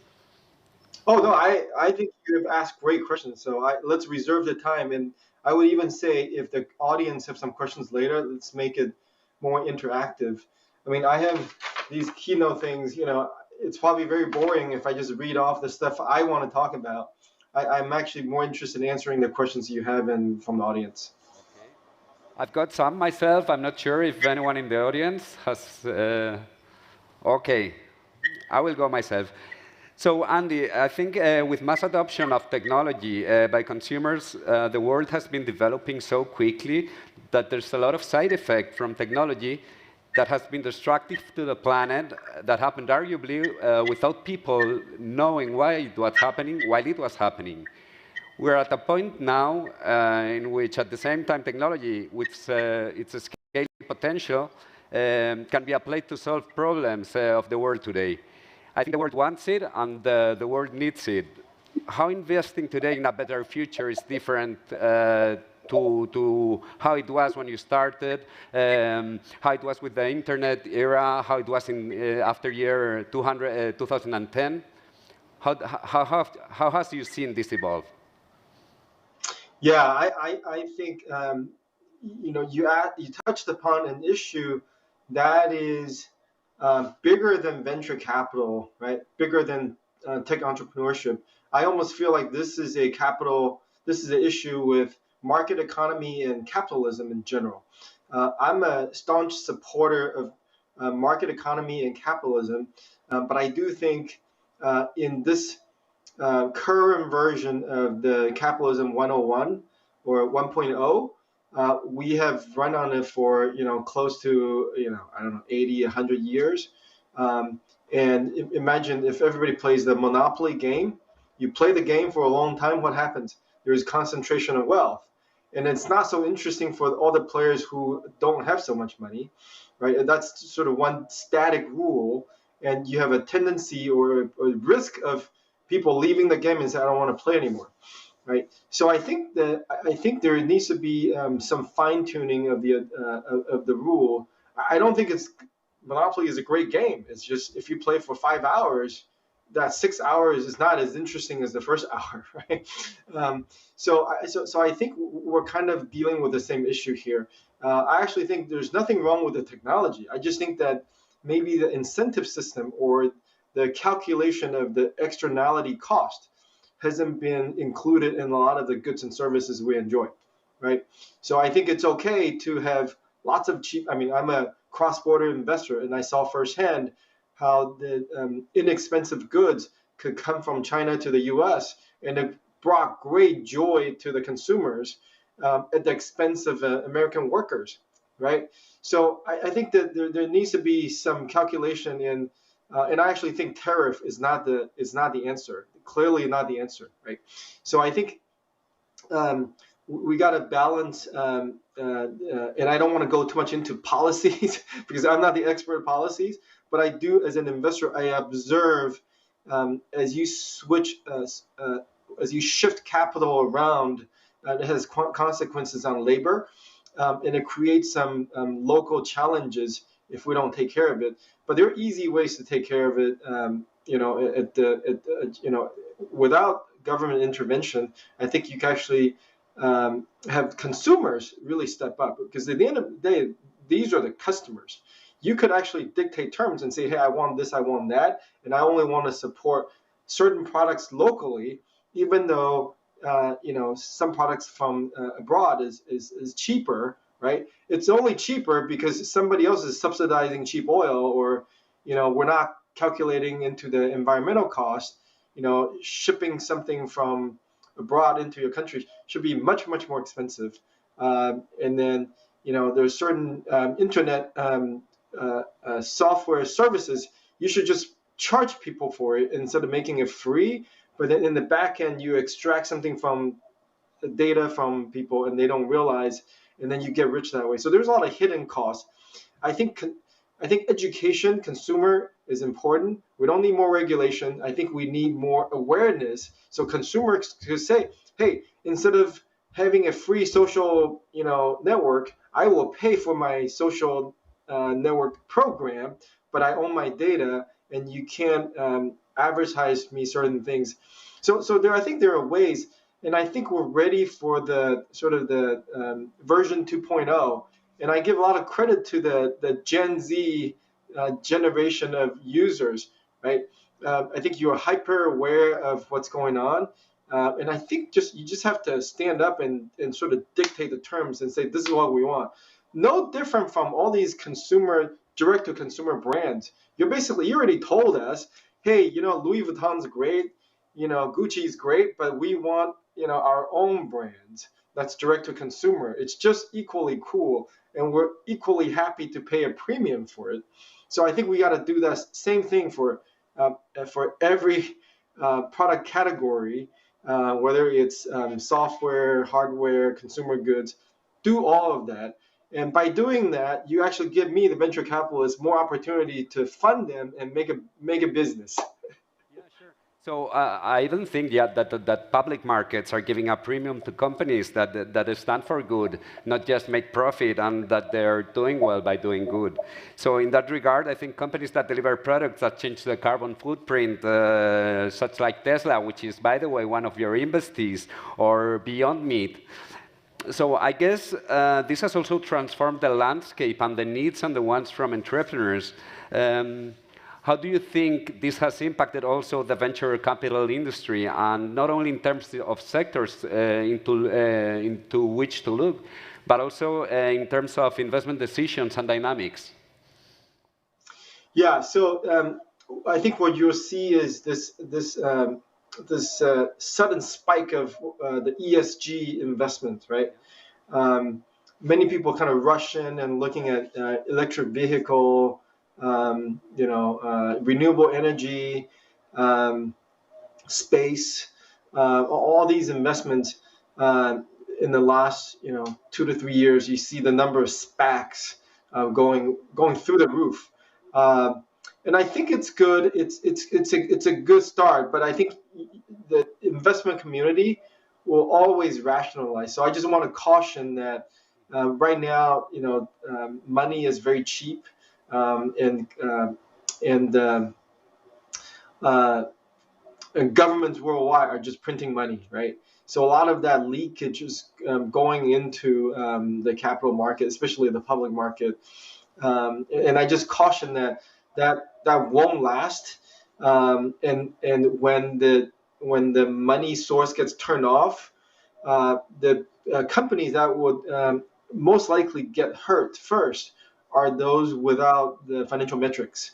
So it goes back to right now, everybody's getting funded. You're doing well, you're doing good, right? But at the end of the day, I think the first group that will be affected will be those who are not doing well.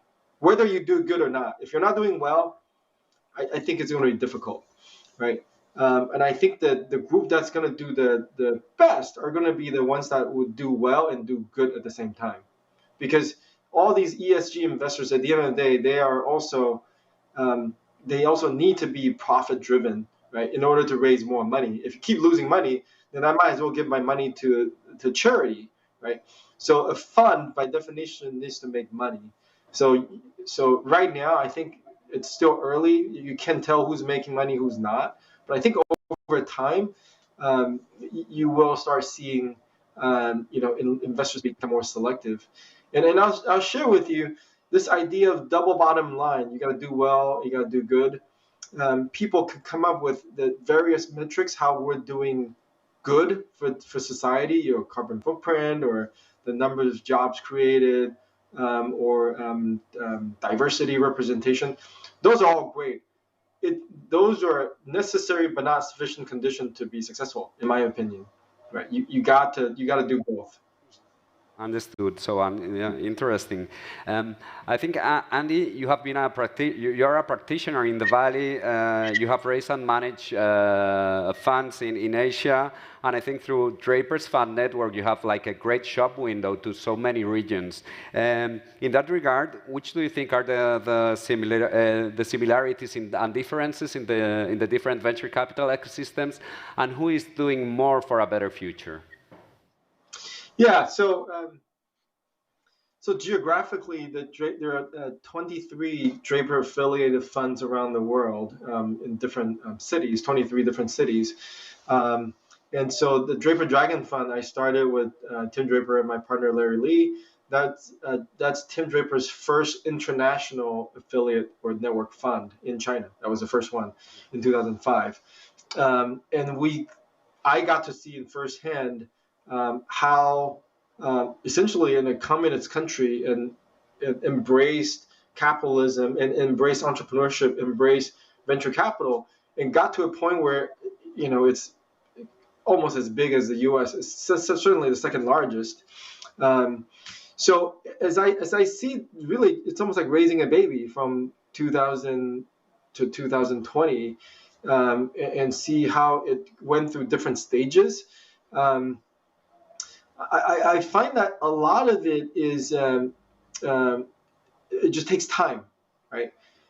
People will say, "Oh yeah, Chinese big market, lots of good schools, talent." I think it just takes time, and I also think it takes a mindset, right? And I'll give an example. In China, when I went there first in 2005, we used to have a hard time convincing people to. It didn't take much time to convince people to take our money. We had a hard time once people have our money to recruit other people to work for them. So, example, I put, let's say, $2 million into a seed investment company in China. At that point, 2 million will be a Series A, right? And then they're supposed to recruit people. These founders have the hardest time recruiting, especially local engineers to work for them, right? Because they have to think about, do I work for a venture-backed XYZ or do I work for IBM, right? Tough decision. I mean, your audience now may think, how hard is that, right? But tough decision.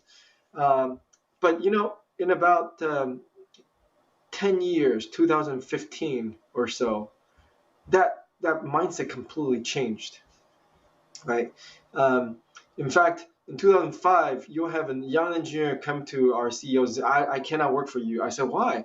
Because, you know, I'm about to get married to this girl, and the girl's mom, the mother-in-law, said, you know, you have to have a real job. You cannot, you know, do this, you know, this startup thing. This sounds a little bit shady. It doesn't even make sense. It sounds like an excuse to not work. So no, I work. No, it doesn't count. That work doesn't count. Okay, so. And then you say, hey, but I got this, whatever the stock option. So I don't care what stock option is. You know, it doesn't exist. But now, 2015, the mother-in-law test in China is very sophisticated. The mother-in-law, if you go to them, the engineer goes to them and say, hey, you know, I got a job at the startup. And the mother-in-law will say, great job, right? And you say, hey, I got 100,000 shares of stock option. And the mother-in-law won't say this is worthless. The mother-in-law will say $100,000, but what percentage is that of the company, right? Show me the cap table. Yeah. So the Chinese mother-in-law is highly sophisticated and highly in tune with the market, right? So if you get to that point, and that is when entrepreneurship and venture capital has really entrenched into every walks of life, right? At that point, you actually have the ecosystem to build tech or startup companies. And I see it just takes time. Sure. It really just takes time. You could argue, you know, the Chinese people are very entrepreneurial. I actually think every culture in the world is very entrepreneurial, right? Sure. Yeah, if you look at most of the economies around the world, people are used to that, you know, just, you know, work and trade for themselves. And it's just a matter of unleashing that inner entrepreneurial spirit. And I think no, please. No, I think it's a pity that we cannot have you here in person, because here in Spain also the entrepreneurial ecosystem has changed so much in the past 10 years by the collaboration of the whole ecosystem, and yeah, playing a super relevant role are our colleagues from South Summit, where we're here today with the support of InCube, and unfortunately, yeah, we're running out of time, Andy. It was super interesting discussing with you. Thank you so much for bringing your views from Silicon Valley and from Draper's Fund. I really hope that you can be with us in person in the coming editions. And yeah, thanks so much. Sounds great. Next year. All right. Thank you, Andy.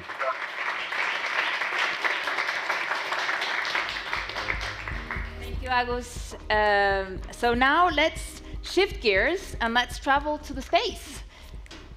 Charlie, so I believe that we cannot solve what we don't know, and even less, we can't solve what we can see. And that's why Planet Labs is imaging all of Earth's landmass to make global change visible, accessible, and actionable. So let me introduce you to Charlie Candy, who's the Chief Revenue Officer at Planet Labs.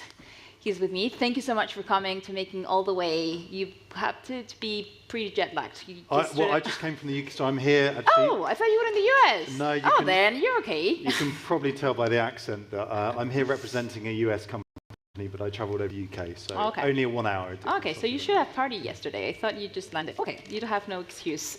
So tell us a little bit about Planet Labs. What do you do? What's your mission? So how many people in the room have heard of Planet? Let's just have a show of hands.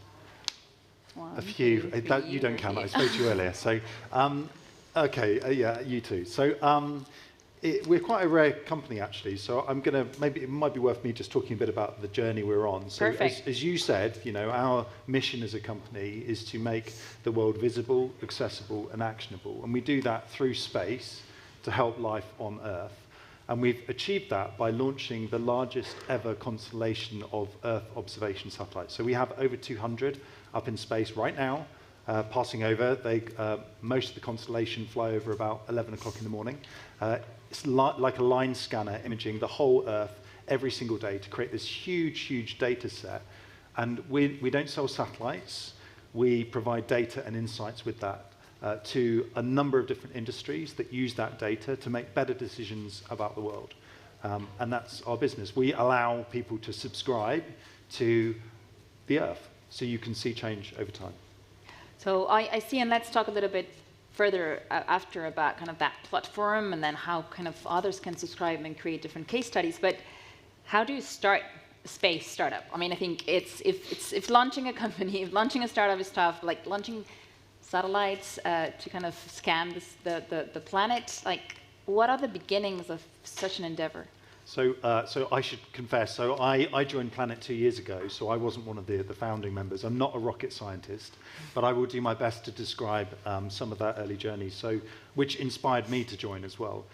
So what do you need? I think you need an idea, a vision, and conviction to make that huge jump. And our founders were physicists working for NASA, and they were frustrated by the huge cost and crazy development cycles with how long it takes to put anything up into space.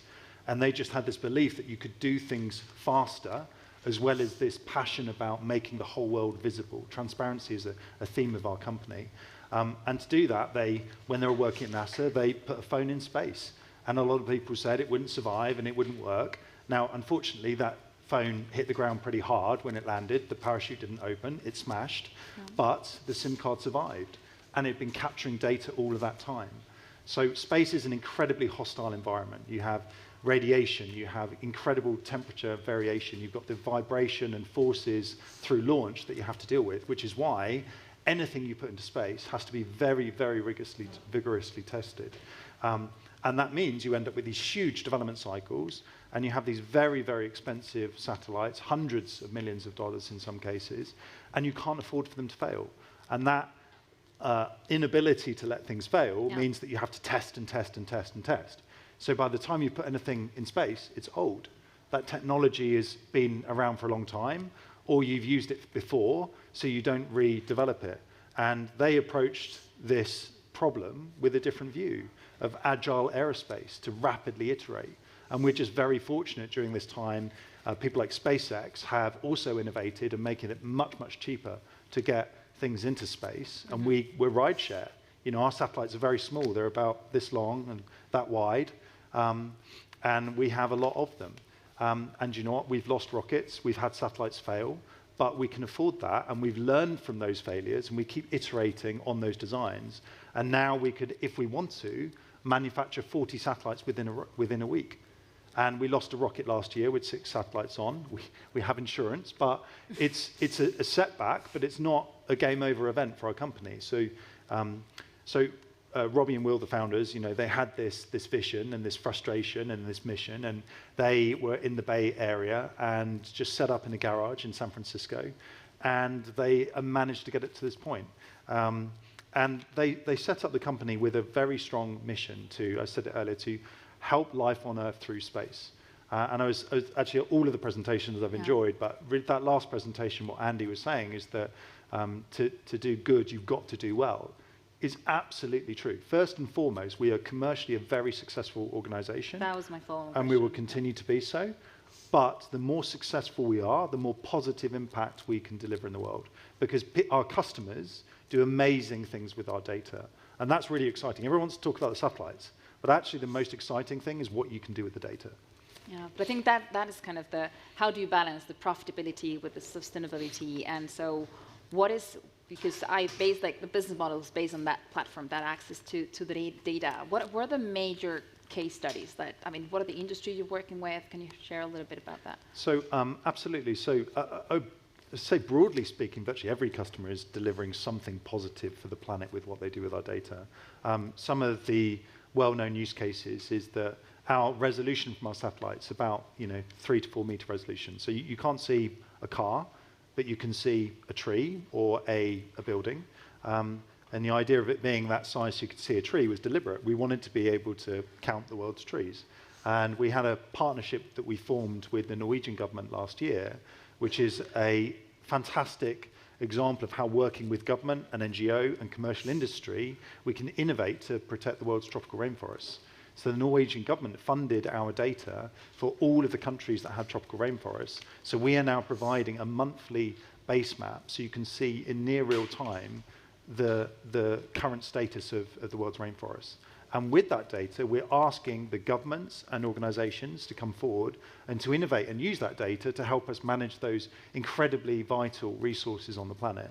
And that's forests as one example, but it could be sustainable agriculture or protecting coral reefs in the oceans or looking at how people are extracting minerals from the land. There's so many different use cases. We were talking to energy companies earlier about managing their infrastructure. I joined Planet, and when I first came across the company, I hadn't heard of them either. And my mind just started racing about all of the possibilities of those ideas. And it's why I'm excited to be here, because we need startups. We need other businesses to deliver insights on top of this data to help us fulfill that mission. That was exactly my following questions. Like, I understand from what I've seen on Planet Lab that you're also kind of creating a platform to work with startups, to kind of sync and collaborate. What's the best approach? Or can you share a case study of? There's many approaches. So, I mean, the first thing is if you're a startup and you're interested, please contact me, or, we actually have our global customer conference next week, Explore. Feel free to search and attend. It's free to register. But we work with people like the European Space Agency, where they actually have a fund set up. So if you've got a really innovative project, you can approach them and they will fund our data. Okay. It costs us money, it is expensive, but they will fund it. We provide a lot of our data to universities as cheaply as we can to support that education and research. And then we have, what tends to happen is people with expertise within a certain area see an application within industry, and then they approach us and then create a business around using our data. And we have examples here in Spain. My colleague Andres is somewhere here in the room, but there he is. We have already today 12 partners in Spain and a number of different customers. And some of those partners are doing really innovative things with the data. There's a collaboration right now between a company called Techno Silver and the state of California looking at helping. They've done an incredibly accurate, modeled every single tree in California. And have already run over 200 million different scenarios of forest fires to help. They've got expertise in forestry and response to forest fires, and they're using those insights and our data to be able to deliver something that's going to reduce the risk of fires and help manage those forests. And I mean, such a companies, you're about to go public through SPAC. What does that mean? How has been the road to there? Andy was actually just talking about it. He was, and hopefully we're not one of the SPACs that we're talking about. Yeah, that's why I bring it up. No, but it's true. I mean, there's as my boss would say, there's a lot of PowerPoint satellites out there right now. We have a working constellation today. It's an operational constellation that's imaging the Earth every day. So we already have that. We have the platform. We have the partners. We actually are at a point now that we really need to scale this business. So we are in between both being accelerated and accelerating two kind of global megatrends, which are digital transformation and the sustainability transition. And it's inspiring walking around this conference, and you can see everybody is thinking about innovation in relation to delivering to sustainability.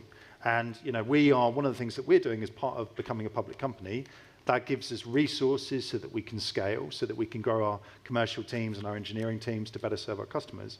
But we are actually listing as a public benefit corporation. And we'll be, I think that we might be the 10th, depending on when we get there. But a public benefit corporation is that rather than just being answerable to shareholders and delivering shareholder value, is that we're committed to a mission as an organization, and that we're actually accountable to that mission. And the executive team, we can make decisions that sometimes could conflict with shareholder value if they stay true to the mission. And that's about creating a sustainable and prosperous world. And prosperous is key. Sustainability should not come at the expense of us all living better lives. It actually should help support that. And I think that's something that's really important to us. And, sorry, I thought there was a question here. I also wanted to ask, is how do you see the future? Like where, I mean, it's already science fiction and futuristic enough, the industry in which you're working, but what is the aspiration? Like what is 10, I mean, I guess that if you're kind of entering and go public, there's a 10-year vision or 20-year vision for your company. What is it? Yeah, I mean, we're going to accelerate. You know, we are already talking about kind of new missions in terms of how we're going to extend and expand beyond where we are today. I think that it's kind of insane, the rate of change and how much the industry has been accelerating. I think a lot of innovation has happened in terms of getting things into space, and SpaceX has made that dramatically cheaper for us. And a lot of people kind of focus on that area of innovation with space, but actually where I see the future is, you know, much better uses of that data. And, you know, right now, there's lots of commitments that public organizations are making in terms of getting to net zero, but there isn't a consistent way of measuring that. And, you know, our software, our data is going to be, I believe, will be underpinning that in the future. So I think at the moment, government, agriculture, forestry, there are kind of biggest markets today, but I think actually the future is about finance and insurance and really kind of tracking and managing the world's resources. But to your point, where do I see kind of the future going is that, and particularly for Europe, and I see an opportunity within Spain specifically, is a lot of companies developing on top of this data set, very successful businesses that they don't just sell locally, but they export around the world. And so what would be your advice to two cases, like any entrepreneur that is really looking into going into the space industry? What would your recommendation? And then the second, what would your recommendation to a startup that maybe doesn't have the fund to get access to your data? Yep. How to approach Planet Lab? So, well, contact us. You know, that would be the first thing I would say. And we have startups all the time that approach us, and then we will advise them. So the European Space Agency does some amazing work. A lot of the universities actually do. Within countries, you've got the space agencies that have got strong interest in developing industry as well.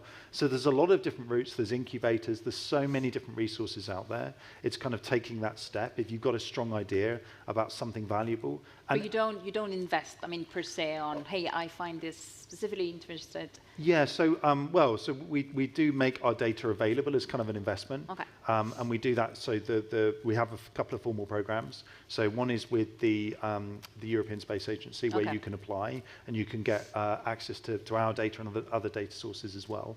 But also we do have companies approach us, and we will look at things and okay, is this a good opportunity? You know, is this something that we can invest in together? And then there's another part of our business that's really focused on impact. So a colleague of mine, Andrew Zoli, you know, he has a team, and we look at humanitarian projects or biodiversity projects or sustainability projects, and we work with a lot of non-profits. But those non-profits, again, they're working with kind of the startup ecosystem that's actually providing the insights to support delivering those public goods. Thank you so much. Thank you, Charlie. Thank you for bringing Planet Lab to Spain and this opportunity and to showcasing it. And with that, unless you have any, oh, there's a question. Okay, sorry. I would like to thank you, Charlie, as well, for coming. I'm Linda Caruso from the Commercial Service. We have offices all over the world, and we are the people or in government, the Department of Commerce, who help bring U.S. companies and matchmake with Spanish companies. So my friend in San Francisco, Ludvika, suggested your company, and that's how it started. And we wanted to make sure that the Spanish audience was able to see the start to finish life cycle from a successful entrepreneur to a venture capital and incubator, and to see how the ecosystem really is thriving in the United States. And we do also would love to meet you again at our reception. And since we invited a lot of you here by email, we'll be sending information to you by email. But mostly, I just want to say that the ecosystem of startups is growing and thriving, and the Spanish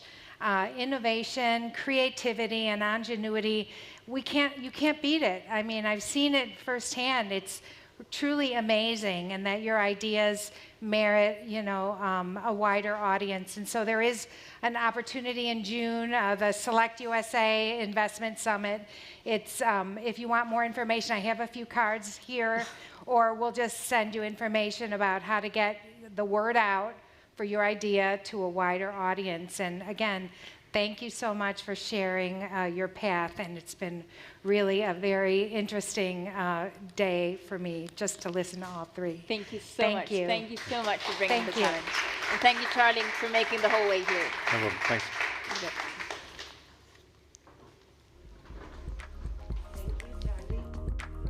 Yeah, thank you, Linda. It was a real pleasure to have you all here. Thank you, Andrew, Conrad, and all the team.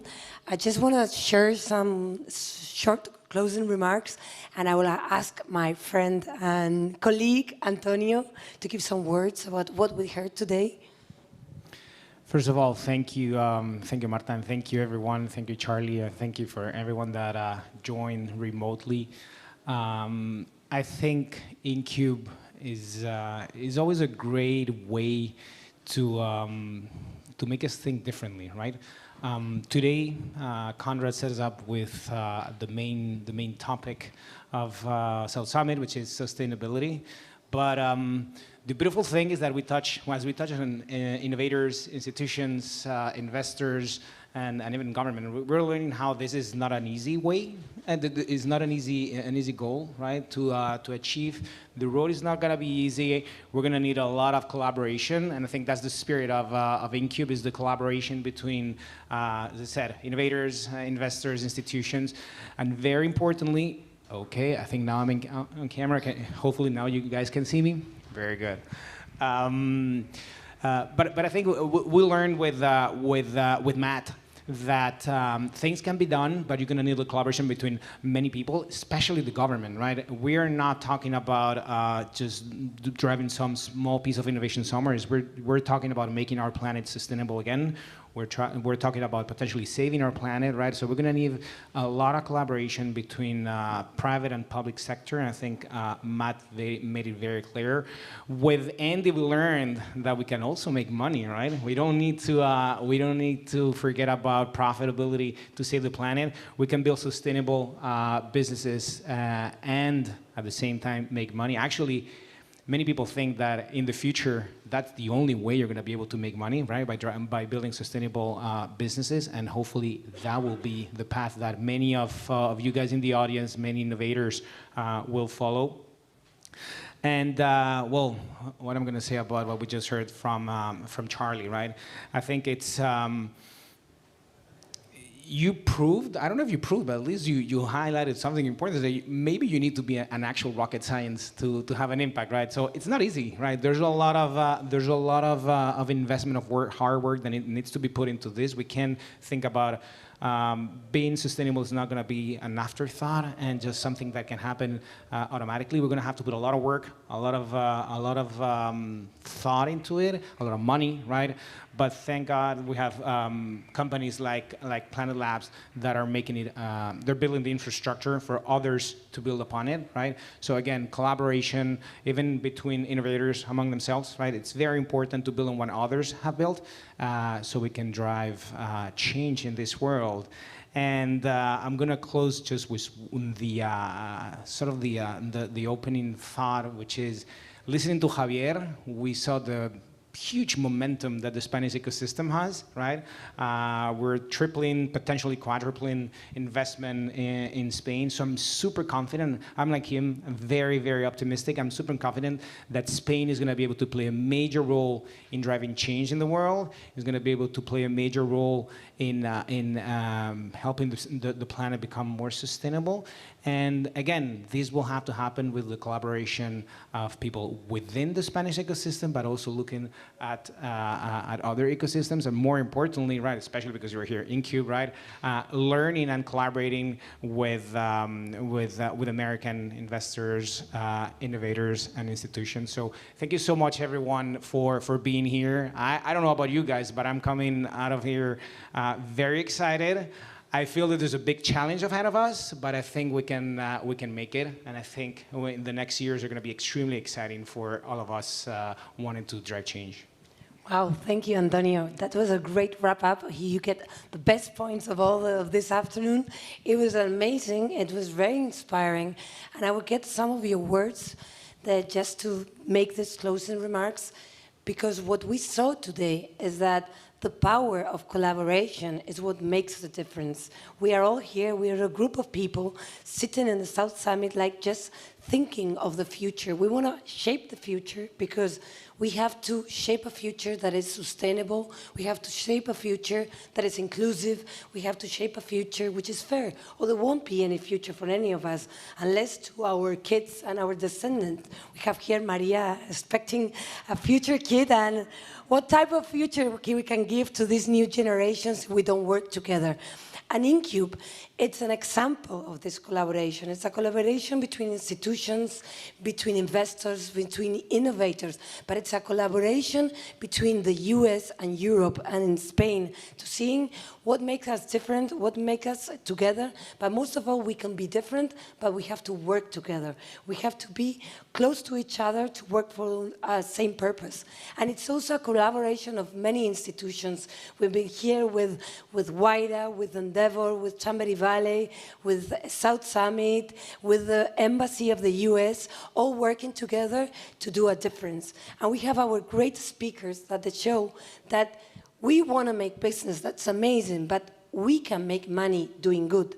We can make money investing in good, being public benefit corporations, and most of all, opening the way for innovators, for creators, for creative people to join us and make a difference. So thank you very much, all of you, for being here, for being part of this, and I hope to see you soon in the embassy, that party that Linda told us, and we will keep conspiring for good. Thank you very much.